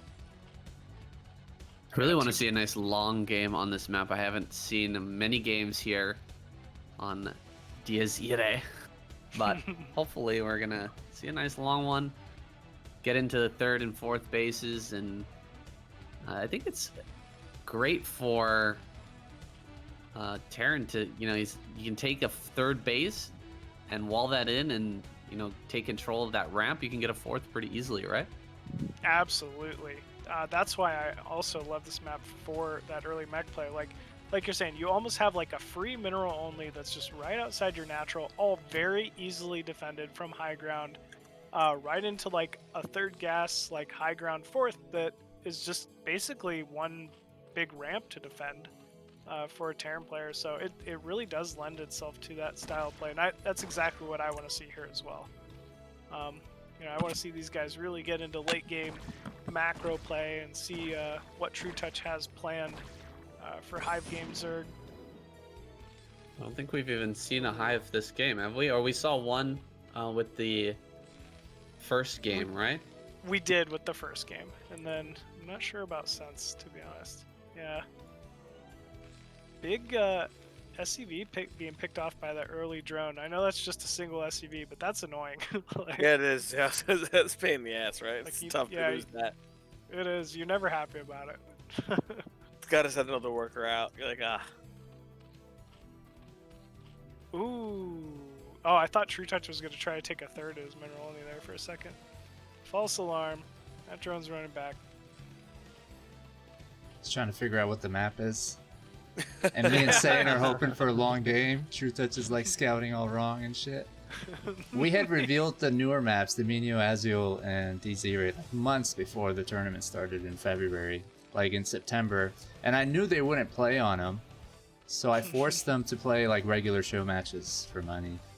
And I was successful, but one of the issues with new maps is unless they're in the ladder pool, I don't think players familiarize themselves with it too much. And there's a big gap between foreigners and pro gamers. Pro gamers will give you a really good game on newer maps that they're not familiar with. But foreigners, I think they have a harder time. And this is a point that Trutacz was even making. this was a PWCL map, wasn't it, or something like that? Because I've played. It was featured once, yeah. It helps that Ringing Bloom is in the ladder pool, and that's like a backdoor expansion map as well. But I played some PWCL games on these maps before. Yeah, I'd also played some BWCL maps or games on these as well. Like, they're definitely fun newer maps, but just like any other map, it takes a little bit of time to get accustomed to it. So yeah, people won't play them unless they're forced to in tournaments and stuff, right? And most of the games people play is on ladder. Like, so it's you sit down understandable. with your regular practice partners. I'm sure, especially someone like Dandy, where if it's not a top foreigner, then it's like a Korean who the map's not in their league and the leagues they play, or they're not familiar with it, but they have their own tournament they're practicing for coming up. So it's a little more difficult to get the practice in. But big vulture damage being done here in the main of Trutacz. he was successful in hopping this vulture over into the main, but oh, Trutacz, what a beautiful surround there, making the best Very of a nice. crappy situation. You know, he obviously lost quite a few drones there. You're never happy to see that. These two wraiths gonna come in and start killing drones, doing what they do best. He actually canceled his third hatchery for it. He's got it. He's just got it all in at this point. The burrow. Cute, but I mean, Funny. this is so much damage. Oof. Trutacz is not happy at the moment. No. Lost a lot of drones, lost mine time, lost overlords, but who knows? Maybe he can make a successful counterattack here. Yeah, he maybe will. Cloak is on the way. No Overlord speed being researched yet. We need to see that Overlord speed coming up soon, because once we get a bunch of Cloak Wraiths out here and he picks off a Overlord in that third base and then cloaks, you're going to see a lot of drones go down. However, we do have that burrow, so that might come into play later if that situation does arise. It's nice to be able to just like slip underground, keep all the drones alive. 2 Wraith taken down by the Scourge. That's big. Yeah, that was big. Was that massive. 2 Wraiths? Wow. Yeah. Yeah, it was 2. Perfect timing on those Scourge right before Cloak completed, so very well timed there from Trutacz. And you're absolutely right. He's got to stay back now. He knows his next timing is only going to be possible with this Overlord speed. You know, you got to have Overlords on the map. You got to protect them. But that really means he's not going to be able to do much economic damage to Dandy at the moment, or even picking off units. He can't even pop in with these Muta to delay the natural because fear of tearing with Cloaked Wraiths. So He's got to feel a little decent because of the fact that he picked 2 Wraith. So that's got to make him feel a little more comfortable defensively. At least, you know, that there's not absolutely. Yeah. so many Wraith on the field. So 5 Wraiths coming in now. Is there an Overlord in the main right now? Oh, there's just this one, I think. Maybe one more. Yeah, just Over here to one. the side. Nice with the burrow there. Gonna keep a lot of these drones alive. That would have been a ton of damage had he not had this burrow. Yeah, He's gonna that go was- for the Overlord. Takes out the Overlord. oh Gonna no. get the moving shot here on the Muta. Running back to the That next hurts. Overlord. Take out some of these Wraiths once again, and the speed on the Overlord is finished, but these Wraiths are gonna make it away. They're gonna escape here, dealing a lot of damage and getting out. And the second base is Yeah. up for Dandy. He's in a great spot. Yeah, he really is. I mean, he needed to get work done with those early Wraiths, but he got them done. He killed a significant amount of drones, forced a lot of lost mining time, Overlords, Mutas, you name it. Like, he's really playing great right now. And there's still one drone burrowed. Yeah, I mean, that's like impossible to spot. Like, you're Yeah. never gonna see that. It's tough. Yeah. That is so tough. Meanwhile, Trutacz, I mean, not the worst drone losses. Saved the majority of his Overlords. He's kind of been on 2 base longer. He can bounce back from this, but 100% he's got to just take a third right now. Like, that's all you can really do to keep yourself in this game. He's got Overlord speed now, so like he should feel pretty free to roam around, but every second he stays on this 2 base, he's falling further and further behind. Oh, gonna chase him down here. Nice cloak and escape. Just one drone taken down. Can he catch up to this? No, he cannot. Overlord's too slow. I feel like He he's can get out of going here, for but a big lurker timing here. I really think that's what this is turning into. He's all in. He's not making drones for a reason. This is going to be one big timing here out of Trutacz. try to break that front. He's got a lot of Scourge here, ready for the Wraiths. Still quite a few Mutas as well. Bringing No all the bunkers, Overlords though. across. No And the bunkers though, Lurkers which is on key. the yeah. way.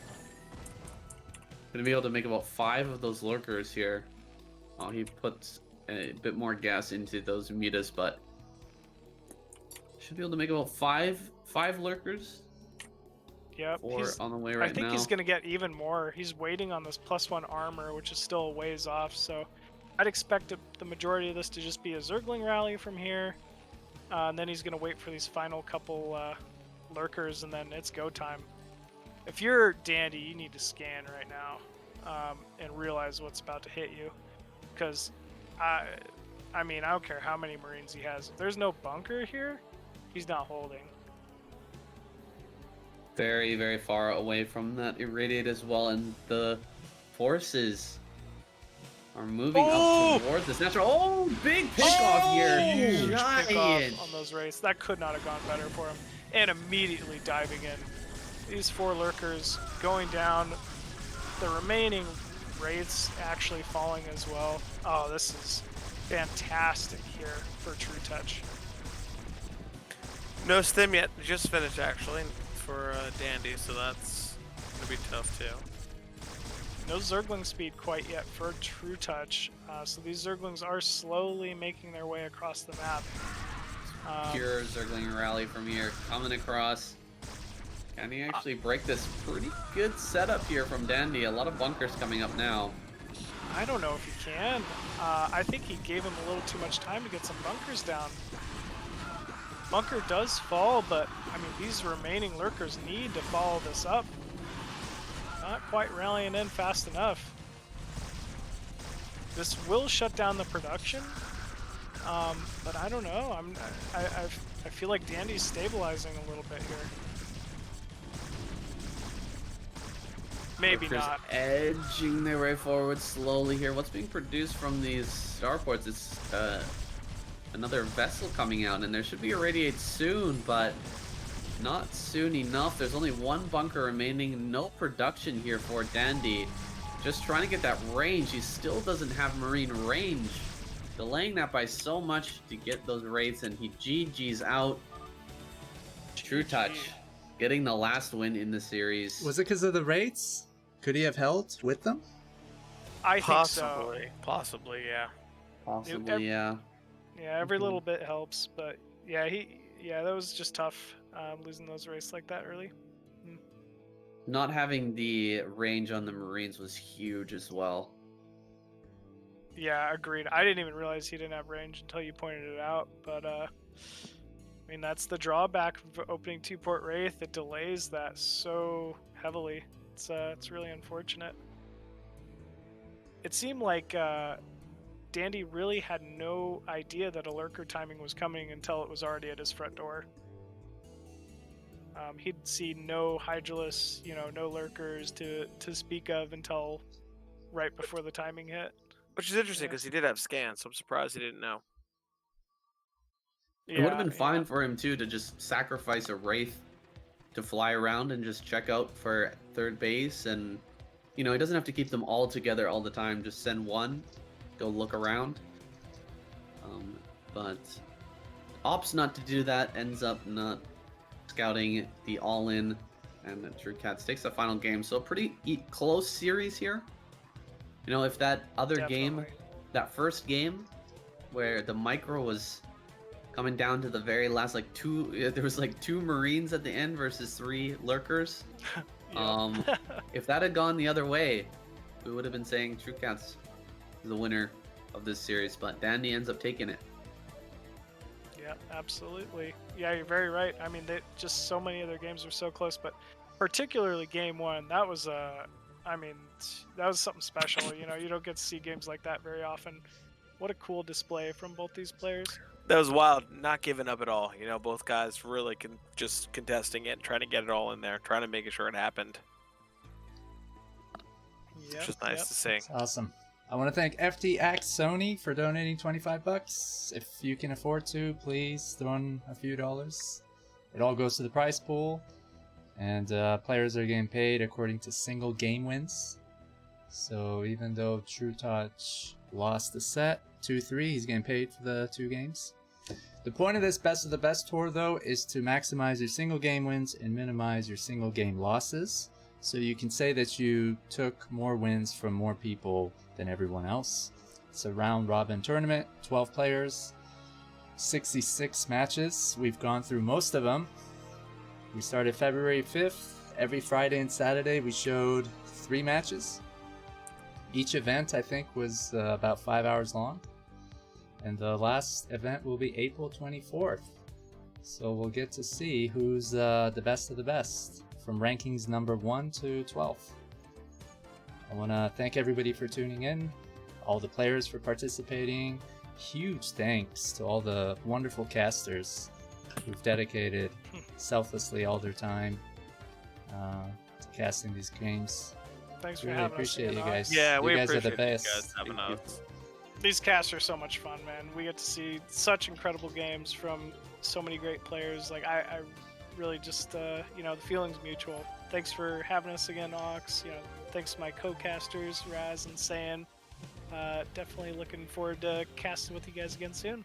Yeah, man, the StarCraft community has wonderful casters. Like, I know there are some notable ones. Well, I guess it depends, like, if you check out Twitch, if you check out YouTube. But I just think there's so many wonderful casters out there. And people who aren't known, who've never really casted, I think it's cool offering them an opportunity to just hang out, cast StarCraft. We're not trying to reproduce, professional casting sessions or whatever. People are welcome to be knowledgeable or just kind of hang around and watch some StarCraft, talk about it while COVID's going on, and have fun, So I appreciate. This is an awesome cast. The professionals here did a great job. Yeah, you Yeah, guys are right. really good. Thanks, That's Saiyan. right. Professionals coming in hot. I love it. You guys make a good Love it. team. We mix and match different Yeah, we people, and I definitely do. think all the casting sessions have been great. But I have heard from some people they prefer certain mixes. But yeah, it just depends who's available, guys. And we try to feature at least 3 people to give it a community feel, and it just makes it easier because the events are long and the whole season's like 3 months long. Yeah, It's these been fun. 3-person casts are great. It's so nice. I mean, it just feels so much more laid back and like I don't know, like we're just sitting down having a chat about some cool games. So I just love it, honestly. Well, I'm glad I found all you guys because we'll have show matches in the future, and I can always reach out to people and try to get 3 of you to cast show matches. We had Quark, Master Ray, and Vadi. I caught Vadi once Ooh, nice. to cast the DeWalt and Scan games, and we'll have more show matches in the future. Guys, there's a show match series sponsored by a gentleman from Ukraine, The Leo. Big shout out to him. He had a bunch of money, and Esport Fund matched his funds, so they came up with $1,800 to finance 6 epic show matches, 9 games long. We did DeWalt and Scan today. There'll be some other ones. They're usually on Saturdays at 1900 Central European Time, which is 1 p.m. Eastern. So do look forward to those. I convinced Trovo to sponsor these, so they're adding a little money on top. $350 for each show match instead of $300. And yeah, we'll be streaming these, and I'll try to get some of you guys to cast it if you're available. And on top of these, we got other show matches with Trovo that they want us to do. So I think the show match thing is kind of fun, right? It's flexible. You can mix and match different people. Yeah, for sure. It's like a little bit more of an extended series, so you really get to dive into, each player's play a little more. Like, I think it's ideal. Absolutely. Yeah, big shout out to all the tournament organizers, the leagues, the series, Rogues Gallery, BSL, and all of them. It's a lot of work, yeah. And you're committed to it, right? So BBT's not something we'd want to do or can do frequently. Maybe there'll be another one, but I think this first one, and maybe the only one, has been fantastic. Really appreciate everybody who's contributed to it. The goal was to make it a community initiative, and I think we achieved that. So it was cool. Yep, absolutely. This has been fantastic. It's really been enjoyable. It's great to see the games, just the matches. When I'm not casting, I'm watching. So hopefully everyone else is tuning in all the time. This has been fantastic to see all these guys mix it up. And StarCraft has just been fantastic with the level of play. You guys are awesome. Any shout outs, plugins? Shout out to my sexy friend Ryan. Shout out to Sexy Ryan. Yeah, Ryan's sexy. Yeah, shout out Shout to out. Sexy Ryan for sure. Ryan Hoste in the chat. Yeah. Take off your clothes, man. Oh, he will. Don't tempt him. No question about it. No question about it. Shout out to I'm the not even sure if he wears scumbag. clothes. Scumbag in the chat. Scumbag's in there. Yeah, One of my Scumbag viewers. was Yeah, kind of Scumbag. put off by Trutacz. I think he felt he couldn't beat Dandy straight up after losing 3-0, and he did sort of all-in cheesy build. That's why I was talking about the whole cheese thing. It's a controversial topic, and it's used to judge, I think, a lot of players, and I'm really not sure about it. Scumbag doesn't have any leg to stand on there. He is the biggest cheeser in this entire game. So Is he? Oh, so it takes one to know one. Huh? it takes one to know one, man. That guy cheeses all the time. Can I plug my channel, guys? Or Of course is that you okay? can. Go for Yeah, it. talk about Alright. anything you want, my friend. Come check out my channel, guys. SaiyanSC on YouTube. We do a ton of different random tournaments, or I do a bunch of different random tournaments. Sometimes I cast co-cast, or mostly solo cast. We're trying to get some more co-casts on there as well. I do KCM, Ultimate Battle, and a bunch of other stuff. So definitely check me out if you are interested in some high-level Korean pro matches. Just, yeah, some things that don't usually get viewed by the foreign community. And I'm trying my best to make sure that those are available in English for everyone to watch. So, thanks. Definitely check Awesome. out his cast of KCM 2021 Season 1, Week 7. I think you had posted about it on Reddit, and I caught some of it. It's great. Oh, it was awesome. Yeah, week 7 was fantastic. It's a lot of fun. I'll definitely check him out. I've checked some out. I enjoy it. It's a fantastic channel. Definitely tune in for that as well. If you're a StarCraft fan, get there. There's so what's much going on. content. Like, can you watch anything else? I mean, between like working, right, and other commitments you have, sleeping, eating, there's really not enough time to do. It really Yep. isn't. My fiance makes fun of me all the time because when I get to bed late, like tonight, I'll go lay down, fall asleep. I'll throw some StarCraft on, like whatever channel that may be, Saiyans or something else. And she's like, it's getting really weird that I wake up and like all these Right. guys are yelling in a language I don't know, and like there's Yeah. like this like animations happening on TV. Like, what are we watching when we go to bed? She's Yeah, like, I think I'm a it's little really freaked out weird. when I wake up. For people. Have we just become like, I don't know what the term is, brainwashed? Like, it's your fix. I got to see some drones get stormed. I got to watch some vultures, harass. There's just something about this game that gets you hooked. Seriously, What I always say is it's ASMR on the eyes. The Brood War graphics. It Yep. just feels so good on your brain when you're just watching drones explode and Marines explode, and I don't know what it is. Yeah, I spent the feels so most good. time, I think, playing and watching this game growing up. And I used to play a lot when I was younger. I don't know if that's it. I know that's it for me. It's just the nostalgia, like you're saying. Like Yeah. this was like being a kid and doing what I wanted to do. Like, yeah, I mean, it's the best game. Like it is. Yeah. It's always funny. I had friends who played games and then they watched me. I'm like, oh, I play StarCraft all the time. They're like, oh, what's that? Can you show me? And they watch me play a game and they see like the keyboard and the screen and they're pretty much like, what the fuck's going on? Like, that was ridiculous. Like, I couldn't even see what you were doing Right. because your script, like, they don't, it's not like other games. It's not like, Call of Duty, it's nothing like any of those Xbox games or, PlayStation games. Like, it's totally different. It's a totally different type of real time strategy game that's like so hard. I to guess we play. can kind of get why like the pros sacrifice everything, and people have sacrificed everything to try to become even a semi-pro or pro, or like move to Korea to cast. Like before, it kind of like blew my mind that somebody would want to do that, but I don't know. I guess it does make sense. It reels you in, right? Yeah. It reels you in / I think prior to recent times where things are more publicized for games, like no game back in the day was publicized like this game. Like where I was, you're in high school or college watching StarCraft games happen in Korea. Like there were no other pro games going on, really. Well, it was also their national sport, to give you like an idea of like how serious it's really was like is taken or Was it taken, officially still is. recognized like that? Yeah. It's their national sport. Like What? Was it Really? e-sport or actual sport they used? no, I want to say they said actual sport.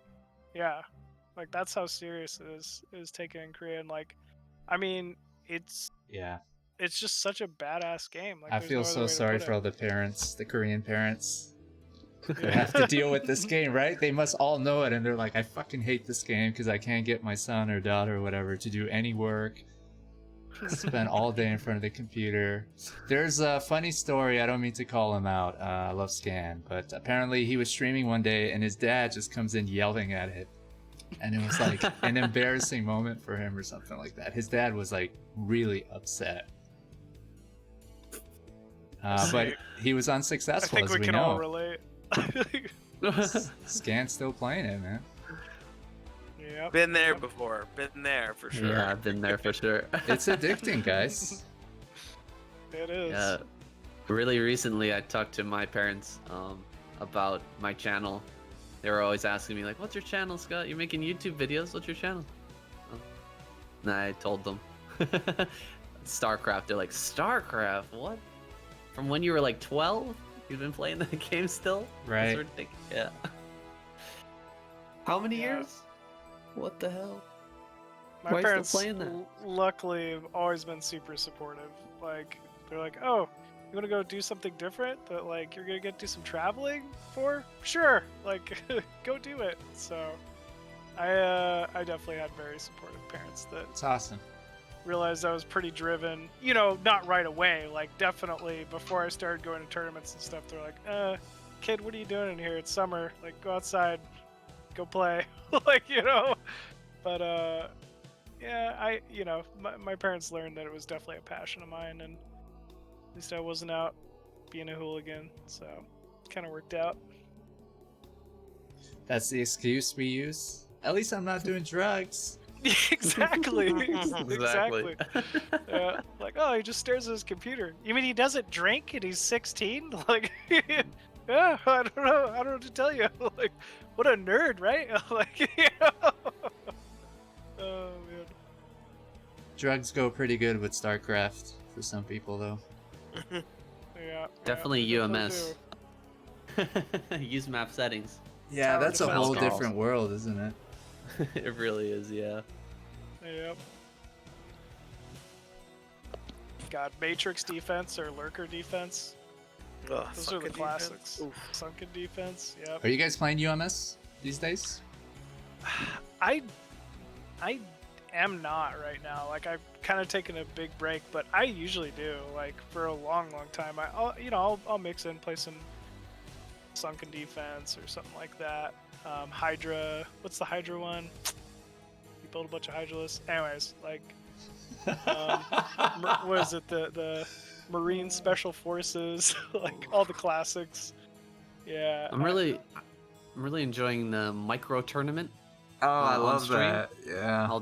I'll get a bunch of people from my stream That's to great. join up in micro tournament, and we'll just play a couple of rounds. Especially when you have Right at 8 the end. people and nobody leaves. Invite yeah, us that's in. the best.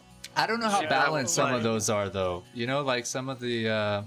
Some of them aren't very balanced, but they're not like horrible at the end of the day. But I'm yeah, not some are sure definitely like what hard. criteria the person used to like say it's balanced or not. That's the interesting thing about the micro battle is like, okay, what units do you match with, and like how many of them and stuff?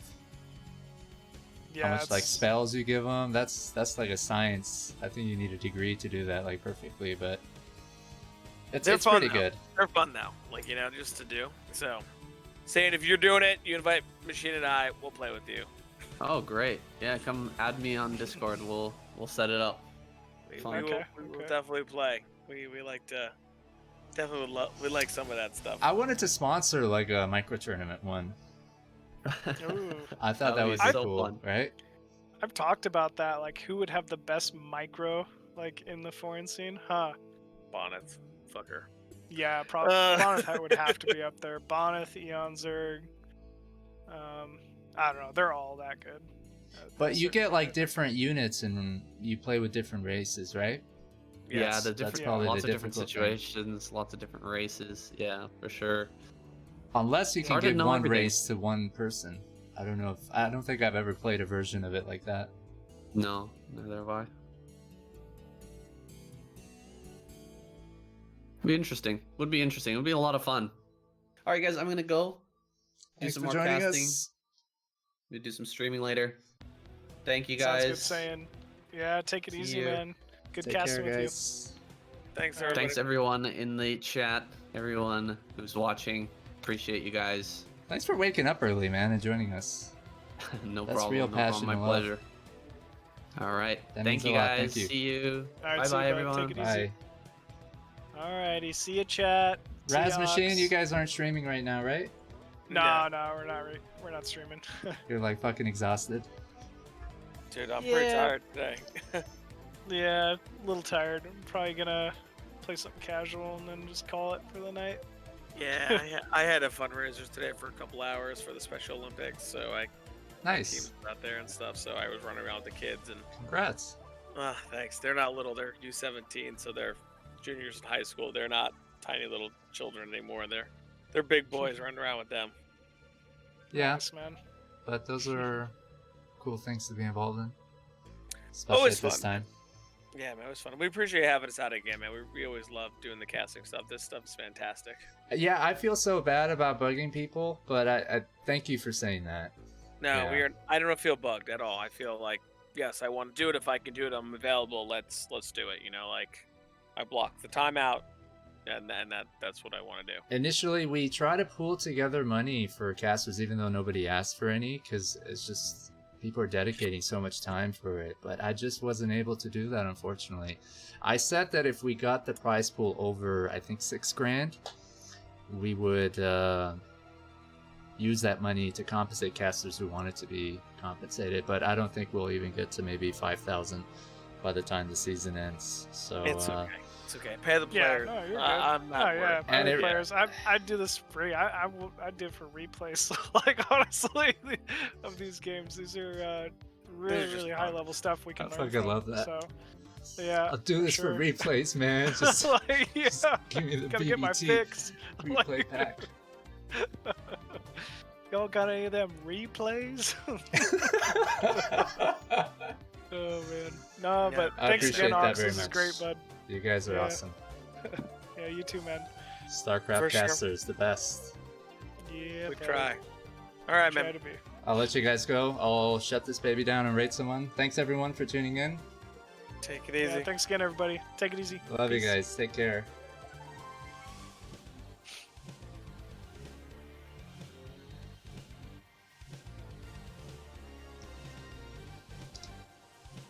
I love you too, Spider. Thanks for tuning in, my friend. And modding. The BSL finalist is streaming.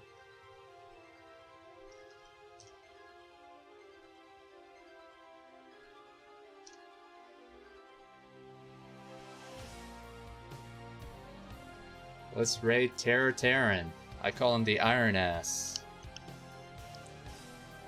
Spending so many hours training and playing Brood War.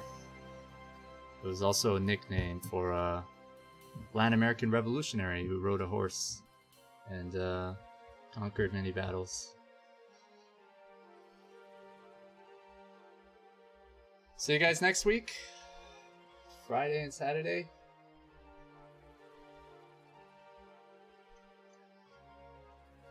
Friday, ooh, we got Vadi vs. DeWalt, Koga vs. Stryker. Saturday, we got Cross vs. Dragon, Bonyth vs. Siki, Vadi vs. Terror.